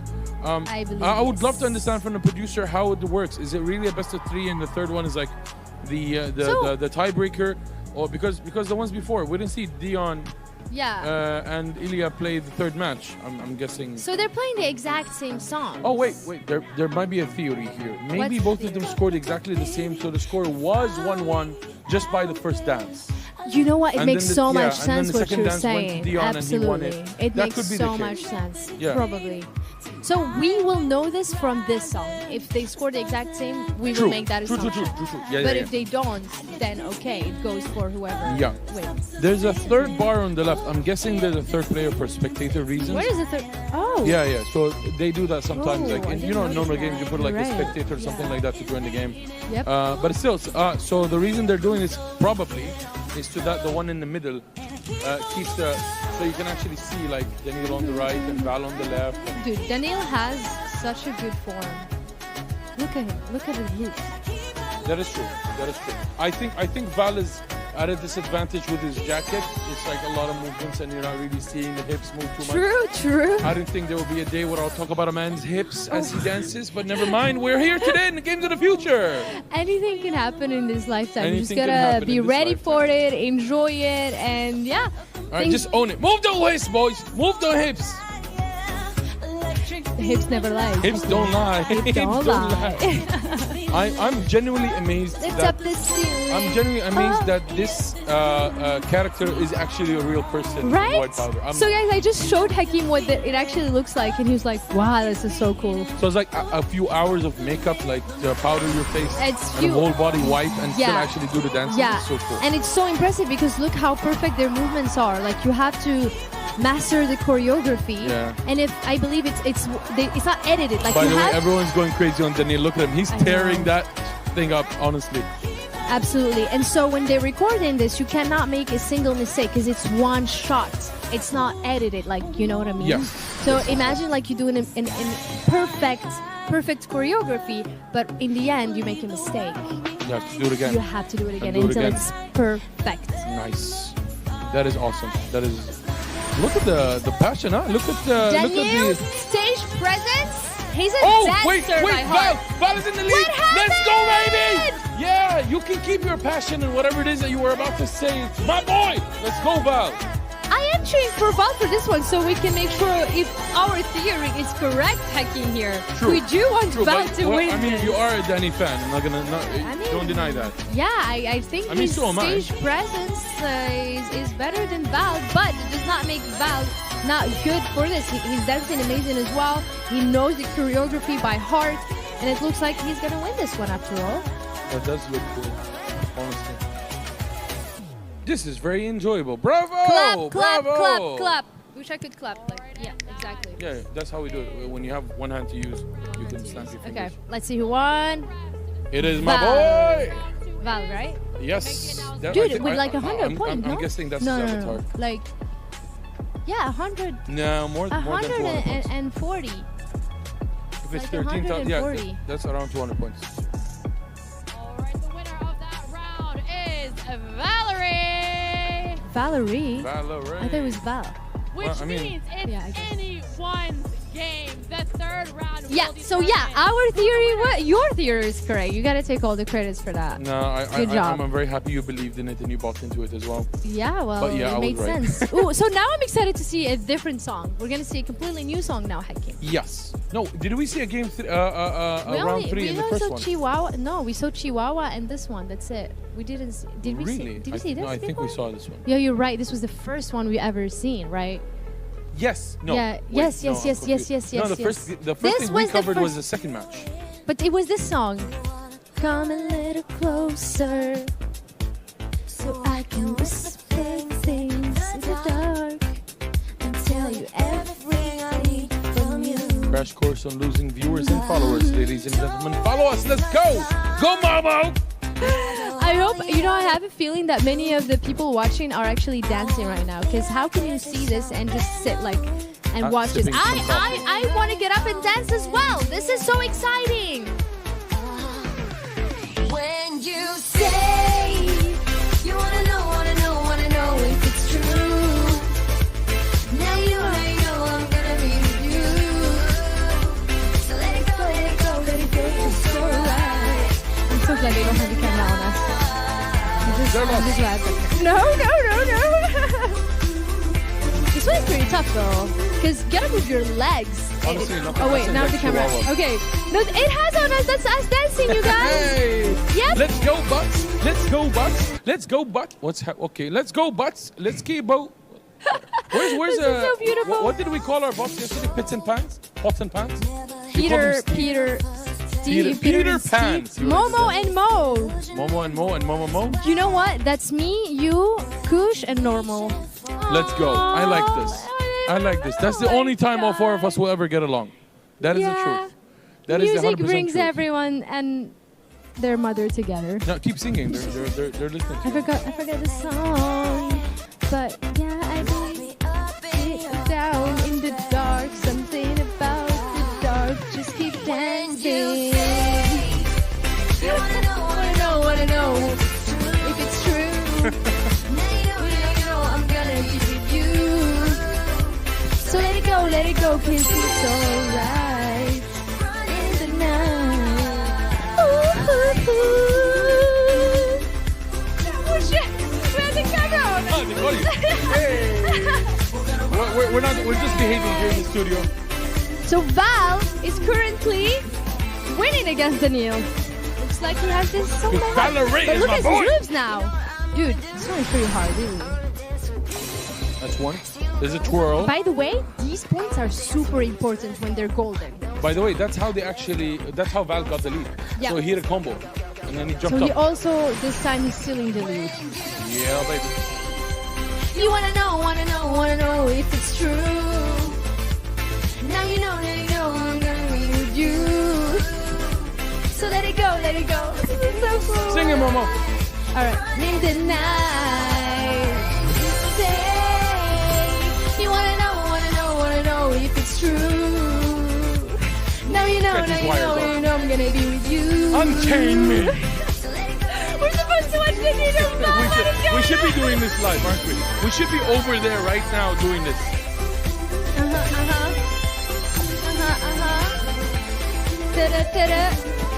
I'm assuming Val is still in the head, by the way. Valerie's in the lead. Yep. That's it, it's over. No chance. You can keep your tight moves, Daniil. Keep your tight moves, Daniil. My boy Valerie! Congratulations! Let's go! But really, really good job from Daniil. I never expected in my life that I'm ever gonna be this hyped up on Just Dance. Are you gonna buy Nintendo now and No. do this with your kids? No. No, it's a Never? hazard. If I start dancing there next to me, I'll be kicking kids out all around. Match. And moving on to the next round is Valerie. Congratulations! Hard luck to Daniil, but amazing performance from Val. Absolutely. He knew when to spice it up, you know? He was like, okay, I'm gonna keep doing Daniil. It's okay if I lose. I just need that right perfect, I need that perfect super Yeah. golden point, and then I'm gonna secure this. That's what Nice. happened. It was an in-game strategy. So that's me. So look at the moves. Look at the moves.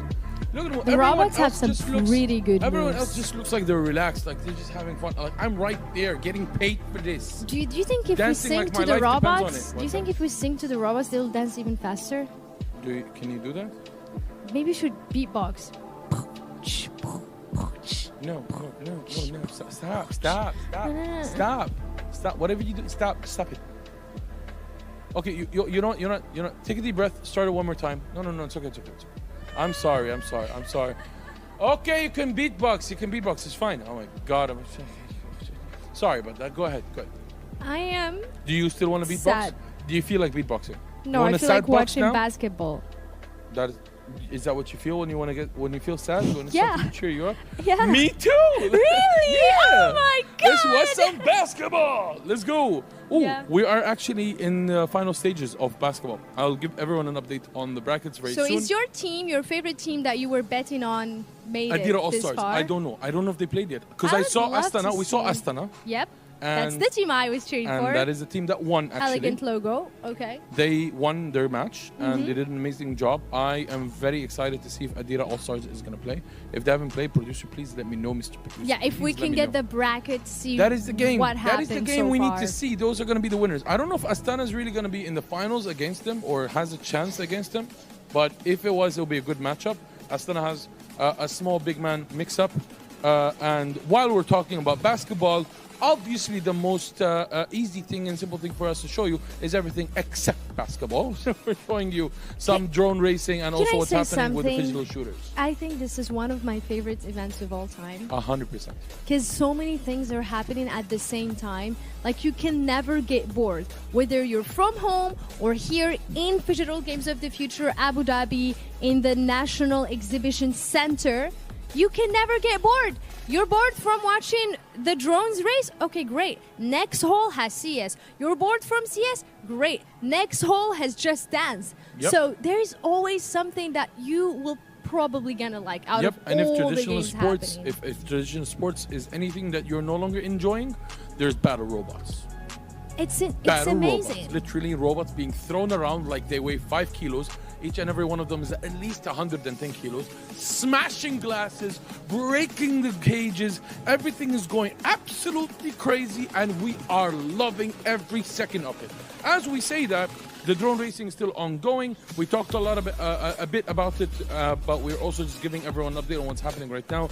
This is the second quarterfinal that is taking place for us to identify who of the 4 teams that are participating are going to go on to the semifinals to play against what's their face? Team BDS and Yes. also Heart of America. Yeah, so a lot of fun. We also have Phygital Shooter. We infiltrated Site B yesterday. Yes. We went and we saw the actual zone where Yeah, they laser have the tag in real life, the physical stage. and everyone was like, "You're not supposed to be here." And I was like, "Why were you whispering? We're afraid of getting shot. It's a laser." I was so worried. But by the way, you know, if you're watching, it might look easy, but it's not. Because when we were there, right, you have no idea at all what the enemy team, where are they gonna come from. It's And the like scale looks huge walls, massive, right? exactly. Yeah. So it can be a bit confusing. And it's pretty hard. Yeah, so it was so much to see. It was so cool to see. I think there's a reality, right? Pro players or professional esport athletes or athletes in general make sports look easy. Like, you have to admit, Yeah. right? Like, we've seen the drone racing, for example. Dude, oh and we're my like, God. easy, bro. As soon as you touch the controller or the I remote, will absolutely crush the will first drone be- in like 5 it seconds. will crash into your face. Nice. There's no place for it to go. My face, oh jeez. Yeah, it's like, I'm such a good pilot. I'm very good at beginner stuff. Look at your face. Like, Hopefully not. no. That would be chaotic. No, drones are expensive and they're going to cost them. And it's time for us to jump to basketball now. We will give this across to Mike, Steve on the mic, and all the other guys on the talent on the desk. And we'll come back to you right after the match. Best of luck and have fun. Enjoy. And of course, this is your Phygital Games of the Future 2025 right here in the country's capital in Abu Dhabi. Steve, Coach H, and We are in game 3, and today just seems like it is flying by so quickly. We've already seen 2 great contests. 2 great teams going, 4 great teams going at it, and now we have 2 teams who have moved on to the next one. We have 2 more games here, Dan. All right, absolutely amazing. As you said, Coach, it is game 3. Time is flying by so fast. While you're having fun, time goes by very fast. But for all the fans, come over to the Adnex Center. You're still not late. We have still one more game. One more? One more? Oh, yes, One more game for this quarterfinals. You're so much welcome. Come over. Steve, what do you think? Well, the whole family, of course, the kids, the parents, bring them all, bring them one right here. We're going to have a great time. Quarterfinal action, we've seen 2 games so far. All action packed. The last one was a dominant victory, of course. You know, Liga Pro. Let's talk about the upcoming matches. How excited are you both? Well, super excited. Adria is one of the favorites, and they're face a G Unit team, a tough physical team. But I do like Adria, how well skilled they are and how well they do on both. GGG Unit, on the other hand, they have been known to bring the house down in terms of their strength and also their power on the court. But on the console, Adrian All-Stars are also well known to bring it on the digital part. Well, exactly, of course. Now it's time to bring it on because it is the moment to introduce your players. Here we go.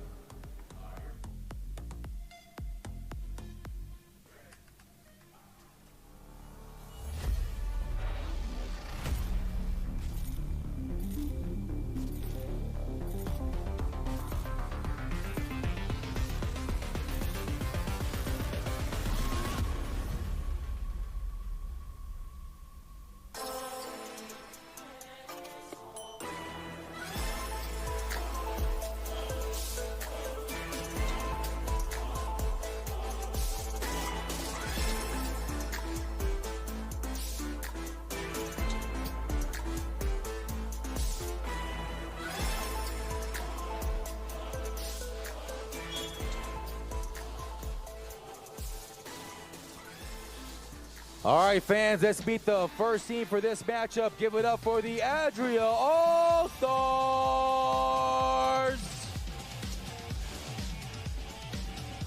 These guys have been an exciting team to watch all throughout, and here they are, center stage. One more time, give it up for the All-Stars.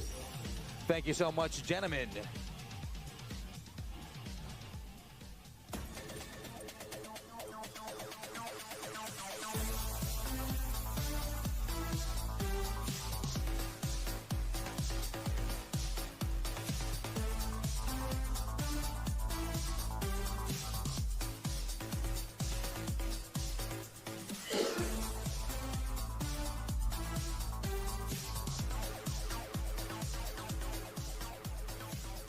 And here come their opponents on the main stage. Give it up for G-Unit.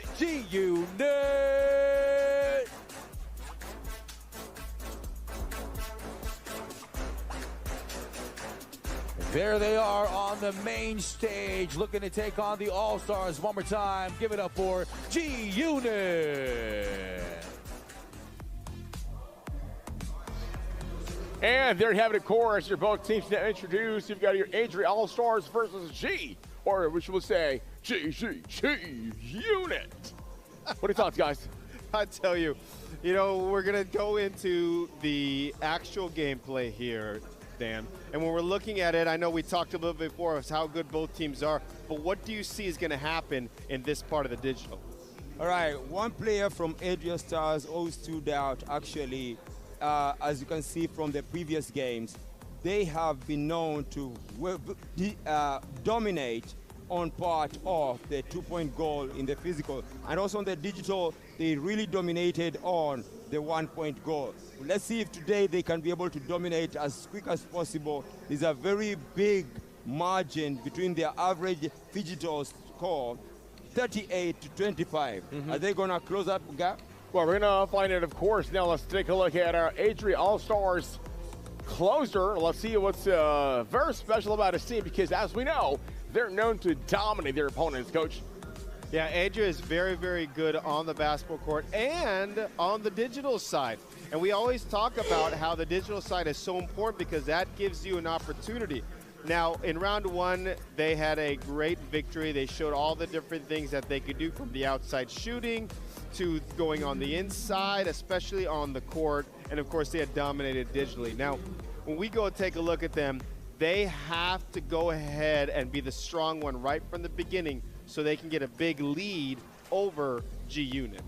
On the other hand, G-Unit had quite an easy win over Mexico because of that injury. So they have had a bit of a rest. So they actually went in with a win over Mexico. So today, maybe you're going to see them more stronger as they come into this part of the contest.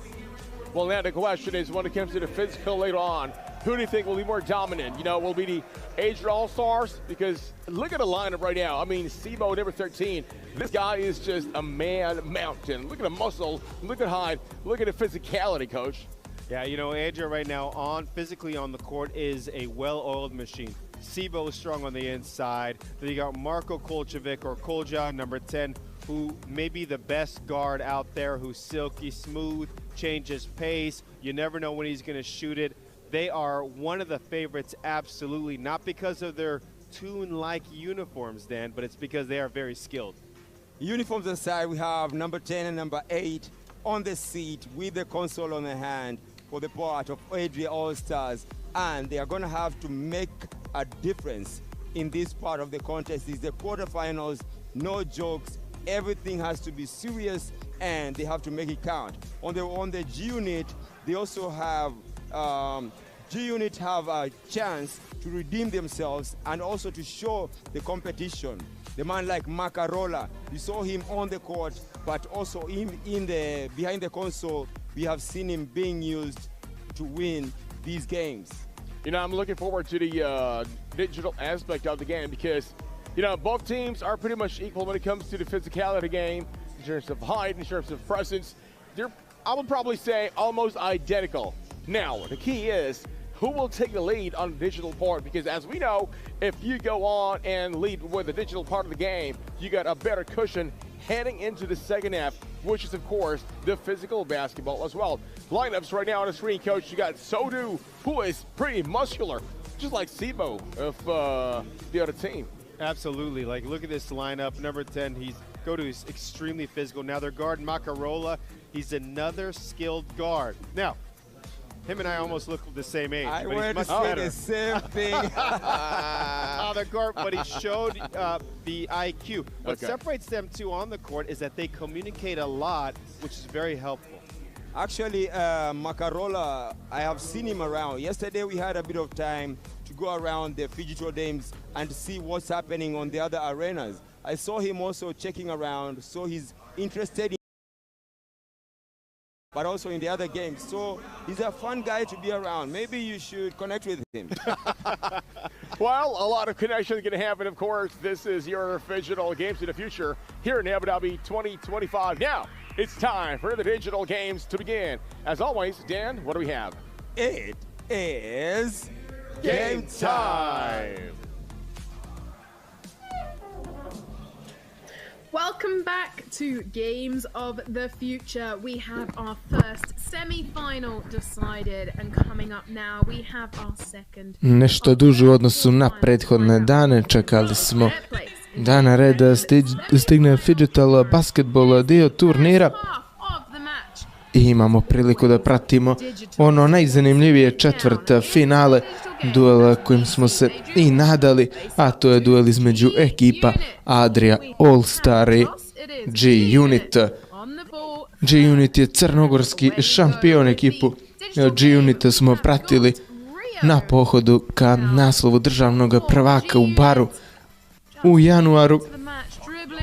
Ovdje su pokazali da ta titula nije slučajnost, da su izuzetno kvalitetna Phygital ekipa koja nema manu u svojoj igri, ni digitalni, ni taj fizički dio igre ne predstavlja problem za Dabanovića i drugove, a njihov rival na ovom meču je ekipa Adria All-Star, ekipa koja je bila najbolja u svojoj grupi i direktno se plasirala u četvrt finale, tako da su Marko Koljević i sa igrači imali i slobodan dan. Juče ulaze nešto odmorni u ovu utakmicu. Rezultat za sada 4 3:1 za ekipu Adria All Stars, ekipu koja je u najužem krugu favorita za osvajanje ovog turnira. Treba napomenuti da kada su igrači G-Unita na državnom prvenstvu Crne Gore osvojili državnu titulu, da fizički, odnosno digitalni dio igre nije bio 3x3 freestyle arkada koju trenutno imamo priliku da pratimo, već se igrao NBA 2K. Dobro su se privikli svakako i na igricu koju sada gledate, tako da se ne vidi po njihovim rezultatima taj problem i ta promjena.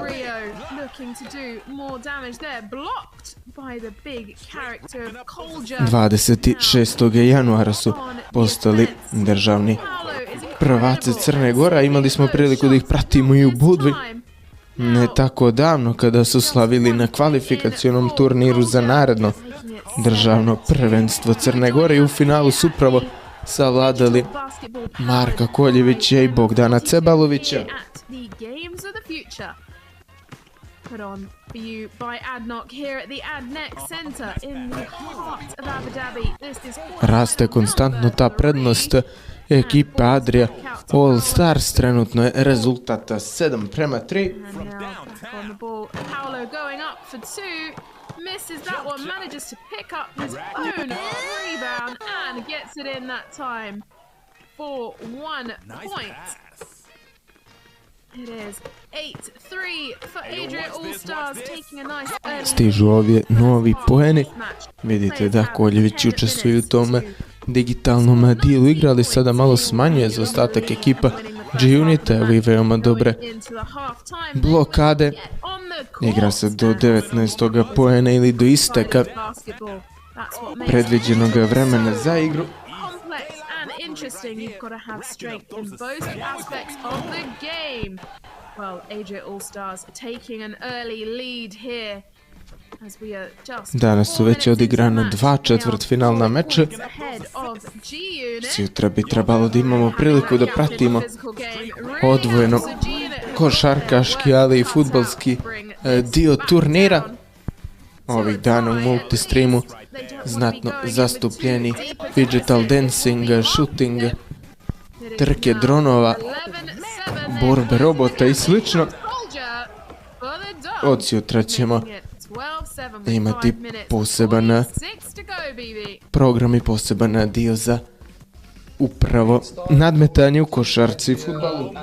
Honestly, that gap is starting to grow further and further. We just got a nice block from Kolja, who's really putting a lot of pressure on Team G-Unit. Kodo going for the shot, 5 poena prednosti za ekipu Adria All Stars. Svaki poen je izuzetno važan. Rio goes for the shot, but not landing it. Walla gets the rebound and passes it to Polo.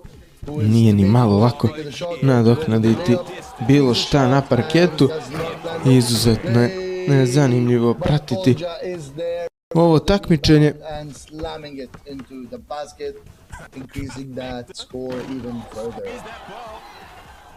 So I remember hearing yesterday from one of the interviews for G-Unit, I remember one of the players mentioning that they are actually friends.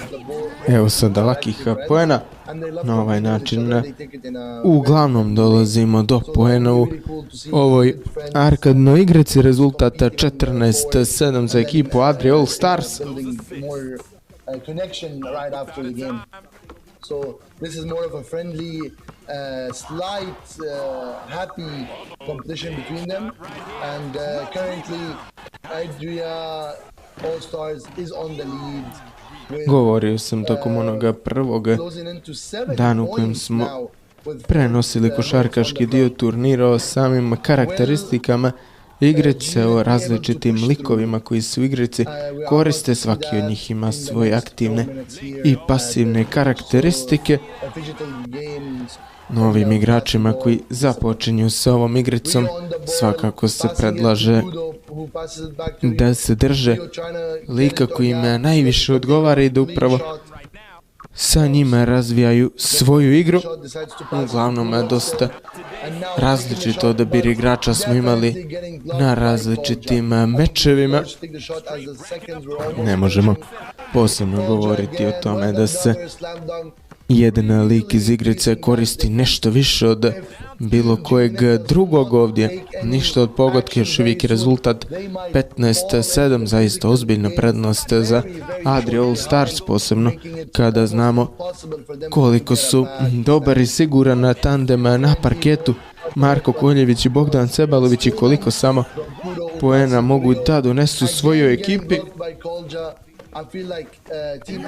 Nije se prečesto dešavalo da se neka veća prednost nadoknađuje na parketu, makar ne ovdje na završnom turniru gdje su zaista ostale samo najkvalitetnije ekipe.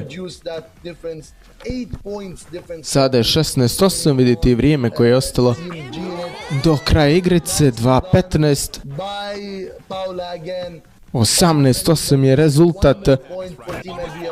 Poentiraju sada igrači G-Unita, smanjuje na 18-9, jedan poen je dovoljan ekipi Adria All Stars za završetak digitalnog dijela. Ovo je bilo sjajno, ubjedljiva prednost i ogroman plus nose na parket igrači Adria All Starsa. Pobjeda vodi u polufinale. Učešće, odnosno ispadanje u četvrtfinalu označava i kraj turnira.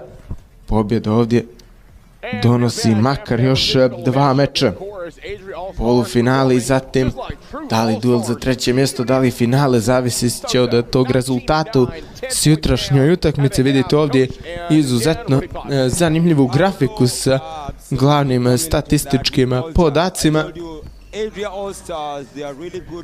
Čak 5 dvojki su pogodili u digitalnom dijelu igrice igrači ekipe Adria All Stars, što je svakako značajno doprinijelo i konačnoj razlici i ubjedljivom vođstvu 19-9. Well, if the past is any indication of the future, the last game Liga Pro was up 19-9. This game, Adria is up 19-9. So G-Unit has an uphill battle because they're not quite the formidable offense. Naravno, potrebno je sada i nešto više vremena kako bi se započeo drugi dio ovog dvoboja, ali mnogo lakše mogu da dišu predstavnici Adria All Stars, ekipe u kojoj pored 2 naša takmičara nastupaju jedan predstavnik Srbije, jedan predstavnik Hrvatske. G-Unit, I'm adding it one name together. G-Unit. They play a more physical type of game. Traju sad i te pripreme, nekoliko zaista zanimljivih stvari smo mogli da vidimo tokom trajanja turnira u dvorani koja je jedna od najkvalitetnijih i najuslovnijih u svijetu u ovom momentu. Zaista nije se ni dovodilo u pitanje kakav će organizator biti Abu Dhabi.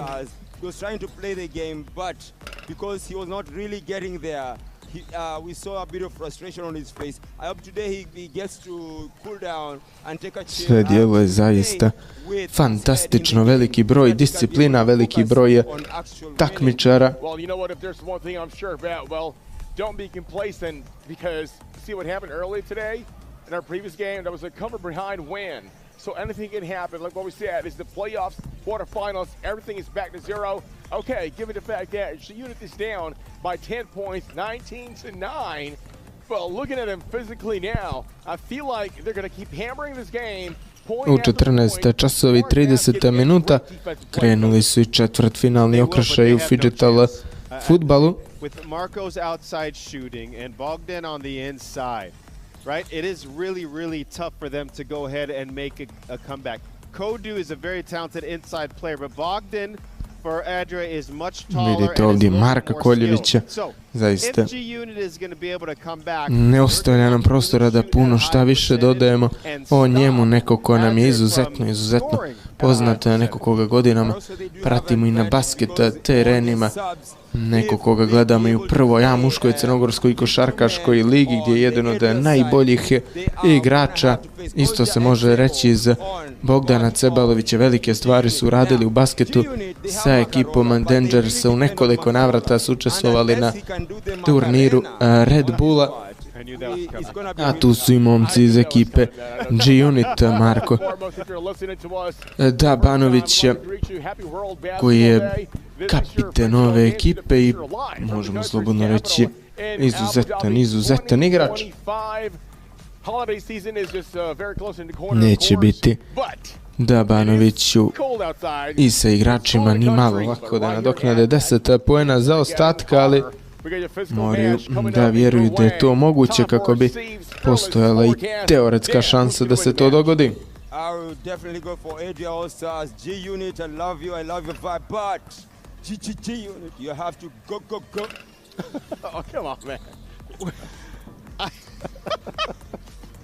I don't know how to follow that up. I'm just going to say this. The All-Stars of Adria is one of the favorites, and they're going to prove again today why they are on the fast track to win the championship. Well, there you have it, ladies and gentlemen. Now there's only one thing left to say. Coach, what is that? It's my favorite time. It's game Ekipa Adria All-Stars zaista bila sjajna tokom grupne faze. 38-14 pobjeda protiv ekipe E7, 37-33 pobjeda protiv ekipe Great Team Brazil. Great job by Kolja and by Paulo last game. They have really dominated there, putting their team at a massive disadvantage. Meanwhile, G-Unit is at a massive disadvantage with a 10-point difference. The game is about to start. Moments until we get in there and see what could potentially happen to the players when playing physically. Naredno izdanje Games of the Future 2026. godine održat će se u Kazahstanu u Astani. Abu Dhabi je postavio jedan ozbiljen organizacioni izazov pred Kazahstan. Like I said earlier, these guys are friends. As you can see, they're really excited, just happy. Vidjet ćemo da li je moguće ponoviti jedno ovakvo takmičenje. Kako je vrijeme odmicalo, zaista se povećava i broj navijača na tribinama. Nije počelo obećavajuće, ali svakog novog dana što možemo da primijetimo je sve više ljudi na tribinama. Going in again, G-Unit has the position, trying to maneuver on the arc, passing it. Postižu ovdje poen igrači G-Unita. Biće im potrebno izuzetno mnogo kako bi uspjeli da preokrenu.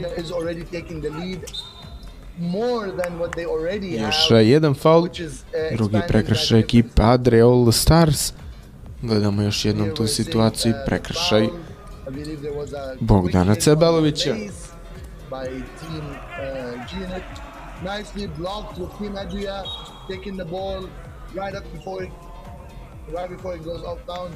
Uzvraćaju faulom i na drugoj strani. A mi gledamo jednu od prethodnih sjajnih reakcija Cebalovića.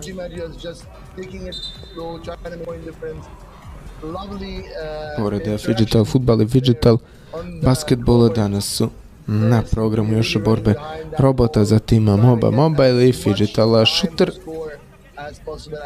Također počinje i takmičenje, odnosno nastavlja se takmičenje u Phygital Dancingu. Kako sve to izgleda i koje igrice se koristi, mogli ste da vidite još u baru jednom zanimljivom takmičenju. Tada je takmičar iz Holandije bio najbolji u Crnoj Gori. Ističe polako prvi minut igre i pogađa Koljević. Svaki poen je sada izuzetno važan za ekipu Adriol Starsa. Ne moraju da žure. Imaju potpunu kontrolu nad dešavanjima u ovoj utakmici. Čini se da će biti dovoljno da samo odigraju na polovini svojih mogućnosti ukoliko uzmemo obzir koliko ova ekipa stvarno može. U četvrtfinalu jednog ovakvog takmičenja 10 poena prednosti sa digitalnog dijela igre predstavlja ozbiljnu prednost. Rade sada Koljević čisto loptu. Koljević dodavanje za Cebalovića. Lijep potez Bogdana Cebalovića. Povećavaju svoju prednost igrači Adriol Starsa. Cebalović i Koljević će propustiti današnju utakmicu prve A muške crnogorske košarkaške lige između Dečića i Sutjeske.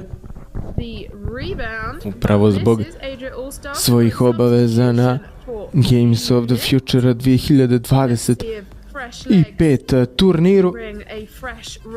Već su propustili duela protiv Kotora. U zavisnosti od toga do koje faze takmičenja budu učestvovali u Abu Dhabiju, nije nemoguće da propuste i duel protiv Podgorice. Provjerava se ovdje broj prekršaja, ali koliko je vremena ostalo do isteka ovog napada za Koljević i Cebalovića.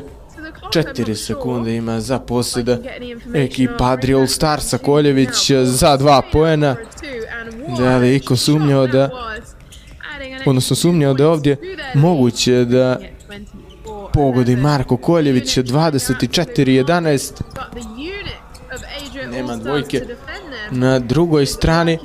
Koljević lijepo se snalazi, plus 13. Čini se da ne vjeruju potpuno u preokret ni igrači G-Unita.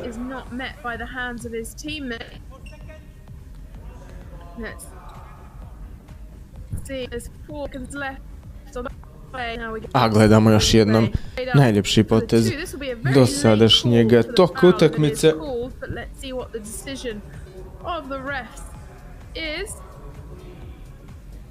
All Stars are leading at 24-11 in this current match. Massive lead brought about in the first half, the digital aspect of the game. Looks like the ref is checking something.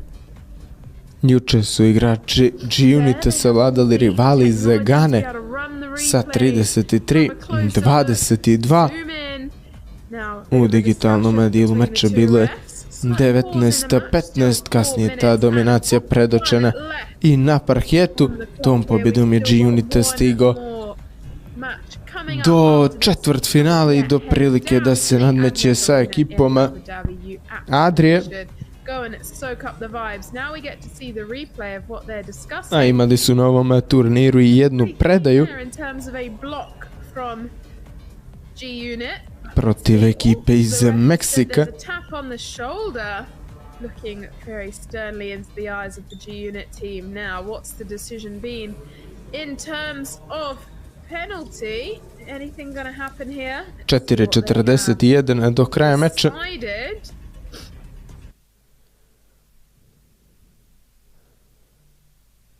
Kodu, number 10. There's been no issues in terms of play. It's been just one of these score clocks has been frozen on the screen. They have now got that fixed. The score is showing at 24-11, so no issues in terms of penalties or anything like that. Straight up for another two goes Coldra, number 10 of Adria All-Stars, but this time doesn't make it land. U finalu državnog prvenstva Baru ekipa G-Unit je savladala Grafomatics sa 28-22. U polufinalu su za 36-25 uz fantastičan, prije svega digitalni dio meča savladali ekipu Danilovgrada Phygital, tako da još uvijek su neporaženi kada govorimo o domaćim okvirima, ali čini se da će na svjetskom nivou ipak morati da se zadovolje ovim četvrt finalima. Sada dolaze do lakoga poena pod košem. Team that reaches 39 points first wins the match, or if they're in the lead after 7 minutes on the clock for this physical 25-12 overall match. We've got G Unit on the board. prekršaj nad Miloševićem. Now, BB, it's been quite a slow start so far to this game, Kompletan but it's spisak sort of ekipe G-Unite: Marko Dabanović, Miloš Milošević, Mario Paladin i Luka Nikčević. You know, they're struggling both to score, but we've got G Unit back on the ball. Let me know what you make of this game so Veoma far. dobro se znaju i oni sa basketaških turnira. Nerijetko su osvajali 3x3 takmičenje. Pa tako i u Bijelom polju 2018. godine. Evo sada pogotka Dabanovića za 2 poena, 26-15 je rezultat. Ne djeluje ovdje pretjerano zadovoljan Dabanović. Sigurno da se nadao da će njegova ekipa imati veće šanse za jedan dobar rezultat. Cebalović uspije nekako da se snađe na kraju, ali je dosuđen faul ovdje. Koljević ili je lopta već završila van terena. Ekipa Astane je već među 4 najbolja tima. Nekoliko zaista kvalitetnih ekipa i svi se ističu i dobrom igrom igrice, ali i dobrom igrom na parketu. Koljević pokušava, Koljević da li je ovdje uspio da izbori prekršaj, negoduje Dabanović.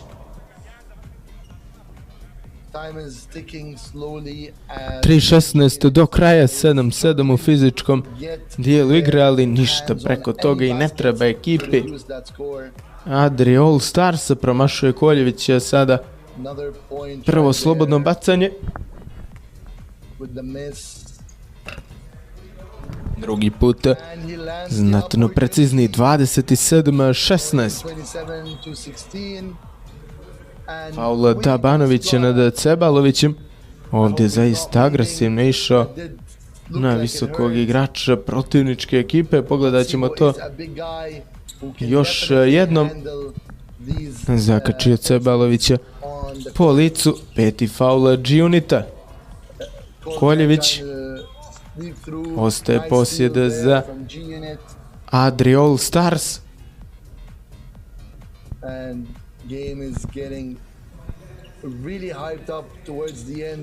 Koljević, atraktivno dodavanje za Cebalovića, 28-16.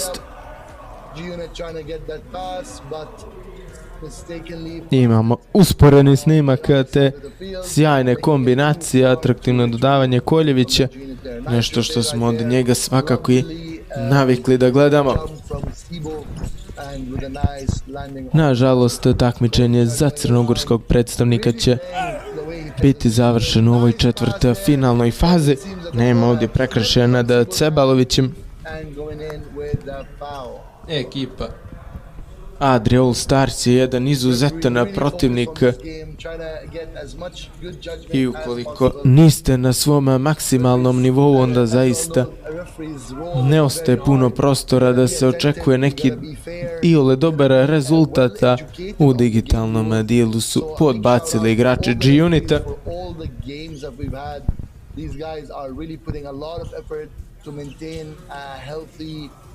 Prilika za šut za 2 poena, ostaju na jednoj pogođenoj dvojci, to je bio pogodak Dabanovića. Odlična kombinacija, prilika sada za lake poene, 28-17. Koljević,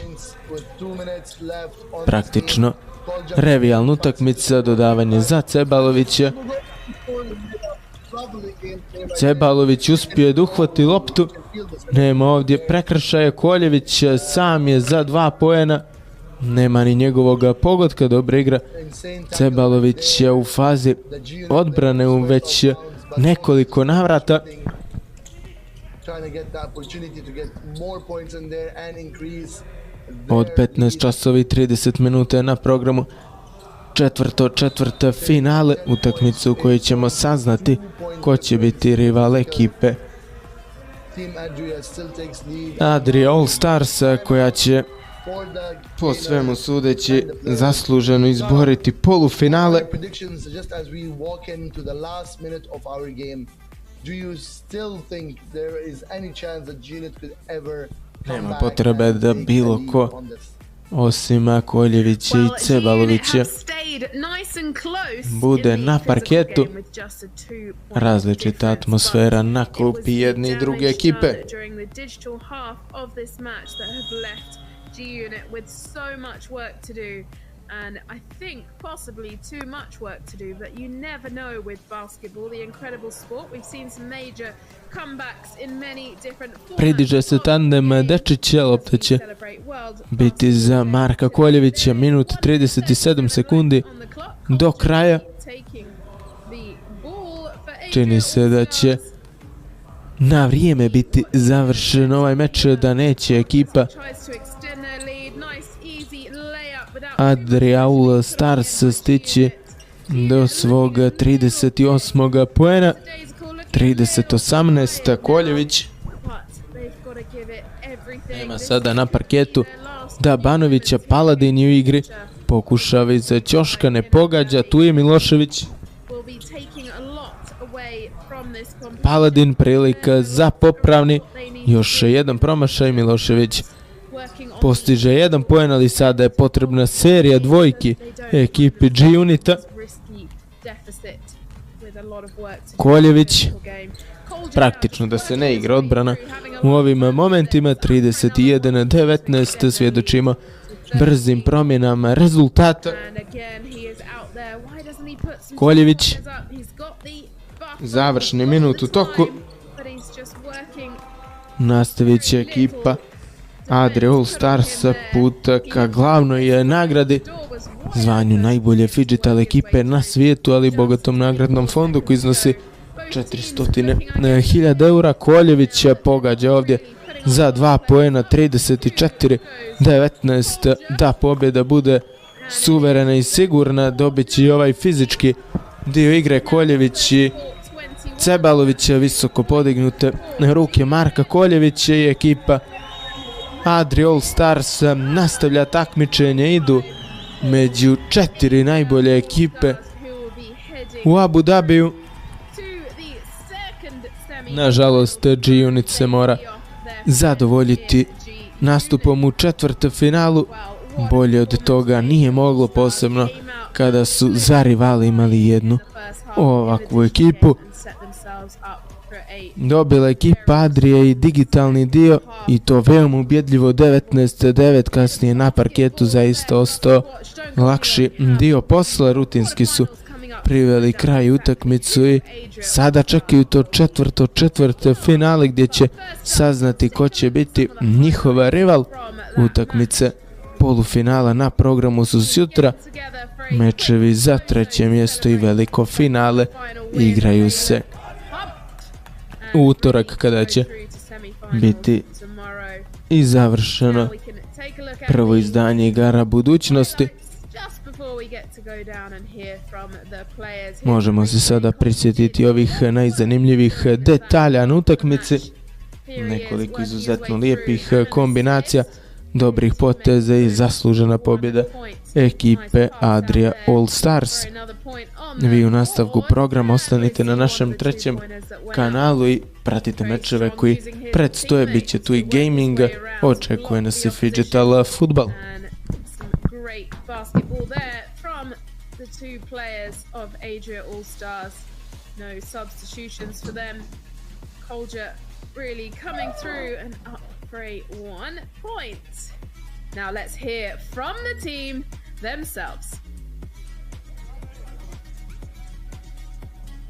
Another dominant display from you guys, and you guys have been cleaning the competition out throughout this tournament.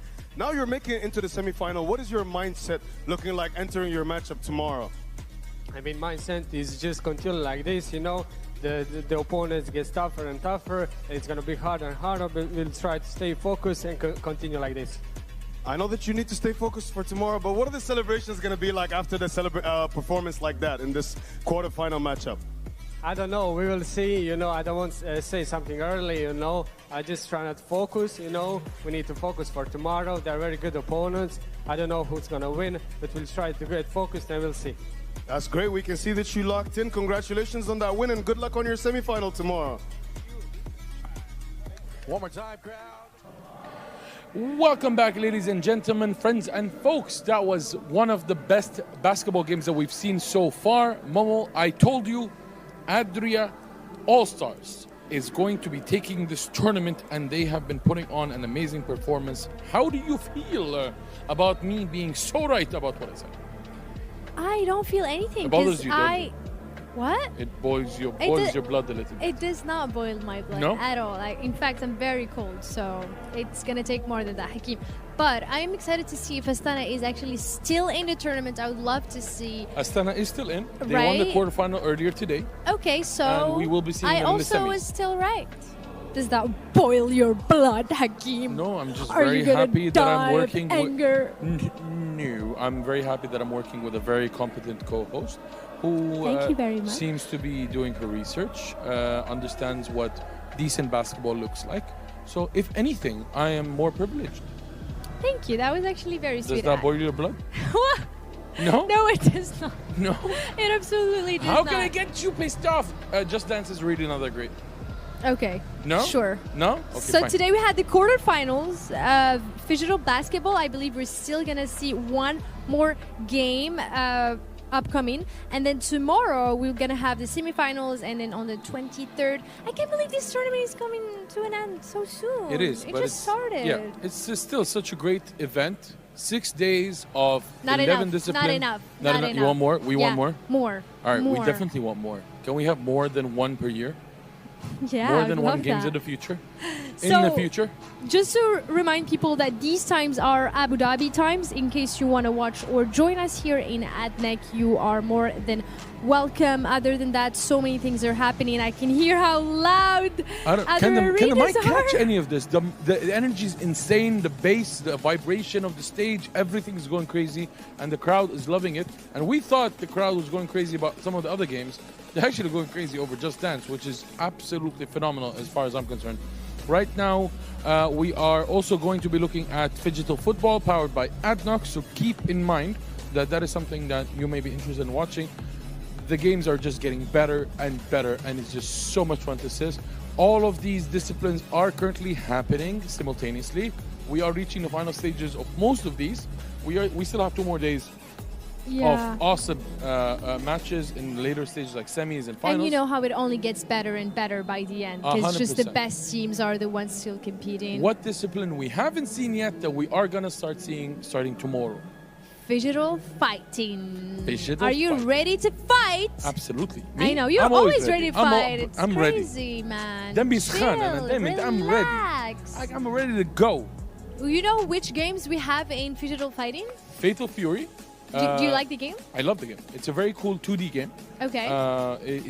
It's one of the old school games that came back, like Guilty Gear, etc. Fatal Fury is a very fun game.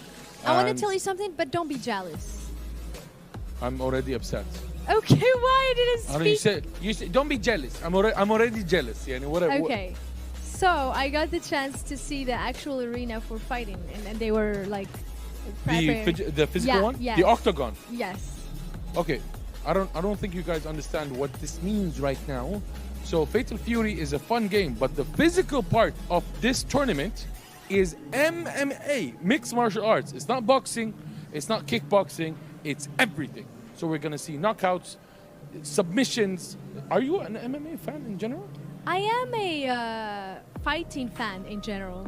You like to see people get beaten up for a living. I also like to fight sometimes, get physical.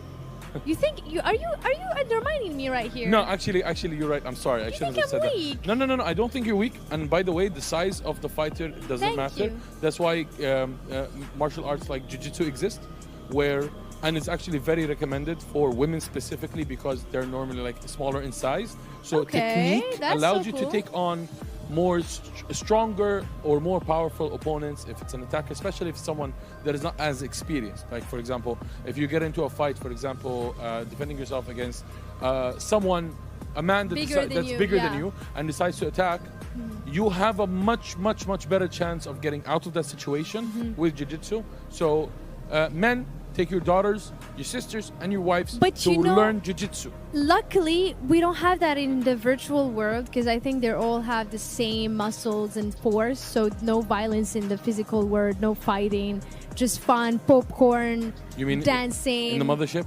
drones. We're all in the friends. mothership. Here. We're all here to have fun. In the mothership. Oh, Scream for them so they I'm cheer loving for this. you. Can I actually call them out? Yeah, go. I don't know. Are they awake? I Are you think guys so. entertained? Look, they're like excited. Are They're you just waiting for talking to this? each other. They're moving. Is everyone ready? I don't know.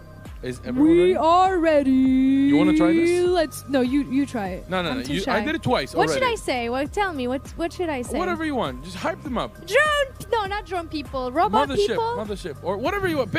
Bolts and stones. Hi, robots. No, I'm shy. Wait, what did you do yesterday? Let's go. Let's go. Let's go. Okay. Hello, robots. It's me, your master, and you have to listen to me, okay? We need some noise in the mothership. Are you ready? Let's go! Oh! See, I knew you had it in you. That was like the coolest, cutest hype ever, but the audience picks up on it. And I don't think anyone is going to listen to you and say, I am your master. They will. I was like, show me They will. job description. Job description? Show me job description. This reminds me Who of made you IC. master? This reminds me of IC when I was telling people, IC. Yeah, that was fun. So this is GOTF. Who? GOTF. GOTF. Games of the Future. GOTF. GOTF. And is that hyping you up? Is Yeah. that working for you right now? You know what I'd love to see in the virtuals and we didn't see yet? The fighting part. Can we actually see that? I think so. I think they have it. What is this cool I would place? imagine Is it it would this look like one? something like real steel, like where like robots There are fighting. buildings. We didn't see this before. Hey, we're vibing. We're vibing. We're on top of the world, baby. We have people in the All roof. way up there. I'm loving this. The details, dude. That the is so details are cool. insane. And this is the shooter discipline, Phygital shooter. I think we're going now to the. what? Yes, this is the Phygital fighting. Really? Yes, this looks incredible. And that is Look, incredible. that guy is upside down, right? I think that's a capoeira move, if I'm not mistaken. Either capoeira or maybe What like is capoeira? What is- Capoeira, the Brazilian dancing martial art. Oh, lo siento, no habla Lo siento, Portuguese. don't lo siento. This is Spanish. Yeah, oh no, so- it's not upside down. It's just a high kick. A very interesting angle. Yo, look, they're fighting. They're trying to fight, but they're Oh, so that is cute. If they fight there, they're just gonna fall. They're not gonna This is die because they're nice. robots. Someone was actually briefed to make this happen, and it looks insane. I love Yeah. this. I'm Shout loving out. the vibes. I'm loving the NPCs. I'm loving the bots. Shout out to everyone that worked on this. And made Absolutely. this happen. Insane, terrific work. Yeah. And Good that job. roundhouse kick is like on point, actually. So The you're one in the pink and back I'm on the blue. left. You are pink and I'm I'm blue. always gonna be pink. And we're trying to find. This is how we're fighting. Yeah, they're pretty much dancing. Or I think they're balancing it out. And Yeah. Try and not one to of them fall. is like fall. Yellow guy. They're like this. Yeah, this is a fight. Like hey, Hey. You'll fall. I make you fall. You lose your I'll balance. make you fall. I I'll make you fall. Oh, I almost fell down. So Yeah. cute. Adorable. Yeah, it is, right? Yes. The robots, not us. Of course. I'm just. You should have said us. No. Get with I'm the being program, honest. Momo. I just think it's so unique. This event is so unique. Yes, it is so It's unique. crazy. And it's absolutely well made. I don't know if you, for those that are seeing this on screen or those that have come down to the stage and just take a look at one or two of the disciplines, from a production perspective, this is something that is absolutely insane. Like, it's already enough for one stage to exist and one venue or one discipline, but for everything to happen in a span of 6 days, and God knows how long they had to prepare for this. I'm pretty sure it wasn't enough time, but you can tell the production is amazing. Everything's been so cool. Battle robots destroying glasses, taking over the world. We have bots that are dancing, pink and blue. It's Momo and Hakeem in the house, having a great time. And We have the robot loudest noise is dogs coming as from- well. What's that? Robot dogs outside. Yes. Did you see Yes, that? I saw that. Like I just also- walking casually with people and And there was like a super cool RC car as well. There was like a crazy. jet engine in the back. yeah. And he like turns off the petrol so that only the battery works. You and all know what we also have? A fan area, actually. There was a fan area where you can try cars. And I believe we have a drone Yes. race. So this is one of the incoming. quarterfinals that was supposed to happen today. You see them running up and down. Rasengan? Yeah. So Rasengan. Yeah, you know, Rasengan, and there was another anime name as well, Raiden. So Rasengan and Raiden actually played against each other in the qualifiers yesterday. Rasengan won, of course. Right. Obviously. The better anime. Minato-sama, Naruto. Yani, of course. Minato, Thank you. Jiraiya, Naruto, any one of them. Absolutely. But so did you see them run up and down? Right? You saw them run up and down the stage. Yes. That was the swap between the pilots. And they have to be so fast because you Yes. don't want to lose a second. I don't know how fast they were running. Because you need to drive, so you have to Yes. run fast. True, so true, you true, don't true. want to lose any time. Yes, and there's also, I don't know if you see this. So he actually has to take out. So the guy that swapped out needs to set up the drone for the new pilot to take over, and he needs to be alert in case the pilot crashes. He has to use one of the 4 drones that they have available for them. If all 4 drones have crashed out, similar to Team Flat Out did in the previous one. Cyclone Cyclone as well. The race is over. Doesn't matter Yeah. how many laps you've done. You're always going to fall behind. And I don't know if you know this.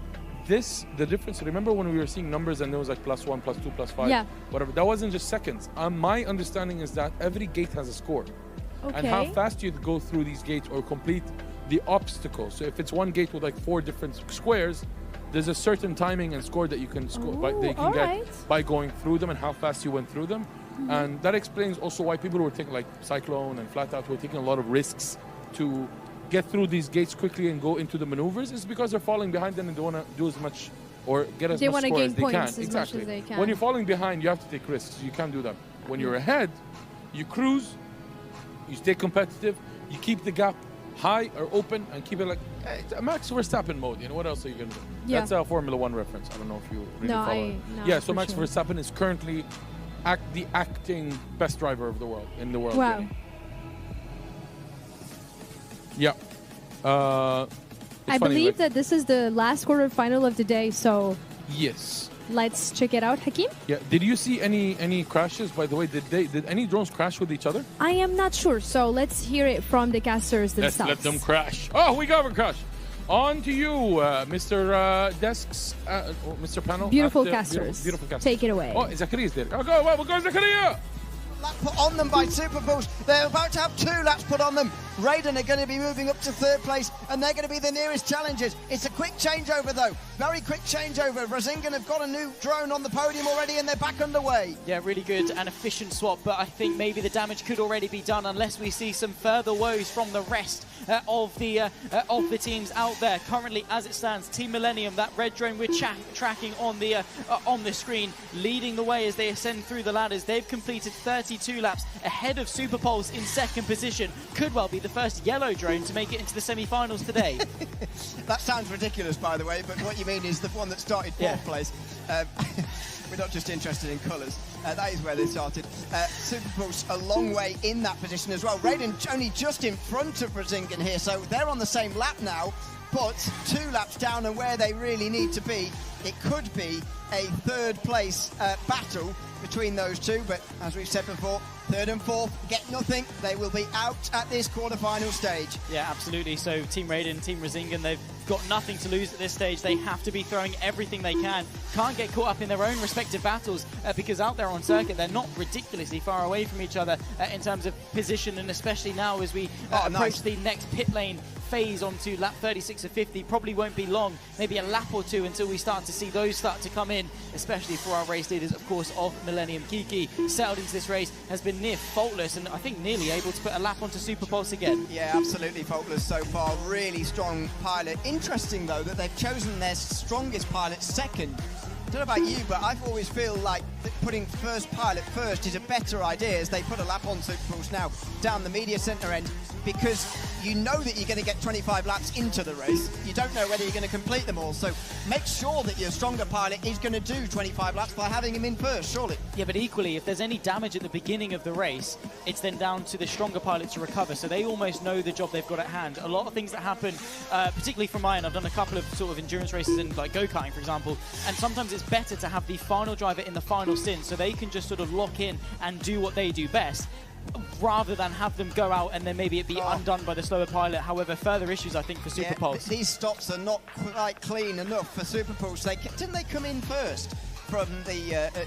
no, maybe not. But anyway, they were out quite slowly. They came in early. Yeah, and unfortunately their stops have been slightly slow, twirling around. I think they might have clipped the starting gate, and they're not quite settled in this new drone. Raiden getting past Rezingen there as well. I think. Down! Super Boost down from second place. The transfer spot into the semi-finals, and Raiden are the first to pick up. Then they have put a lap on Rezingen. That was them putting a lap on, and here they come to the end of another lap. Raiden are going to be into second place here, I think, in a couple of moments' time. If not, they need another lap, but they've got a big chance here of getting into the semi-finals. The crunch time is on for Super Pulse here, and for Raiden as well. This could be very, very close to decide who makes their way into semi-final 1 tomorrow. Team Millennium seem home and clear, but it's getting very close between all 4 drones, really. Raiden, though, bit of clear air to work with. Of course, the Halo Walker to P2 in the Drone Racing League World Championships. They're now through, up in a second place. Millennium from Raiden, from Super Pulse and Rezingen, the top 4. Raiden, and indeed they are in front, Raiden. Super Pulse having difficulty here, but they've passed Rezingen nicely through the Snake Eyes, and they're chasing Team Raiden now. There's about 14 or so laps to go for them. Team Millennium a long way out in front. They look like they're on their way to a quarter-final victory here. Yeah, of course, for Raiden, they're coming into the pit stops now, so that could well hand the baton back into favour of Super Pulse, who will work their way through in a second. Of course, a nice pass there from Kiki for Team Millennium, straight down the inside of the final pole to work their way back into, to put another lap on the lead. Super Boost down again! And have they got one drone left? I think they've got one left, but this is going to give Raiden the opportunity, surely, to go through. They've made their pit stop, and they are back out onto the track again. Wow, Team Raiden are going to be in a transfer spot here because Super Pulse have had 2 problems in the last 5 laps through the quad gate. Yeah, absolutely a big shame for them, but still currently running at P2 as it stands. I don't think that is going to be the case, but look at that. Team Millennium running away with it. Super Pulse China, Team Raiden, Rezingen all completed 37 laps at this stage. It is so close, down to the wire. As we expected, small mistake for Kiki there as they work their way through the Snake Eyes. I don't think in the end it's going to make too much of a difference as they're on lap 44 of 50. No, you're right on that front. It's 5 laps down, nearly, Team Raiden. They're about to go 5 laps down. Although Millennium might need another stop, looking at that battery there before the end. They're trying to put that lap, and indeed they have done. So there they go. Raiden are in second at the moment. They're not far away from putting a lap on Rezingen, who just get the quad gate wrong. And now they're going to let Millennium through. They're nearly a lap down on Team Raiden. It looks like Super Pulse China are struggling to get back out onto the track again. I'm not sure if they have got a drone left. I think they should have one left. But I don't know whether they've lost too many batteries now to actually have enough to complete this race. A real shame for them. What a battle it was from them. At times they were running in second. They were leading this race at one stage. Yeah, exactly that. It's not just about how many drones they've got left, because they might have a chassis, if you will, of a drone, but they don't have the battery to put in it to make it go. I mean, it's all good having a drone. What good is it if it doesn't fly? Team Millennium, though, with just a handful of laps left to negotiate, they are home and clear. I think that's one of the biggest gaps that we've seen all day between P1 and P2. Might be. They were about to do 5 laps on Raiden, but I'm not sure they've managed that in the end. Rezingen have had to come into pit lane again as well, so only Team Raiden are actually out on the track at the moment. Everybody's just watching them. That blue drone is Super Pulse are out as well. Yes, yeah, they're definitely out. So that's the end of the road for them. Millennium back out onto the track again. They've only got 5 or so laps to go. Yeah, exactly that. It's just going to be nursing it on board with Raiden there momentarily, now tracking the leader once more. They look... I mean, that red drone just looks absolutely, just menacing, doesn't it, as it whips its way around this circuit here in Abu Dhabi. Of course, a very technical indoor circuit, very stimulating, I suppose. A lot of things come at you, a lot of challenging obstacles on board through what we call the quad gate, where you go in and out 4 times, back onto this long stretch, flick it into the left, through the normal gate, then into the challenging blue gate. Now, this is probably Ewan's favourite section of the circuit. Down, up, and then down through the ladders. A very quick flick to the left for the final corner, and Millennium looking to put another lap onto the blue drone of Raiden. That's Rezingen. They've just gone past there to put them 7 laps down now. It doesn't really matter for Rezingen. What they're waiting for is Team Raiden to make another pit stop. I'm not sure if they need to, but they haven't for a while. So we'll see whether they can do the next 6 laps or so on the battery at the moment. But if they can't, then they've got a chance to catch up here, Razingan. They're nearly 3 laps down, though, and Razingan having to come in themselves. So this is not good news for their competition. They're waiting now for problems for Team Raiden. In fact, both of those battling for second and third are in the pits. Yeah, so Razingan need a quick stop, get back out there and hope there are some problems for Raiden. You don't always want to be hoping for misfortune of your competitors, but sometimes if it's going to save your competition, you're going to need it. A slight miss of the podium from Team Raiden as they put their drone back on the platform and get it back going again, in and out, before Razingan. Yeah, as Team Millennium come round the final corner, they are going to win Heat 4 in the quarterfinals here this afternoon. They will be delighted with that. They'll be along with E7, with Team Heart of America and Rolf as well in semi-final 2 tomorrow. Who is going to be in a very stacked semi-final number 1 though? It's going to be Team Raiden or Razingan. Raiden just putting a 3rd lap on Razingan here. They need to do another 5 laps though. This race a long way from being finished. Yeah, exactly. One battery running out, one battery depletion, and they could be thrown completely out of it. Of course, the time is now ticking to the end of this race. We'll confirm as to how long they've got left once we do know. But through the snake eyes, of course, for Halo Walker, who could well be the angel of Team Raiden after their absolute calamitous start to this race. All the way back then, they had 2 laps down on the rest of the field, able to climb their way back through, race leading pace potentially at some point. It's been an almighty battle from start to finish, you have to say, and exactly what we was almost predicting for quarterfinal 4 as they come into the pit lane for Team Raiden. Yeah, another stop. So Razingan needed another stop there to get enough juice on to get to the end. Team Raiden need to do so as well. They've got 4 minutes from now to get to the finish here. But that is enough time for Razingan to do those 4 laps and catch up to Raiden. And Razingan are coming back in again. So they're not happy here. Something's going awry with Razingan's drones at the moment with their setup. I'm not entirely sure, but they're having real trouble at the moment. They've stopped a lot of times in the last few moments. And so Team Raiden look like they're on their way here. We'll see whether they've got enough juice here to actually do the laps required in the allotted time. Yeah, we'll have to wait and see, but currently the only drone out on circuit is, of course, that blue one of Team Raiden, looking very, very nice indeed. And, well, in theory, should actually, well, will be in terms of where they rank, will be in the harder of the 2 semi-finals. There's a tap to the snake eyes there, able to continue though. Thankfully for them, it seems that P2 is pretty much all but concretely done for them, but it does mean they'll be going against Drone Racing 1, Tech Drone League and Team BDS in the semi-finals tomorrow, and that is going to be tough. That's a hard semi-final to be in, unfortunately, for Team Raiden, and you'd have to say they're probably least favourites from those 4, but you never know. As we've seen in this race, you can never ever know what is going to happen. Remarkably, there's only 1 change from how they started, but that feels impossible if you've watched this race along in quarterfinal 4. Through the quad gate, Team Raiden having trouble. They can't afford to go down. That's the one thing they can't afford at this stage. Yeah, absolutely, because, well, we were told a couple of minutes ago a maximum of 4 minutes added time to this race to just complete as many laps as possible. Team Raiden are only 1 lap away from going on to lap 50, so that would definitely seal the deal as they tick their way onto what I believe will be their 50th lap now through the quad gate for what should be their final time. There's not really much that Razingan can do for this one except for just hold out hope, and in fact, actually, I think they are calling it quits there, back into the pit lane, and that's their competition done and dusted. Looks like that's your lot from Razingan, unfortunately. They've had real trouble in these last laps, having to pick quite a few times, but Team Raiden come around the final turn now, and they are done too. They have done the 50 laps, quite a time after Team Millennium, but look at the relief for Halo Walker there. Delighted with that performance. Maybe not with how it started, certainly with how it ended. Fist pumps all round.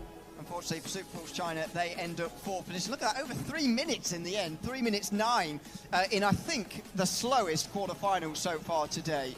I would say so. Quarterfinal 2 was 1,137 seconds. Quarterfinal 3 was 1,302. In fact, actually, no. Was it quicker than the quicker than the one before that? Yeah. Goodness me, that doesn't feel possible.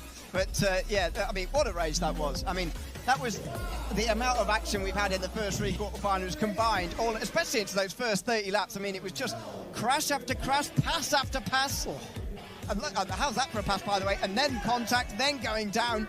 I mean, unbelievable racing, really unbelievable in quarter-final 4. Yeah, Raiden were quite lucky there to have not had further issues with Millennium, because that initial clash, I mean, they could have gone on to win the race potentially. Obviously, you can't live in shoulda, coulda, wouldas, the ifs, buts, the maybes. We only do absolutes here, of course, at Games of the Future. And of course, for Raiden, they absolutely are going to be through into semi-final semi-final 1 tomorrow after finishing P2. Unfortunately for Super Pulse China, despite the potential for Long XL and CG, of course, the 20 and 13-year-old respectively, both incredible talent in their own right, but that will be the end of their competition. And to be fair, quarter-final 4 was always going to be difficult. And it was always set to deliver in the way that we've just seen as well. Unfortunately, it is the end of the road for Resingen and for Super Pulse China as well. But just a word on those teams, by the way. 8th in qualifying for Resingen, 13th for Super Pulse China. Not bad at all when you look at the times there. They're actually only 3-4 seconds apart in qualifying, but a long way off in the race. Team Millennium and Team Raiden go through, Resingen and Super Pulse China out. But a word on them first of all. I mean, especially Super Pulse China leading this race at one stage. They were excellent throughout. Unfortunately, couldn't complete the 50 laps and couldn't complete them quick enough. I mean, there was at one point around about the lap 30 mark where we had all 4 teams on the same lead lap, which was remarkable. And even leading up into the sort of the halfway mark pit stops, we had all of them on the same lead lap. And today that's almost been unheard of. One of the most competitive quarterfinals that we've seen, as we expected, with P4 overall being on pole position and only P13 overall being in P4. It was always expected, destined maybe, to be a very, very close and competitive quarterfinal. But that is going to do it, I think, for today. I mean, quarterfinal 1, quarterfinal 2, quarterfinal 3 and quarterfinal 4 sets us up very well for tomorrow. Sets us up brilliantly, especially semi-final 1 tomorrow is going to be absolutely excellent. But what about the way Team Millennium did that? Because they qualified 4th in qualification yesterday. For me, didn't put their strongest pilot in first, which I think is the way to do it. Put your strongest one in first and then hold on. But Trinks Pepino did an admirable job, mostly defending at the front, but didn't let anyone past him for the most part. Kiki got in eventually, and then, 5 times French champion, 2-time World Cup winner, he knows what to do. Won by over 3 minutes there in that race. But interesting the way they did it, and worth remembering for tomorrow that they've got a very, very strong second half coming up if they decide to go that way round again. Yeah, 100%. Of course, it would be nice to grab a chat with, of course, our race winners of that one, Team Millennium, who were just absolutely faultless from start to finish. I don't think lost the drone at all. So joining the likes of Team BDS and of Tech Drone League, those from quarterfinal 1 and quarterfinal 2. After quarterfinal 4, though, let's head down and have a word with Team Millennium.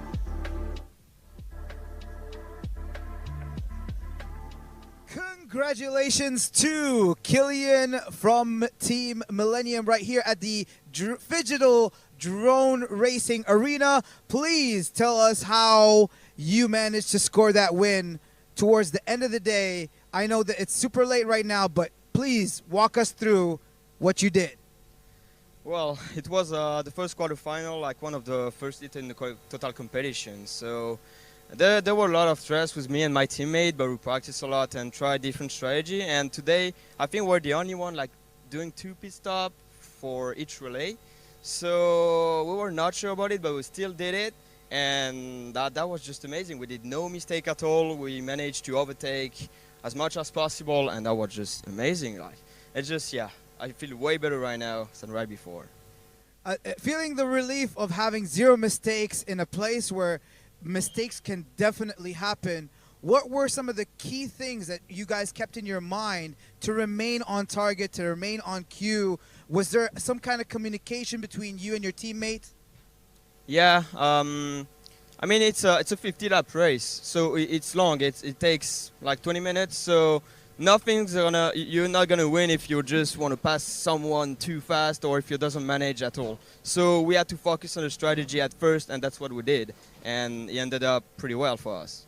Amazing. You guys heard it right here. It's strategy and the winning mindset to actually get to that victory. Nothing but excitement right here at the Phygital Games of the Future, Abu Dhabi 2025. See you tomorrow for the final.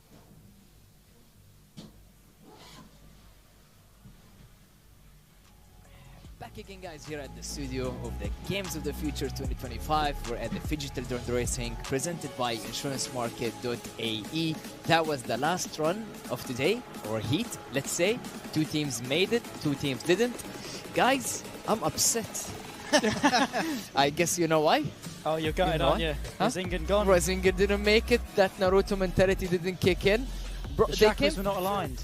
Huh? The chakras were not aligned. But the chakras were not. They didn't mold enough chakra, maybe. I don't know. There were some technical issues. Let's go through the highlights here. Iwan, can you take it through? Yes, I mean, how long have we got? So many highlights from that race. Great racing. This was Rasengan versus Team Raiden at one stage, battling over the second position. Superpulse China were a little bit away at this stage as Raiden were trying to get through on Rasengan through those ladders. In the end, couldn't do it in this particular clip, but so much drama throughout, so many crashes, so many passes, and yeah, brilliant battles as well, like this one. Guys, as we expected, by the way, this heat was really intense. The performance of every team was a bit close, like really close. And Rasengan, without having these technical issues, I think they could have made it. Right, Zach? 100%. Any 4 of them could. Obviously, you know, Millennium and Raiden did, but it wasn't without the battles for Raiden. You can see they're down a number of times, but Millennium, of course, sometimes a bit of an instigator in terms of the contact. Of course, we saw them have a clash at Quad Gate, but were able to get away scot-free, didn't go down at all. And yeah, Rasengan, Superpulse China, both of them at any point could have tipped Team Raiden to go for that second place. I don't think Millennium really were on the cards, definitely in that second half of the race. Kiki was just untouchable, but yeah, incredibly competitive and one that kept us anticipated for what was going to happen next. Yeah, I guess Millennium really did a great job, honestly. Like, they were running so fast and they had a kind of a clean run, to be honest, compared to other teams. But again, Superpulse China, by the way, they were doing really well, but I think they lost their drones and they stopped at the 37th lap. Yeah? So they lost one of their drones right down below us as they were trying to get to their pit box at one stage, but then 2 laps consecutively coming into the Quad Gate, they crashed and they were not able to recover. So Team Millennium took the victory. Team Raiden will be going through with them. Unfortunately, Rasengan and Superpulse China are out. Unfortunately, we have to say goodbye to Rasengan and Superpulse China. Congratulations to Team Millennium and Team Raiden who will be with us tomorrow, and best of luck for Rasengan and Superpulse China for maybe future tournaments. I think now we are done. We have all the teams for tomorrow, and guys, I believe the excitement that we watched today is going to be doubled for tomorrow, right, Zach? Yeah, I mean, the stakes get higher. We've got only 3 races, so tomorrow we're going to do both the semis and the finals in of themselves. But yeah, the semi-finals, I mean, they're cooking, really. I mean, semi-final 1 especially is the clash of titans, I'm going to call it, because you've got BDS, you've got Tech Drone League, you've got Drone Racing 1, and you've got Team Raiden in the mix as well. A little bit of an underdog versus those 3. But I absolutely cannot wait for what's going to happen. 3 of those teams won their respective heat, of course, across quarterfinal 1, 2, and 3. So, yeah, really looking forward to semi-final 1 tomorrow, and also semi-final 2 as well. Should just be equally, if not maybe even more competitive from what we can see heading into the final. Exactly. And now we're going to go ahead and see some crashes that happened today throughout the course. Yeah, there's so many of them throughout. The Quad Gate again providing its danger. Yeah. That was just clipping the top of it as you're trying to come back down again for the final part. This actually through the Snake Eyes. The 2 drones were battling away. Saw that a couple of times today. Snake Eyes again just clipping the inside of the first eye. This was Team Cyclone earlier as they were having trouble through at the media center end. This was Heart of America, the most spectacular crash of the day, I think, as they were flipping through the air straight into the pit boxes. Team Latham going down there in that on board, and that was Team Stick Time not quite getting that right coming out of the Quad Gate. That was Rasengan we just saw a couple of moments ago. The Superpulse China, one of their 2 Quad Gate crashes in the last couple of laps, which unfortunately saw them out of the competition. Honestly, guys, seeing all these crashes, I know, like, we enjoy seeing them get smashed, but I believe the teams, they're getting their heart broken when that happens, right, Zach? Yeah, I mean, it's never nice. From someone that's a very competitive person, when I lose, I'm not particularly very happy. I don't think anyone is going to be, especially when you've got this level of prestige, that fantastic trophy on stage, and of course the prize pool. I think that's mainly what people are looking at, to be honest, money in your back pocket. But there, of course, you can see we've got the qualification stage that we completed yesterday. We've completed the quarterfinals today. Tech Drone League, Rolf, Team BDS, Heart of America, Drone Racing 1, E7, Millennium and Raiden will all progress into the semi-finals tomorrow. And just having a look at that semi-final one, of course, the Clash of Titans, but equally Ewan as well. I mean, Rolf, Heart of America, E7 and Millennium all looking very strong. I think semi-final 2 is also unbelievable. Yeah. I don't see an underdog there. Yeah, I know what you mean. I think both of them have got 3 teams who are absolutely going to be in the top 3, and unfortunately I think for those semi-finals there's going to be one team lagging behind, and maybe for both of them it's going to be Team Raiden and Team Heart of America probably. Ooh. Unfortunately, if I were to pick, I would go Rolf for the semi-final 2. If Rolf can stay clean, I mean, I think they'll win that, to be honest with you. But the problem is their consistency.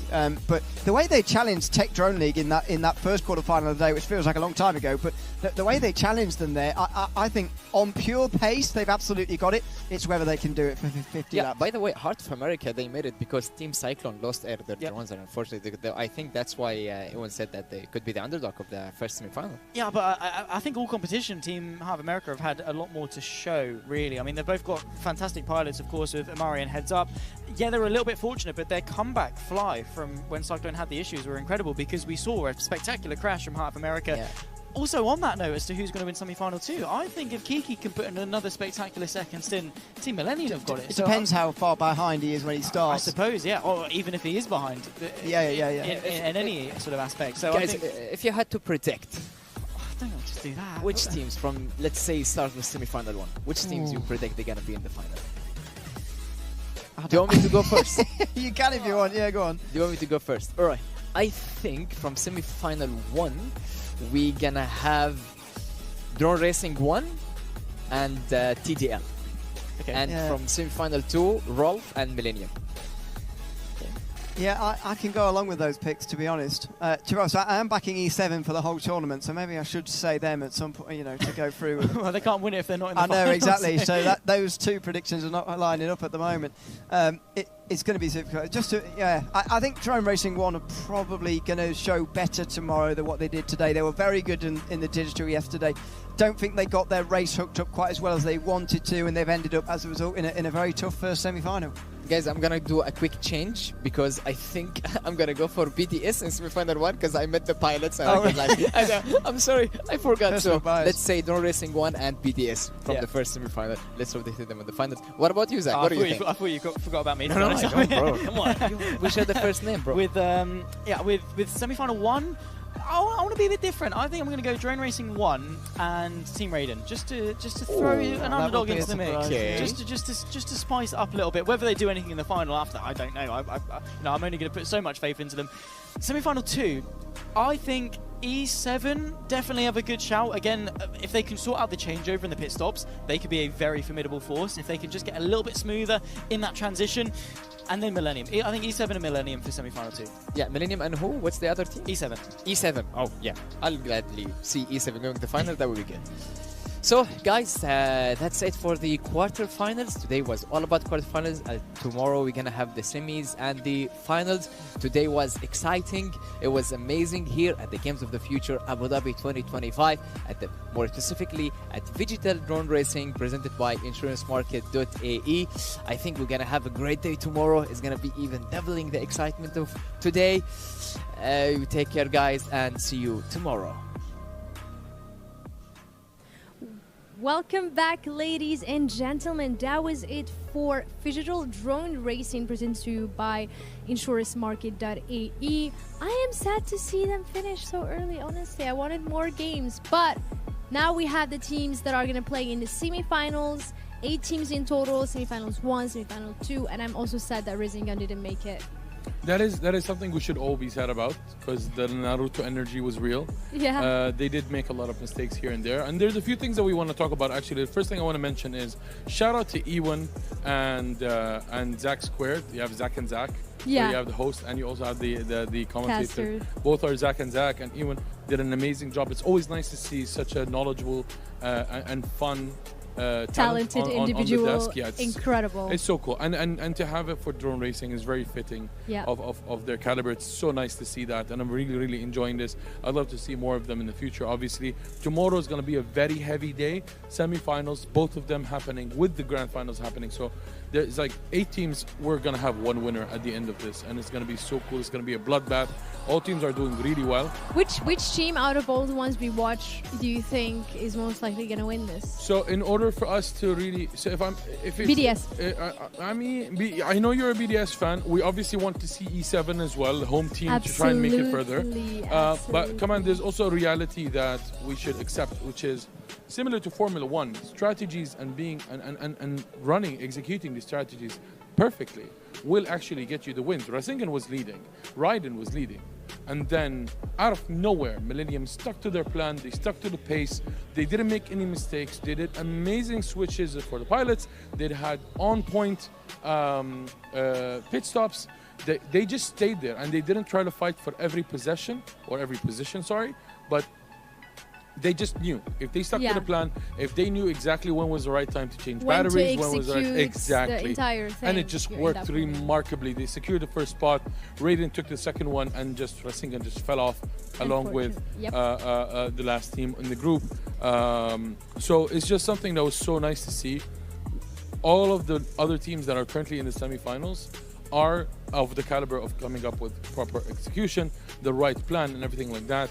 And we really obviously want to give kudos to all the teams. It's going to be an amazing semifinals tomorrow. We can't wait. Now it's our turn to move on. Yes, Hakeem, absolutely. Very excited to see drone racing for tomorrow. But today, and absolutely like right now, we have Team Onyx versus Team Falcons MLBB. I was in the arena and it's fully packed. We have so many fans in the crowd and it's so exciting. I can hear the roar of the audience. It's just insane. It's so much fun.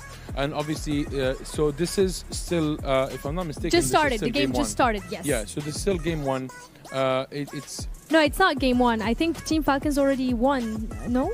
No. I believe. No, 0-0. You're right. So it's still, this is No, still it's just game first 1. blood, actually. Yeah, it's first blood. Yeah, exactly. it's first blood. And Team Falcons it's one of the most strong, it's one of the strongest Popular, teams. strong, everything. They have a very big roster of clubs that are playing. So it's one club that has different rosters of teams across different games and disciplines. And I'm not surprised to see them very late in the stages. This is going to be the last quarterfinals of the day.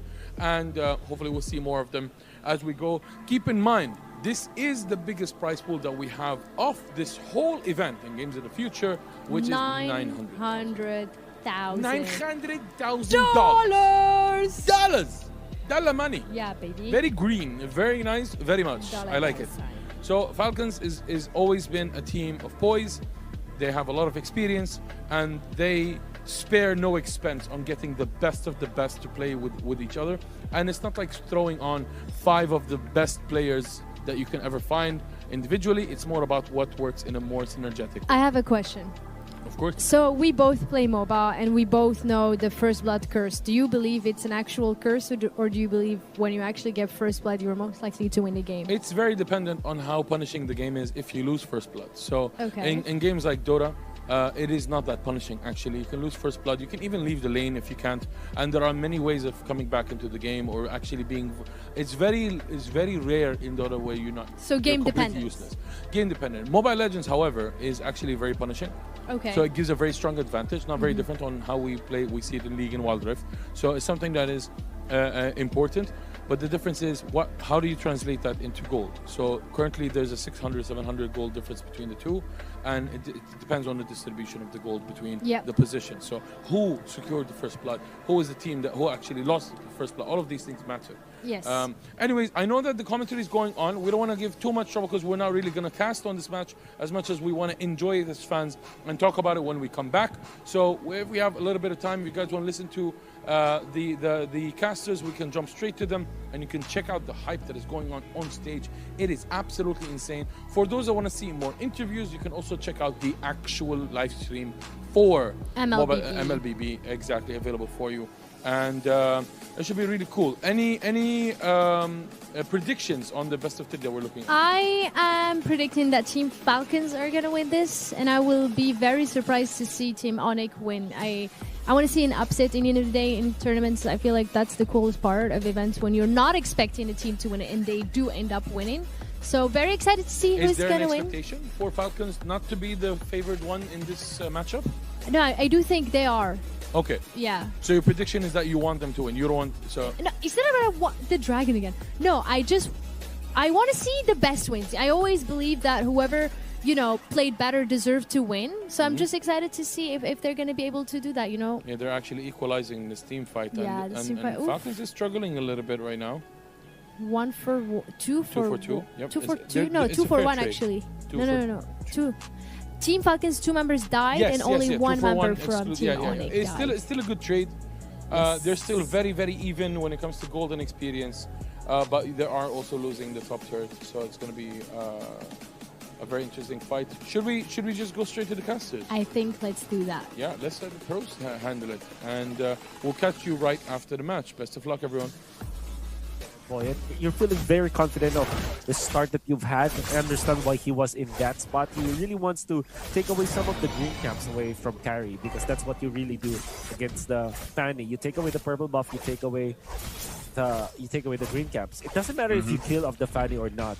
What matters more is you stop it from farming, and I think that could be the answer for Team Falcons. However, yep, it seems like K-Boy and the other members of Onyx, they're prepared to defend Kyrie's farm.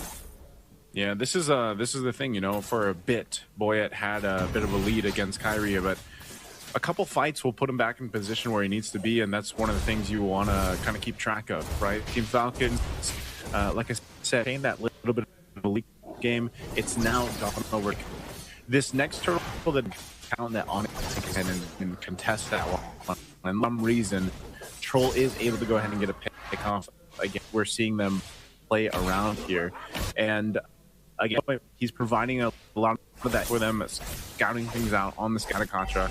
And, Troll's got to do the same thing, but far so good both sides. I mean, Team Falcons slipping behind in the game. They're actually, the momentum they're carrying on through fine. They don't have to press any of these fights just so much because, again, when you're looking at the scaling that they have, Esmeralda here, you need to build up. Oh, this turtle though. Yeah. This is what I'm saying. They're going to contend it. They're going to test it for now. Far too far away from the fight. Actually, so far. Want to really get a kill onto that one now.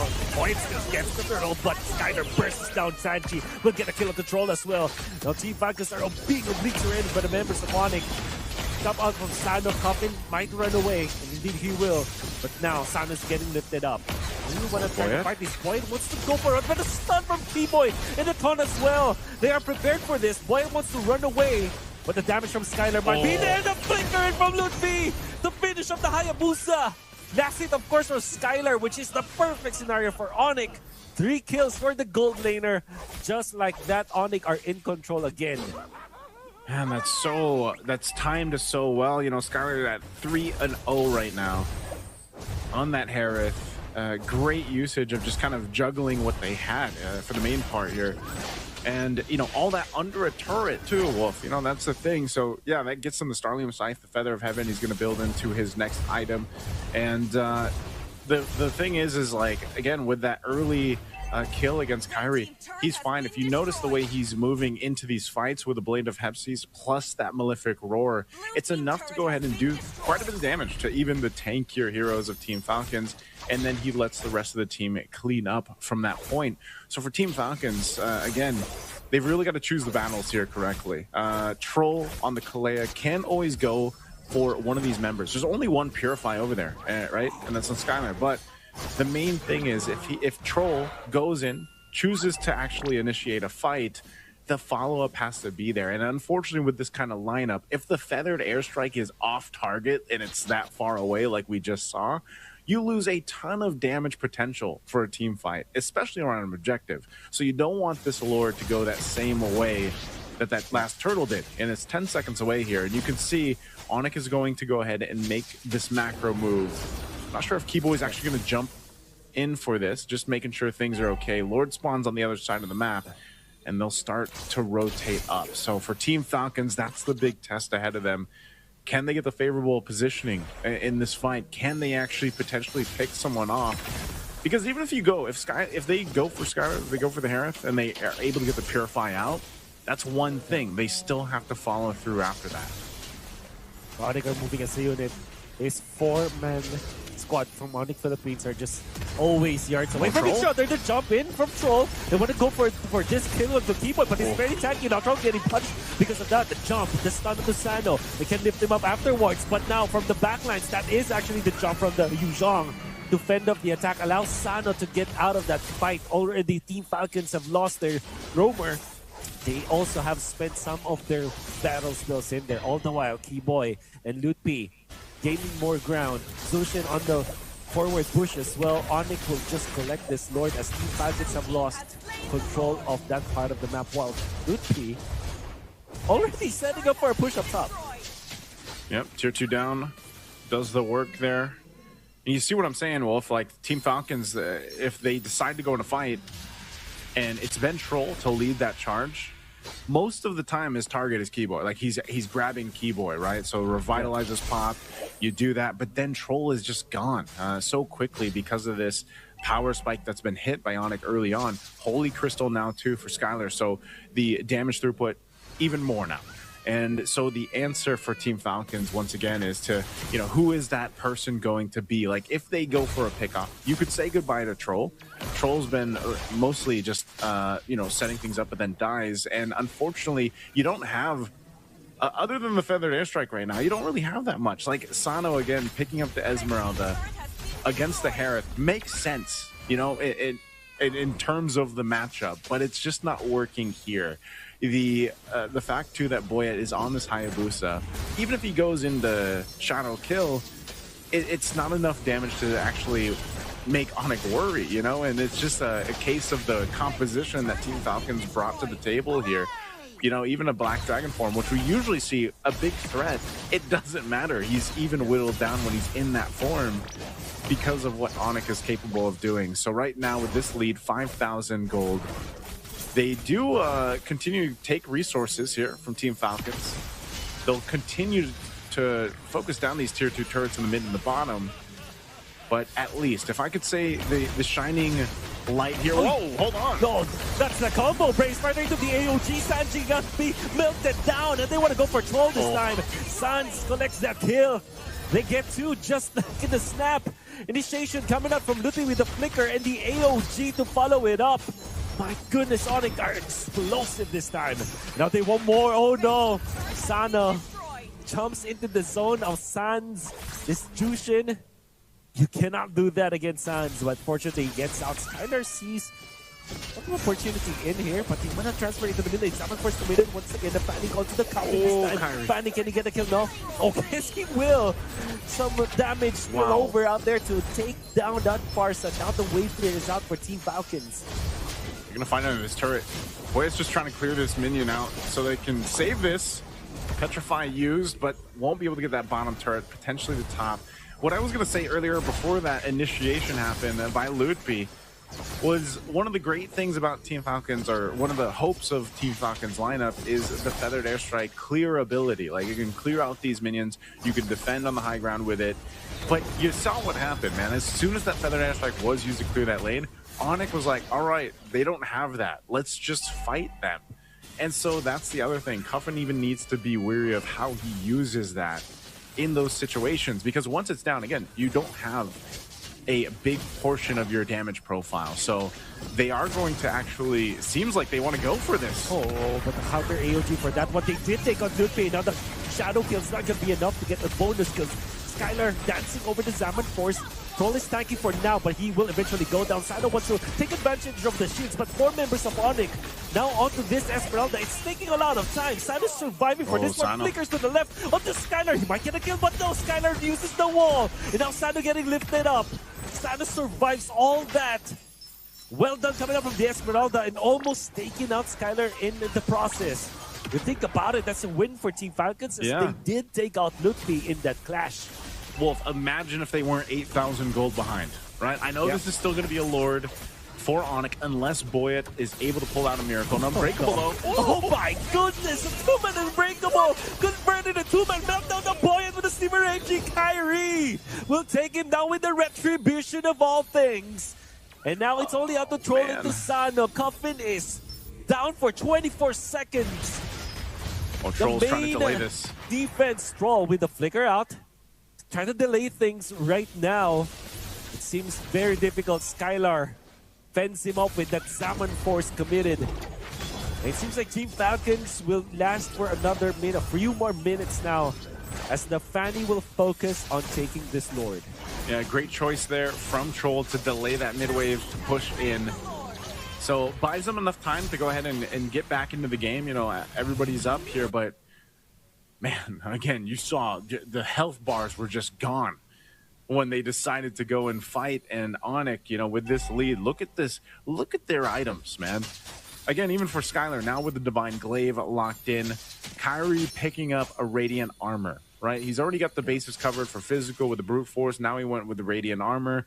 You know, his whole job is just to kind of swoop in, do a little damage, and let the rest of the team shine from there. So now with this Lord in the mid, base turrets nearly down, bottom one to follow. Team Falcons down massively. Can they defend? Zone pops the ultimate buoyant onto left. Both assassins onto the backline. Skyly, the first one to show himself. Troll catches free, but it comes buoyant. Oh, he uses a tsunami on the T-boy, but Sanji will fall. Now Kyrie onto the backline. He wants to go kill Troll, and he gets it onto that far-sized Lutpi. Now the buoyant is down, and the base is also in trouble. Onyx making quick work as well of Team of Falcons. Onyx will take game one off of that ending triple for Kyrie on the Fanny.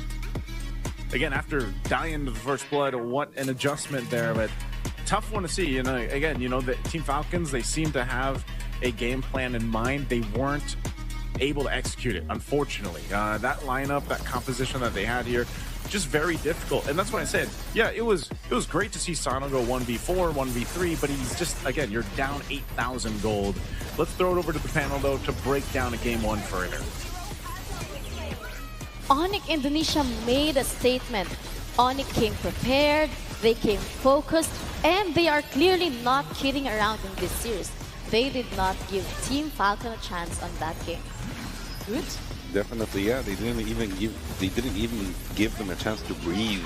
You know, they immediately, you know, dominated and they devoured the entire team, and they devoured the buffs. They controlled the map, full control of the map, full control of the game.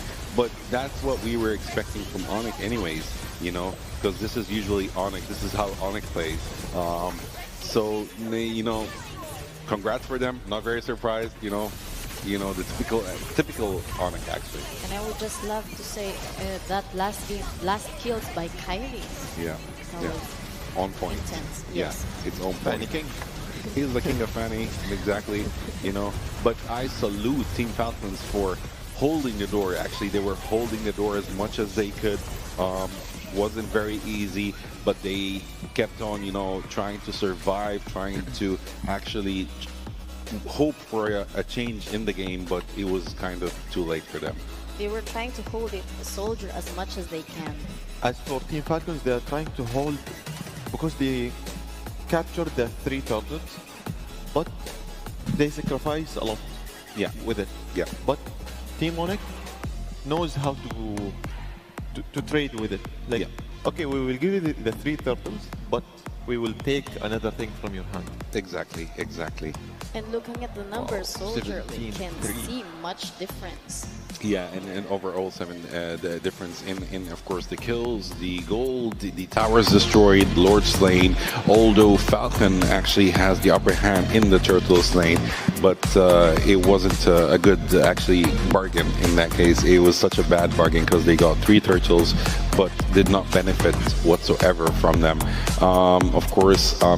A lot of actually, like, you know, Skylar played amazing, Keyboy played amazing, Kyrie played amazing. It's very hard actually to choose this match who would be the MVP. I think it's going to be Skylar. Skylar for me. I believe it's going to be Skylar, or it might be also Kyrie. So let's see. Actually, it's none of them. It's Sans. Prove us wrong. Actually, Sans is the MVP. Sans he was playing with Zushin. He got 3 kills, 0 deaths, and 12 assists. To be honest, when you see the kills between them, it's totally different. Yeah.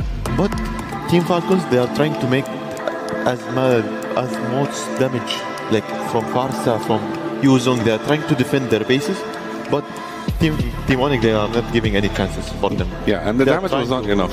Targeting the damage dealer, targeting the carry, and they're not giving any simple mistakes.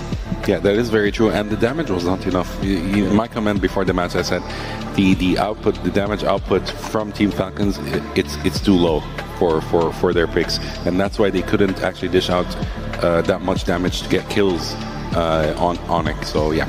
I know I said that this is gonna be a clean series, but please let us give Team Falcons the benefit of the doubt. Definitely. I still hope Team Falcons win. You know, I hope so. As I said, my mind says Onyx, but my heart says Falcons. Of course. Yeah. So. But what do you think they can do to, come up on top for the game 2? They need to go for better picks. The draft pick was the problem for Team Falcons. Their skills, they're very skilled players. They're very amazing players. They've been in the World Championship a couple of times, so we know that they're actually good. But they need to, fix their draft picks a little bit. Yes, because we know what is on the line here. Remember, the stake here is the prize pool of $900,000. During this tournament, we saw a lot of one-sided game in the first, but they shifted to 2-1. Yeah. There's a lot during the quarterfinals, also the semifinals.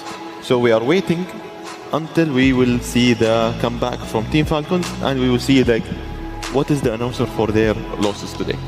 Maybe Falcon will surprise us, because as we said earlier, this tournament just keeps on surprising us. Yeah.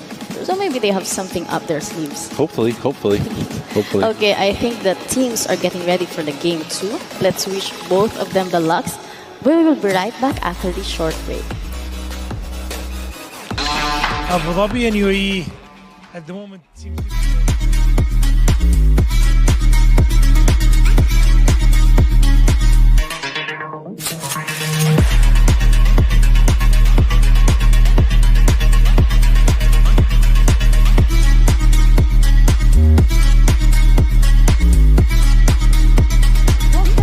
Quarterfinals of Games of the Future Abu Dhabi 2025, powered by ADNOC. Game 2 is starting right now, and we are heading straight into the band phase. Soldier? Wow. Interesting. Until now, we have Game 2 for Team Falcons and Onyx. We are seeing a lot of meta bans, a lot of targeted bans. We are seeing Paxia also for Falcons. Now Falcons have the priority to choose the first one, also the ban first one. Because they have the blue side priority. Interesting at home. What do you think of these 4 bans until now? For these 4 bans are very expected, but is Falcon going to leave Fanny again? That's the question. Are they going to leave it for? They are leaving Fanny for carry again. That's very interesting. That's very, very, very interesting. So just ban Lee Sin-Shin. Okay, yeah, well, if they won the challenge, then they get the challenge. Maybe now they know how to play around it. Because they tested in the first match, and they know how now they are prepared during the break. But they shouldn't be taking risks. Yeah. I don't think so. Yeah. Falcons is a risk taker. During a lot of tournaments, they are risk takers. But right now they are playing for survival. Interesting. Maybe they have something on mind. Maybe Falcon has something else on mind. Maybe they have a plan. They have a ready draft. They know who to pick. So that's why, whatever they're going to face, they are going to counter. I hope so, actually. Since actually Team Falcon are very, very, very skilled players, to be honest, and they deserve to win. Hopefully they would actually grab that win for the second match, so we can go to the third one. For Sanji. I'm expecting maybe mid. They're still going for Kalea, actually. They're going for Kalea. They don't want to take any risks that Onyx takes Kalea, which is going to be much harder for them. So, yeah, they picked her instead. Very understandable. But right now we're waiting for Skylar and Kiboy to see who are they going to pick. For Onyx, if they will go for Fanny straight away, that's it will maybe 50% win for them. But still, Falcon, they can counter it easier. but I don't think they're gonna pick Fanny in the beginning. It's a stretch, but yeah, it's possible, but it's a stretch. I believe they will focus on other lanes instead. I think they're going for the same lineup. Yeah, probably a same lineup. Slight changes to be honest. So let's see. Maybe look, they secured Gatogat and Labu Labu. It's very perfect for them, because if they secured Labu Labu and Gatogat, the rest it's easy, because Gatogat and Labu Labu it's in the meta, and like a lot of times we are seeing in the ban. Oh, Uranus again. Oh, interesting. Uranus was banned. And Kimi. And Kalia, Kimi, and Uranus for Team Falcon. But is actually Uranus going jungle, or is that a troll? So let's see. Are they going for the jungle phase or not? Let's see. Let's see what's going to happen in this match. Now it's Sans. Who is Sans going for? Is he going for Farsa this time, or is he going to pick another mage? Let's see. I would like to see Farsa. Also, Yusinchin is it's already banned. Yuzong. Yuzong is actually a choice, but why would they pick Yuzong if they have Lapu Lapu and Gatakacha? So there is no need for them to pick Yuzong right now. Maybe they will choose for Farsa. Yeah, they're actually going for a Farsa. Yeah, they're actually going for a Farsa. Yeah. But the previous game, I believe Falcon was playing with Farsa. Yeah, not Onyx. Yeah. Onyx was playing with Zushin. Farsa and Yuzong was for Falcon. Yeah. Now it's the second ban phase. We're waiting for Kyrie to go for the ban. Who is he going to ban? Right now, I think we are still waiting for an XP laner and a gold laner for Team Falcon. Oh, look. For me, Team Onyx as a Farsa, I want to see like different playstyle than usual. Because Farsa we saw a lot and during this tournament, but not with Onyx. Okay. I've been waiting for too long. It's a very understandable ban since they don't want Lapu Lapu and Gatotkacha to actually get melted, basically. Yeah. So they don't want that to happen. It will give them a hard time to join the fight. So yeah, they played it safe and they're like, okay, let's ban her. We don't want carry headache, in the match. So yeah, very understandable. Right now we're waiting for the last ban from Lutfi from Onyx. But Team Onyx, they're depending on Gatogat and Labu Labu more because they are trying to deny anti-tanks and anything and be annoying for them. Yeah, definitely. That's a correct analysis from your side. But and it's also very easy for Lapu Lapu and Gatotkacha to go backdoor, to target mages or target marksmen or target gold laners, squishy heroes basically. So yeah, it's a good choice for them, and they're very good at crowd control as well. So the last ban from Onyx was Fredrin. So this is going to be interesting actually. Now we're waiting for the last ban from Sano, from Team Falcon. Who do you think he's going to ban? Maybe Harith. Harith. Yeah, Harith it's such a great ban. On the point. Yeah. But I want to ask you about Arlott ban. Why? Probably because Arlott is such a great counter for Fanny, so they don't want that to happen in the second match. Fanny's counters are not that much heroes that can counter Fanny, so they wanted to, since they didn't ban Fanny, so they were like, okay, maybe they are actually planning to go for Arlott, so no, let's keep Arlott out of the game. Or maybe Kari is planning to go for another hero like Suyo, for example, because I know he's very good with Suyo. Shadow at your service. Interesting. That's for me, curious. I'm curious now. I want to see Granger, to be honest. Granger for Onyx. I'm speechless. Is he going for a jungle Granger, or is he going gold lane and leaving the jungle role to Akai and Moscow? Actually, they're hovering on these both two. They remove carry and they have another pick for Moscow for anti-tanks, and they can like easier. If they are comfortable with Moscow, it will be like some chances on their hands. Probably yes. Now we're waiting for the last pick from Onyx, Lutfi. Is he going to play the jungle role, or did actually Kyrie pick Granger for Lutfi? Okay, Barat.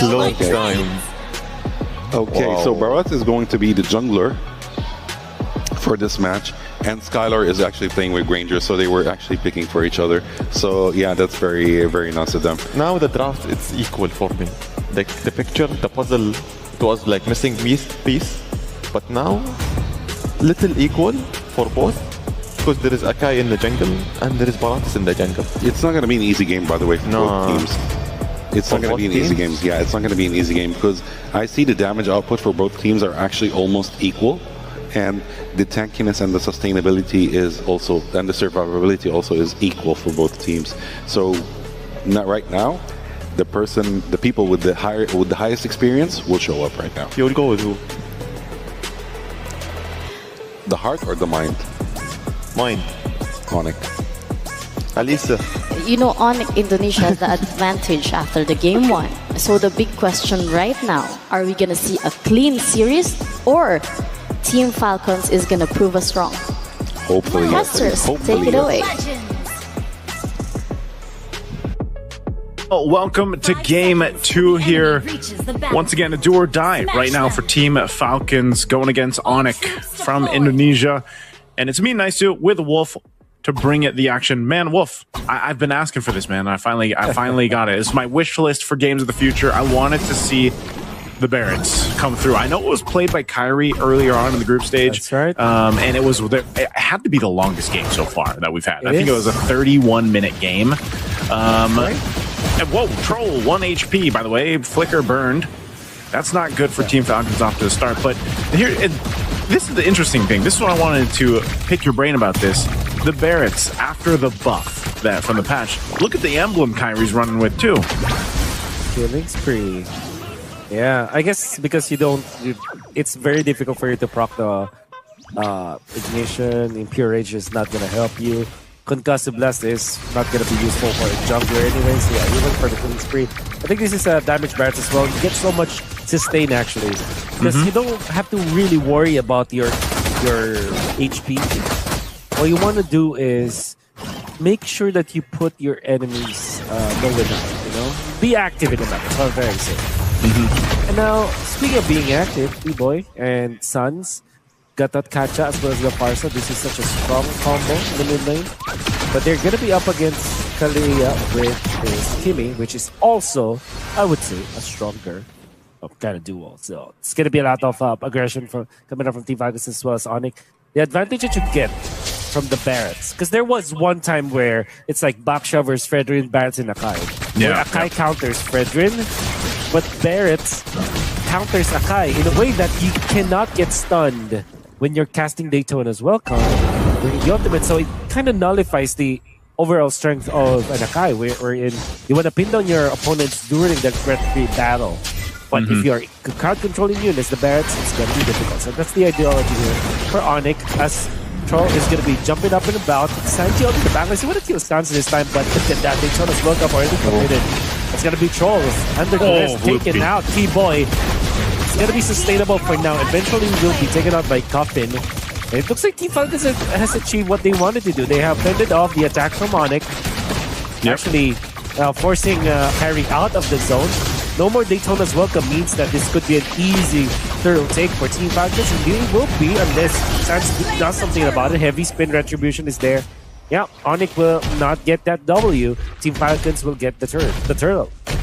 Yeah, it was a good attempt, and they knew once that Daytona's Welcome was gone, plus the Bravest Fighter that was to secure the kill, that Team Falcons had the opening window to go ahead and secure that, and that's what they did. You know, it was a trade for the roamers basically across the board, but it's the farming that's happening here too that's giving Onyx that bit of an advantage, you know, and you'll see that happen here time and time again, the way that they rotate around the map. Now, I do like this better for Team Falcons, just in the sense that Sano is actually on a traditional marksman. We've been seeing them pop up more and more, especially on the non-YSS lineups, right? You do see a lot of fighter and even a double fighter lineup when the YSS is picked up. But in this case, you know, they've got Sano on the Moskov. Moskov has been able to do really well so far through the majority of games of the future. Here's a lockdown. Yep. Want to go for Skylar, and that is a great pickup coming up from Team Falcons. They take on the gold laner. They might even take more. Keyboy getting melted. They've just forced the AOG, but the kill onto Skylar, that's the bigger objective that Team Falcons were able to get. Sanji just forcing the retribution. Onyx has to be careful about this, because when it comes to late game scaling, they really have to depend on Skylar. They do have the Farsa though, so at least there is an additional way for them to do the damage, but if you're just going to be focusing on the Farsa, it will not be enough as they take out just got the Sky Piercer too. What? That was a setup there that they went for. I'm not sure why Team Falcons and Troll stayed around that area too, but yeah, early stack for Skylar to go in and build up with. Turtle's coming up, so they're going to rotate to this. Even Skylar himself will go there. Again, Sano can stay in that lane, join the fight if he lands the SRD in the size he wants to. So right now, they're fighting for the control. Keyboy playing up front. Sanji doing the same. Tethered airstrike drop down. They do have Skylar as well. SOD will not land as they have found Boyet. Could be an ambitious killer. Luthi's still outputting the damage, but Boyet going to get out of his grip. Onyx will just be happy with that objective, neutral objective that they were able to take. No additional kills out there for Onyx. This is once again kind of that same situation. Oh, Keyboy! He's trapped in a can he jump? area He where can jump. are there. Oh, he can probably jump. Oh, the heavy spin is there. There's enough stuns in the world for Team Falcons to deny the escape from Keyboy. And they did force out the revitalize. One more though, that's the exchange, Troll. Great kill coming up from Onyx for sure, because that's a roam for roam trade-off. But yeah, Skylar. Did I see that correctly? The Hunter Strike all of a sudden now picked up by Skylar? Yeah, so I think he rushed Sky Piercer is what happened, because he had it before he got the kill, so he got the stack. I believe that's the path he went. Yeah, so he had Sky Piercer. Oh, a jump from Keyboy. Keyboy, they killed Coffin. That's the Timmy. They might be able to push. Indeed, they will. 6 minutes into this game, they have already broken the turret in the mid lane for Team Falcons. That's a great pickup coming out from Onyx in Indonesia.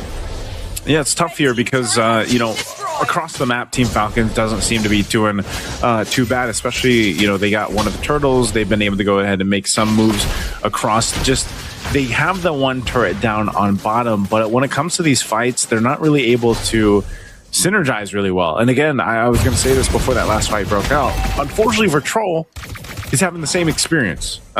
You know, from game 1 down to game 2, it's really difficult for him to actually get the tsunami slams they're looking for. Again, you have to work against 2 purifies. That's one thing. The other part is the Barretts from Kyrie. If he just decides to go ahead and Daytona's welcome Troll, it's almost an automatic kill. You're seeing the way he's playing into it. It sets things up so well with the feathered airstrike. They have control of this turtle, and Troll's just going to be zoned out. So I don't know if Team Falcons even wants to press this any further. Sanji will be fine. He'll be able to get away. But, you know, that's the thing. They're back in the... Oh, okay. That was Troll. Kyrie kind of missed it. Well, it was a difficult ultimate to get anyways. So it was in the middle of that pixel bush. Team Falcons might just, you know, go for their one last resort here, which will be Sano. Waiting for the late game. I think that when it comes to the value of the late game scaling, Team Falcons will have a better ultra late game compared to Onyx. Question is, can they get there? Wanna go for this snag onto Lutpi. Lutpi is down very quickly at that. The Team Falcons will get the pick-off finally after a long while. Sanji just chilling in the base, by the way, of Onyx, just cutting the waves. He's been cutting these waves for a while now. So he's doing work. That's literally what Sanji can do. on this Uranus, go ahead and cut those waves, get that turret down. They are going to get that top turret down by the work of Sanji, which is great. And if they continue to actually try to make plays like that, that all helps them. Again, they're just trying to catch up here. Onyx still in the lead. They're still working with this 1,000+ lead at this point. But again, you know, Team Falcons has to do that. They have to be able to set things up into the heavy spin or what have you. And like you mentioned, play into late game or even the ultra late game, where then Sano is online. Cuffin will get there too. That's one thing that always happens with the Kimmy. You know, the scaling on it is really great. She's able to go ahead and provide the traction pulse, which will help them even further. And eventually too, Sanji will be tanky enough to just kind of be in the faces of everyone from Onyx, you know, until, again, the itemization comes through you. There's already a Dom Ice here for Keyboy. They're building into majority of these second items right now. Even for Skylar, he's got the Malefic Roar, so he's got his 3 items locked in, plus the Rapid Boots. Lord is up, though. So I'm wondering if with everything that's happened here in the past couple minutes, which hasn't been too much other than some pickoffs, will Team Falcons contest this? They're going to keep Sano up top. Yep. He'll just throw the spear to join this fight. Where is Troll going to go for? Yeah. Let's see. Lutpi starts the fight, trying to go for Coffin, but Troll actually lifts him up. Sanji onto the lines of Onyx. Keyboy jumping to nothing at this point. Stan's gonna be cancelled, but he did pop the Predator Air Strikes. There will be a kill. Daytona's Welcome being charged. Kyrie will just cancel that out. Oh, Sano will get that turret. Yeah, Sano will be able to push up top. It's gonna be good. So far, Team Falcons have won the macro battle as they have taken on the outer turrets, both into the top lane and into the bottom lane of Onyx. Whereas Onyx only got a kill onto Troll, which is, if you think about it, not that much of a problem for Team Falcons. I would say Team Falcons have won that exchange. Yeah, Sano's still staying up there too. Lutpi is there this time to kind of manage that wave. Keyboy goes in with the Unbreakable. Oh, okay, they want to go. That's Spear of Destruction connecting onto the Batman. Scroll is going to be taken out, but Skylar is in trouble. Skylar down. Now there is a kill. Kyrie gets a kill onto Sano, which is going to be massive. Heavy spin on coming up from Boyet to take out Kyrie. That's the jungler of Onyx down. Massive win for Team Falcons, but they did lose their jungler. Their gold laner, I mean. But they take out the core heroes from Onyx. That's the jungler and the gold laner. Keyboy with 10% HP. They still want to fight this. Oh no, the Predator Air Strike will not be comboed with the Unbreakable. Sanji sees that he can get a kill onto Keyboy. They stop the Predator Air Strike. Sans has to fly away from this Uranus. Unfortunately for Onyx, they will have the Flying Clouds in their favor. Skylar is here and Team Falcons also feels that way. Gonna have to get back. Sano makes the beeline towards the top lane. Will be answered by Lutpi. Very smart for the Lapu-Lapu to be there. But now look at this. Troll has the ultimate, has the flicker. They can make a play up top. Lutpi has to be careful about this. He does not know. Troll, there's the jump. There's the snag. Do they have enough? They have the damage. Lutpi still surviving for now. Pops the bravest fighter. In comes Sans. The outplay coming up from Sano is there. Troll will be in the exchange. Lutpi survives that for God knows how. And now Sanji, he will return the favor. Onyx wants to get a kill this time. Boyet mans the backlines. Onyx did not see that. A little bit of maneuver come from Boyet. He sees Kyrie. Just knocks him up. They find the Farsa, but Sans will just pop the Purify this time. And they know Onyx, they can just reset. They know that the heavy spin is not there, not available. As Lutpi is looking for that long lane defense. Up top, Sanji. Oh no, it's quite low. That's the Uranus. Oh, Kyrie is just holding this door. No, they want to go for this one. Fader, there's like, that's going to be the Daytona's Welcome. And Kyrie gets the Retribution up. Sanji taken out. In exchange for Keyboy, Kyrie surviving for now. Sanji's doing the damage. Kyrie just mans up and just sacrifices himself. The deed is done. He was able to use the Daytona's Welcome. That is the value to get out of it. He eats this Akai, then pops the Retribution. And Onyx will get the Lord because of that. Oh man, that was probably the longest fight for like what, the first Lord of the game right there. And you know, it's so funny to see that interaction between a Barrett, how he can just go ahead, Daytona's Welcome the Akai, but the Akai can essentially kind of do the same thing if he's able to go ahead and get past that Daytona's Welcome and push him away. So Lord was secured. They're still playing into this. Troll could be in trouble here. Yeah, Troll just manhandled by Skylers with a stance. Look at the kiting that they did. Ludwig, AOG? Is he in trouble? No. AOG is there to save him, to help him. Here comes a heavy spin out of Sans. Perfect target coming out from Boyet. They take out the massive AoE coming out from Onyx. And what was that coming out from Coffin with the traction pulse? Catching 2 members of Onyx. Did not score a kill though, but they did defend. Team Falcons are really, really good at this when it comes to their re-engage. They might not have taken out the lead that Onyx has built, but they have survived. And that is what matters most here for the Moscow. Yeah, that's great. Again, Team Falcons, despite, you know, that bit of a deficit they had against Onyx, they're able and capable of fighting against this lineup with this composition that they have. Like you mentioned, a big component to that was Cuffin's traction pulse. If they can get that, and it's a little difficult for Onyx to actually catch Cuffin too. Like if he has a flicker or not. Again, this mobility that Kimmy has is difficult to catch. Plus the Moskov, so it's like that's why Troll has died so many times, man. Because he's the target for Onyx, and Troll in a way, as you look at the stacks here for Skylar specifically, for Troll, if he dies at this point, it's not too bad. As if he's able to just get a Tsunami Slam or, you know, even the title strike or whatever he's able to do is his job as a player. You're going to expect him to die many, many more times, but it's more so giving that space for Sano and Cuffin to an extent to go ahead and make this work. You know, Boya as well has been so good on the Akai. 3-0-5, using that heavy spin the way that he needs to. And you're looking at the items falling into place for them now, too. Looking at Sano, completely online. I know there's a little bit of an advantage here for Skylar, but Sano is where he needs to be. He picked up the Malefic gun, too. He's most likely going to have the Wind of Nature next, so he has a little bit of that defense. And even for the rest, that's why Cuffin's damage hurt so much. He's got his Divine Glaive, the wings, and then the glowing wand. So it's all good. It's all stacked up. And you can see this with the build that Troll has too. His job is just, I want to go get these, I want to get these Tsunami Slams off. I want to get these abilities off. If I die, I die. Yeah. Even when Onyx is leading by 1,000 kills, you can argue that there's a distinct advantage for Team Falcons, which is Coffin having that. Because if you think about the gold laners, they're pretty much even at this point. Kyrie as well as Boyd have essentially the same amount of farm, but Coffin has a little bit of an advantage over Suns, and this is a DPS. But now, Ludwig wants to go for this kill onto Sano. Sano is life stealing though, but Ludwig reaches him.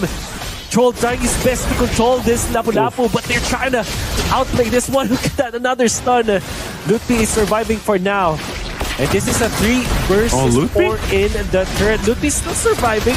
Meanwhile, Kyrie looks for that ultimate onto Boy, and they want to get this retribution up. Who gets this? This is going to be Kyrie. T-Boy now going to be pinned down, but here comes the ultimate. Ludwig's still winning the 2v1 out there. Kyrie is low, but here comes Skylar to deal the damage. Cuffin misses the pulse, and now the damage is there coming up from Skylar. Boy might be in trouble because of this. And that's the shutdown indeed. Sans and Skylar combining to deal the damage that they needed to take out Boyet. They also take the Lord. And while that's happening, Lutpi just bought enough time, dude. He should not survive that long, but he did. Wolf. Oh, no sense. He purified. Oh, he's not getting away from that. Good layering there from Team Falcons, but I was gonna say Lutpi, the bravest fighter, man. 2v1, but once again, literally the bravest fighter. Yeah, but once again, it doesn't matter. This Lord results into basically nothing for Onyx. Team Falcons keeping it together. Let's look at the replay here. All right, we got 3 camps, but this is the Lord fight. Luffy doing 2v1, channeling that Lapu-Lapu right here. Amazing that he's able to do that, but once again, because of the way this went, Onyx essentially doesn't get too much off the Lord take. And it was just a great way to go ahead and defend and make things work for Team Falcons. Staying into that game, you can see they're not getting what they want off these Lord takes. Yeah. Seems like Onyx Indonesia or Onyx Esports with his Barretts, it's just so difficult to close out games already at a late game. Eventually, Team Falcons will have better scaling overall against Onyx. Not to say that Onyx doesn't have their late game prowess. I still feel like they can, but when it comes to just the quality of heroes that they can get, Team Falcons with this Kimmy, with this Moskov, definitely having the tools to deal with Onyx in this latter portions of the game. In fact, you can argue that this 1.4k lead of Onyx doesn't matter as much, especially because they haven't been able to push an inhibitor turret against Team Falcon. So this is such an even game up until this point, despite the fact that Onyx has led by, when it comes to the goal, they have led by 1,000, 2,000 for the longest time. It feels very even as of this moment. Let's say the majority of the game has been very even. You know, the way this is played. Whoa, Keyboard jumping in. They just want this turret, I think. Yeah, they actually forced the flicker to Sano. A feathered airstrike is not going to be used yet by Suns, but just the AOG is enough. The fact that Keyboard did not die, it's actually important here. Taking the purple buff, they will get it. All the while, Lutpi has been able to push. A little bit of war of attrition in there that Onyx won by a little bit, just because of the fact that they have taken on the turret. Yeah, so again, it's those small things that kind of add up here. Oh, are they going to go for Sano? To go for this play. They know he doesn't have flicker. Yeah, that's right. And Sano, if you overstep here, it's going to be difficult for you. They do have the sentry. Will not pop it just yet. Yeah, he'll be okay. He'll be okay. Lutpi's gonna stay there. Look who's coming up there, though, too. Troll, just in case, you know. So the senses of Team Falcons here are on point. Again, they know the timer for the flicker. It's still down for a whole minute. And so if they choose to make a play, and that's why you see Onyx trying to decide, do we actually want to make a play here for Sano? Because obviously if Sano's out of the picture, that's a big part of Team Falcons lineup gone. And so it's a stalemate for this Lord. Again, with this Lord being nearly at 20-minute mark, evolved, much stronger, much more difficult to take. And that's why you see this kind of positioning here from Onyx plus Team Falcons. Really undeciding that. So yeah, Sana, as long as that flickers up, he'll be fine. Like, so they just want to delay for now. Up the sentry up top to scout out where Lutpi is. 3 versus 3. Upcoming in this Lord fight, Lord pit, or the Lord pit. Sans is far away as well as Lutpi. And you would understand why the Moskov is far away. You can just pop the SOD. That's a classic play anyways. Sun's gonna be scouted out by Troll. And Onyx are biding their time. They want to go to Troll this time, but that's the feathered airstrike. At this point though, that's just a 26 second cooldown, so it's gonna be okay. Plus I think he's taking purple, I think. Probably. Yeah, he should have it. I think they're still going to wait there patiently until they get the signal from the rest of Onyx. Right now, Team Falcon's willing to fight. Oh, the heavy spin committed very early on as well as the ultimate. Oh, the SOD onto Skylar. Skylar in trouble onto Sano. Oh, Sano is going to be able to take out Skylar. And now Keyboard might be next. Sano looking for a target to lift up. Oh, Stuns is bursted down. 3 members of Onyx gone just like that. And it seems like Team Falcons are just so clean with it, and it's all started by an SOD. A heavy spin that Onyx did not expect. Now they're pushing. They do have all the damage in the world. This is Kimi and Moskov. Lutpi and Keyboy, can they defend? So far, they have cleared out the bottom lane wave. Team Falcons will push in the middle. Sans is still so far out. 20 more seconds that they have to wait now. And 2 lanes of minions going in. There's a tsunami slam on to Keyboy. Keyboy will not be able to defend Lutpi. Can you go up against 5? Looks like the answer is no. He's getting belted down, and that's it.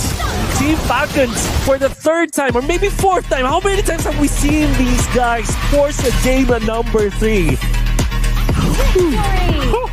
Oh, Team Falcons off a 1 delayed Lord take, choose the fight. They gotta be proud of that one, Wolf. That took so much discipline from them to wait for those battle spells to be up, to wait for the right resources to be up, to join this fight for that Lord later on. And like you said, you know, it was the positioning that just caught Onyx off guard too, you know, and it was great Spear of Destruction, by the way, earlier on, that allowed Sano to go 1v1 against Skylar in the jungle there. So just great to see. We're going to throw it over to the panel to break down game 2. Wow, wow, wow. Surprises are coming. I did not expect that one from happening. I have no words. No words. Soldier? To be honest, little bit AV was predicted because Team Falcons, sometimes they are giving one chance. Let's test what's going on. And if we will lose, this is our mistake. But if we win, this is another chance we are making. So they won the second match. It was a close game for both. It was Onyx sometimes like they are winning in the beginning, but Team Falcon, they are like they know how to focus in the game. They know how to minimize the little mistakes they are doing in the first. That is very true, actually. Congratulations to Team Falcons for this win. They had amazing control over the game from the beginning of the match until the end. It was actually not very easy for them, but they managed to actually get the win by their patience, by their planning. They were very calm while they were playing. They were very strategic. They didn't get emotional, and that's what we got from them. That's the win that we got for Team Falcon. So I'm very, very, very proud of them to win a match against Onyx. And I know both of your hearts are happy right now. Yeah, definitely, definitely, yes. To be honest, the elements of psychological thing plays a good role here for Team Falcons. They lost the first game versus a great team, but they didn't surrender easily. Yes. They fight again and again, and they won the second game. And we will go for game 3. As we can see, the leaderboard is saying a lot because there is a lot of Team Falcons. They are MVPs during this game. Actually, yeah, it's very hard to choose who is the MVP for this match because all of them, they did a great job, a wonderful job. Maybe Sano would be the MVP or Coffin in that case, or maybe someone else. Maybe I think Sano. I'm betting on Sano. Maybe it's Sano or Coffin or Boyet. Showed us a good game. Yeah. 3 of them. Actually, Akai did a wonderful job. He was protecting his team with all he got. Boyet was actually such a team player this match.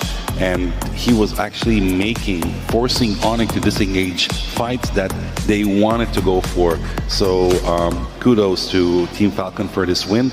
As we can see, the scores, the gold was very close. Towers destroyed were close.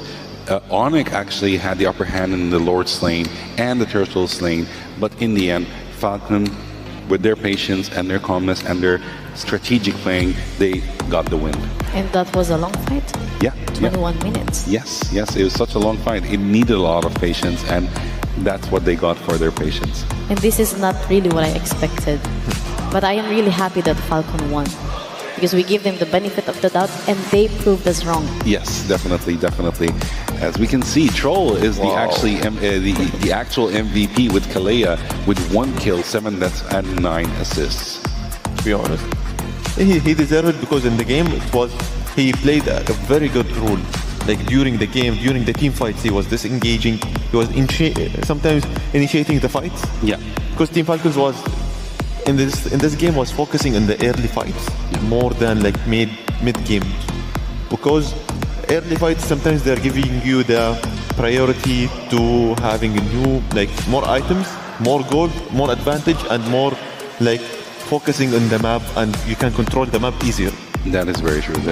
And for the last game of this series, I think they're still gonna give us a good fight.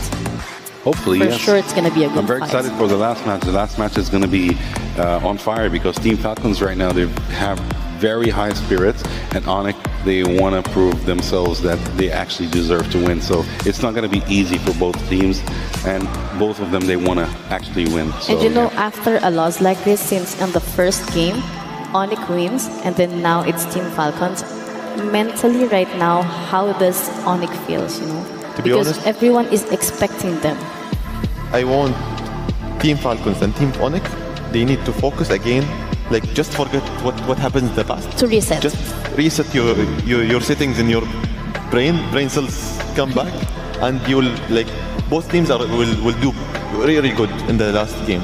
Because it will one mistake you will fall apart. So just count it really good.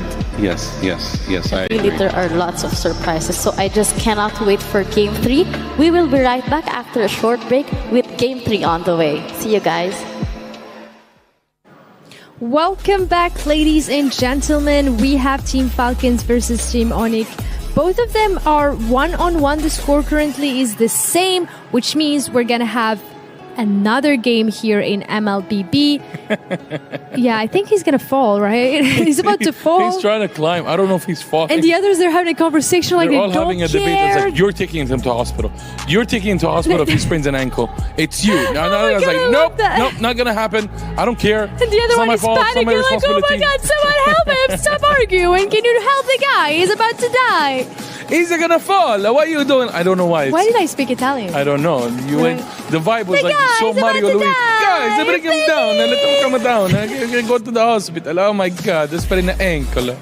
Yeah. Yes. You want to do the gummy challenge? I do. You want to do the gummy challenge? Guys, we have a gummy here, and yes, this is a gummy. So we've been practicing to try and get it in the mouth of the other person. We call it practice. We called it practice.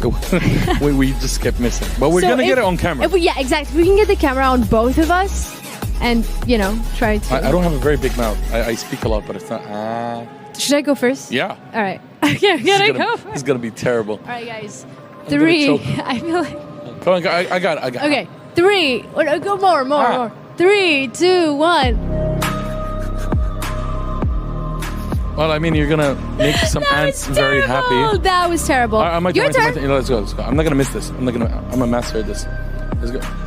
There's any games of the future. Phygital, digital, throwing the gummy bear. Come on, let's go. I'm very good with popcorn. Go back. Alley-oop! It got stuck to my hand. It's a good thing you didn't get it. Sorry, my bad. Never mind. All right. Well, that was terrible. So this will definitely not. Here. Be Try now. Okay, go. No, open Just up. send it. Just send it. Open. Oh, wait. Karma. Open. Karma is real, guys. Water. Leakage. You know what else we have today? Still going. Yes, the boom boom pow. Chihuahua. Boom Chihuahua. Boom pow. Chihuahua. Yes, we have Chihuahua. Oh wait, we have tequila. the winner final that just happened or is about to happen, and also we had the loser final, and then we're gonna have the grand final. Yeah, the score is currently 1-0 now in the loser finals, which is the first semifinal. Yes. Or is it? Are we just gonna cover the winner finals now? Yep. Yes. Okay. By the way, I want to give you a fun fact, which is insane. The world is such a small universe. Mm-hmm. The manager of Sebastian is someone I actually know, and I met in a completely different event, and he's from Argentina. Guillermo, if you're watching this, shout out. His name is Guillermo? The manager of Sebastian. That's Sebastian, the one on the right. Interesting pose. Wearing Everyone the is orange. starting with. Hell yeah. Let's go. Is it the same songs again? No, this was a different song, but it's, I believe, 3 songs again. It's best of 3. So who's on? Okay. I love we can have a camera of the players to see. Yeah, but I'm trying to figure out who's on the exactly. who's the pink avatar. And who's the green avatar. That's why we need the camera to see who's who. But I think the one on so Sebastian is the one on the right. So it's the blue sky, and the dark blue is Thiago. Thiago was giving a great performance earlier today. This is the first time I see Sebastian dancing actually. So have you seen Thiago dance before? Yes, I actually did. I was watching Normal and Kush. Nice. Yep. I like the choreography though. It's pretty tough. It's very dynamic. No, it's not Dua Lipa. No, this is the song. No. Who's it? I have no idea. So this is. I'm guessing this is your karaoke segment. But I don't know. Can we have the music a bit louder so I can? Something to numb down the pain. Yeah, exactly, and guys. deafen our sounds a little bit. Yep. Because we're gonna do some embarrassing stuff right now. I lost control. Never had I lost control. Dude, this song is pretty hard. I'm not gonna lie. Look how dynamic it is. You have to follow the moves of her legs. You have to sync your hand movement with your leg without getting lost. This is pretty even, by the way. The score between them is extremely close right now. Even though Thiago's actually pumping it up a little bit more right now. I love the energy, actually. This is the winner's final, so we're obviously going to see more and more perfect dance from both players. You wanna know if it's true. Dude, who did this? I know this.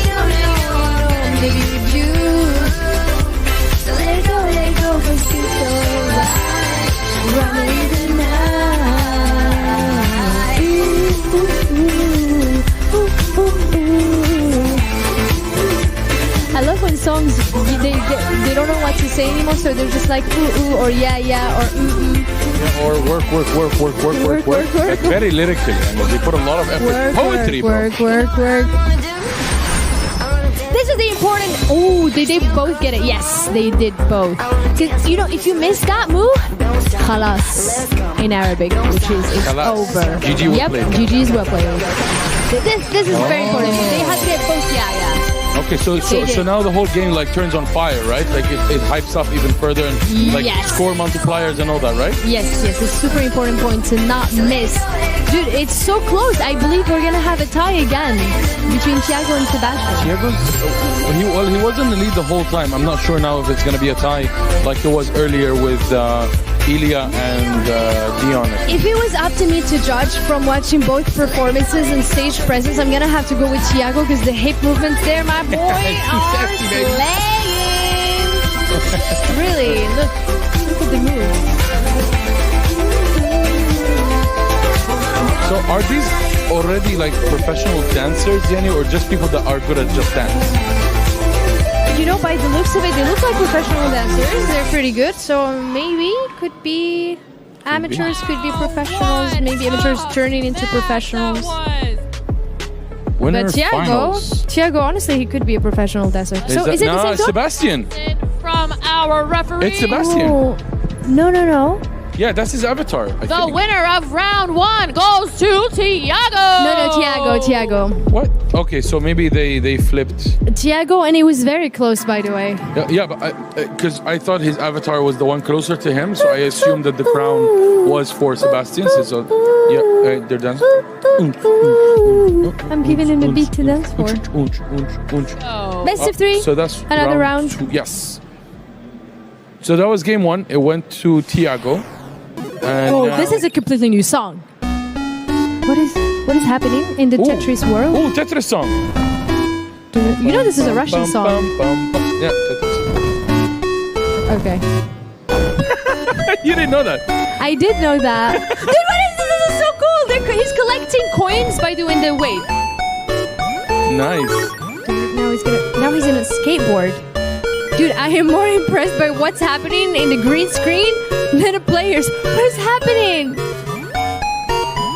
Okay, Sebastian This has is the gonna better get move faster, by the here. way. It has to get faster. Look at how low he goes compared to... Okay, Thiago now went down. No, both they went down.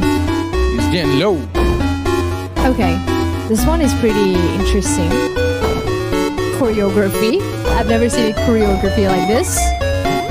I think it's gonna go faster and faster now. Okay, very excited. Here we go. Now it's gonna be hard to keep up with. All right.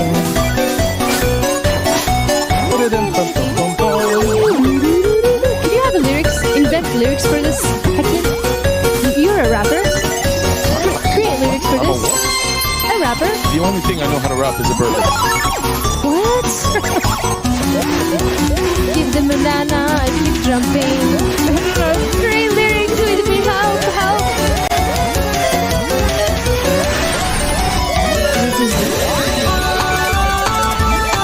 Oh, I know this as well. This is also Russian. Yes. I don't know if it's Russian, but I know. You know, I know some words in Russian. Like a song, like a Russian song. It's like Kalinka, Kalinka, Kalinka, Maya Zati. I used to play in piano. It's a beautiful song. Nice. Okay. The movements here are impeccable. Oh wow, okay. Faster, so now we're faster. hyped up. No. Now look at the dancers, yeah? Look at the pace.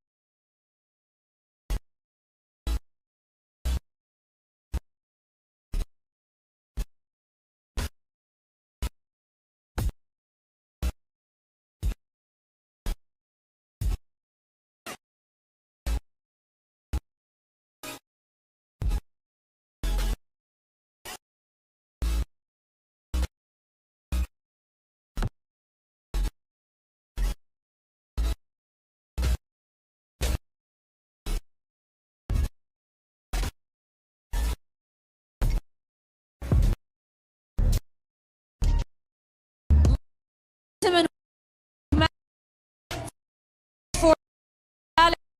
join the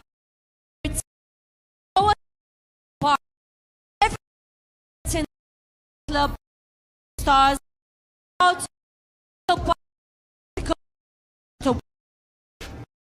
no partido digamos cancha de ellos es difícil. Yeah, so is really fun. So fun matches. we advantage of what before gonna more or Creo que ya había y chalo y ningún problema alrededor de que sobre y de todo. Go better.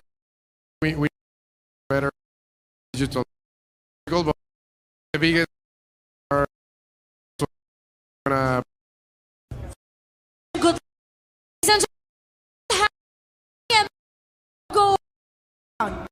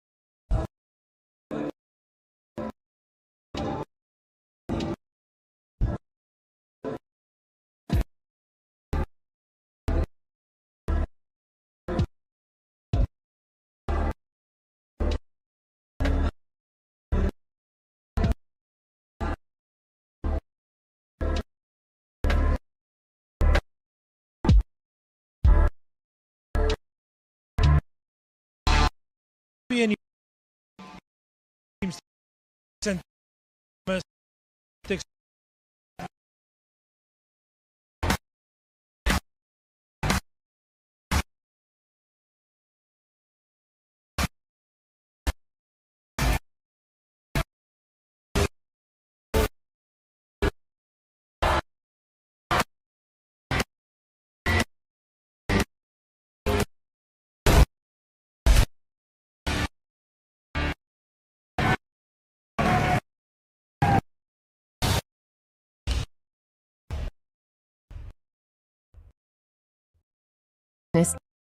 complicated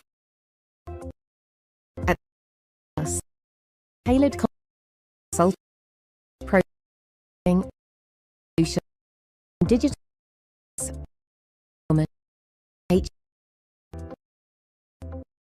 rated care of it new with some and take next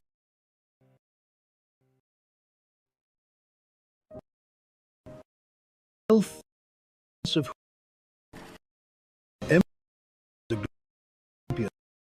power into economic transit the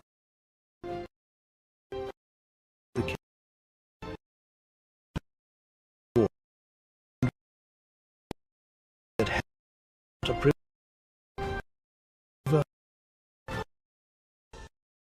if the coin one sold time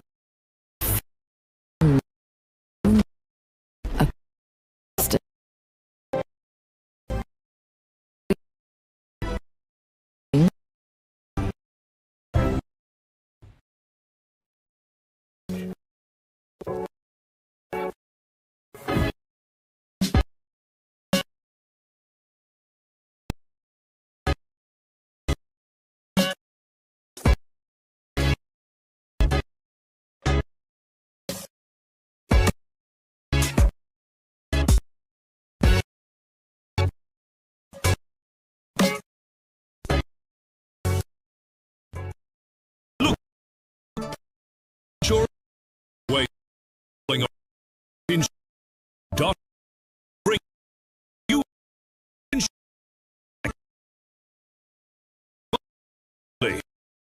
on over all with a star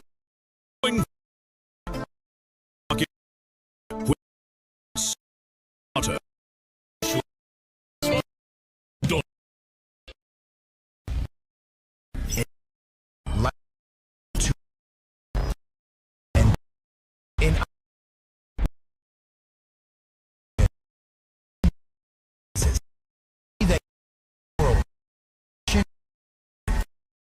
physical digital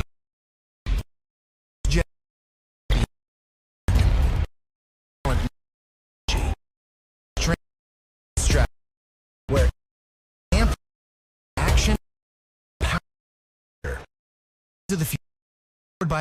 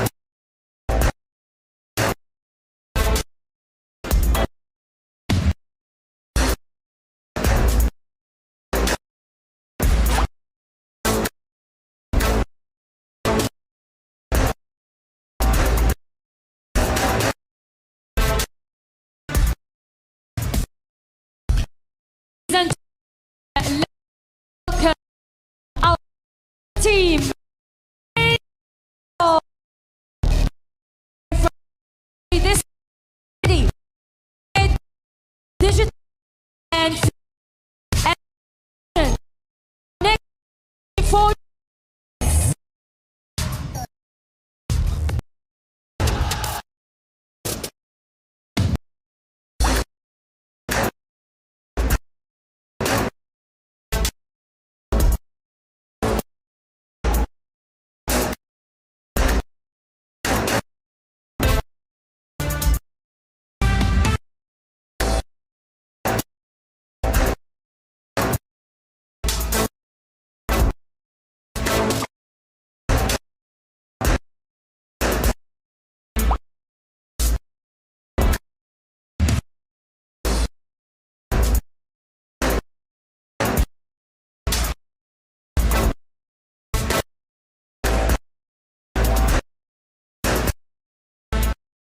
Abu hand for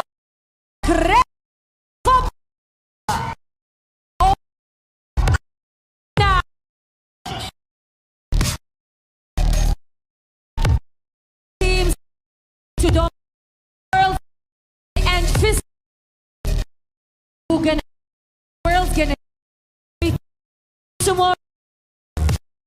See that next game.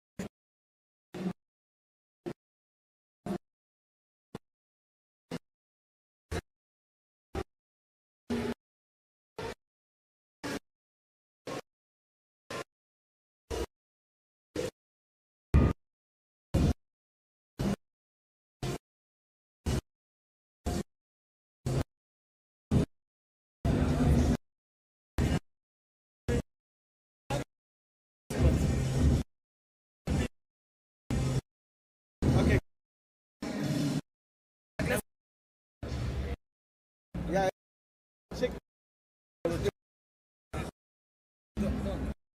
Ahora yes. Not you are here.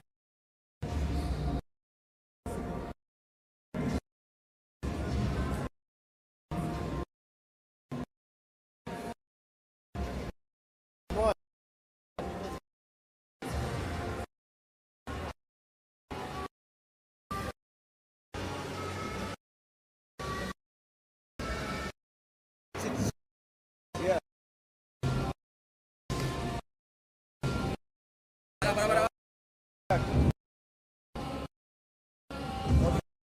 Hey, como nosotros.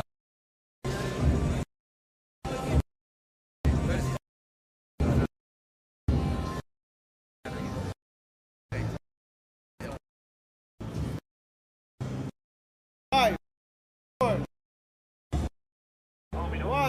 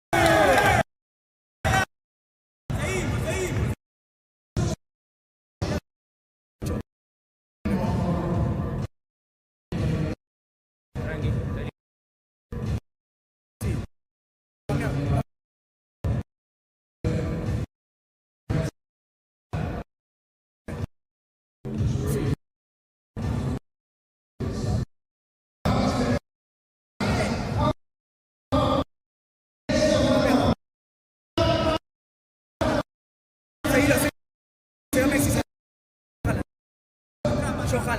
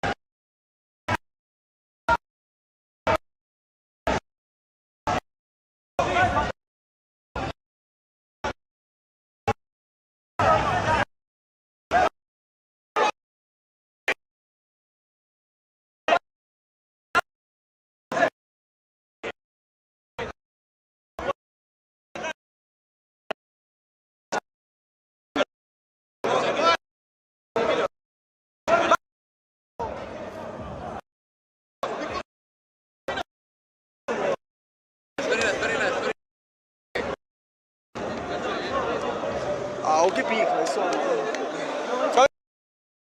Perdimos, vinimos a saludar.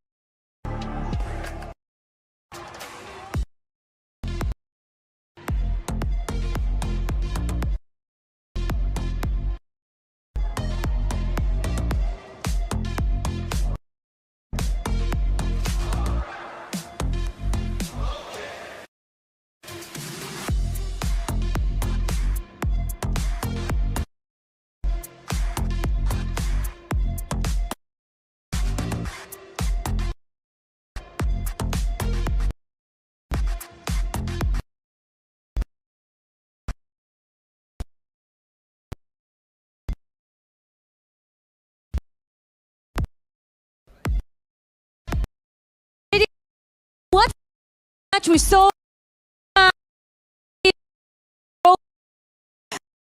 be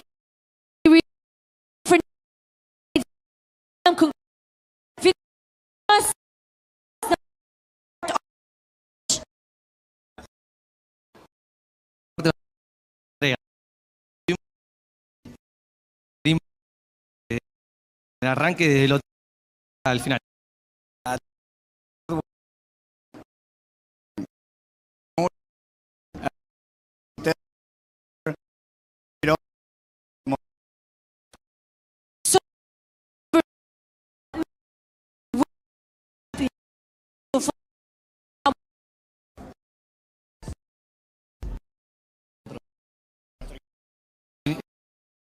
Que tuvimos de un y sabíamos que teníamos difícil último campeón.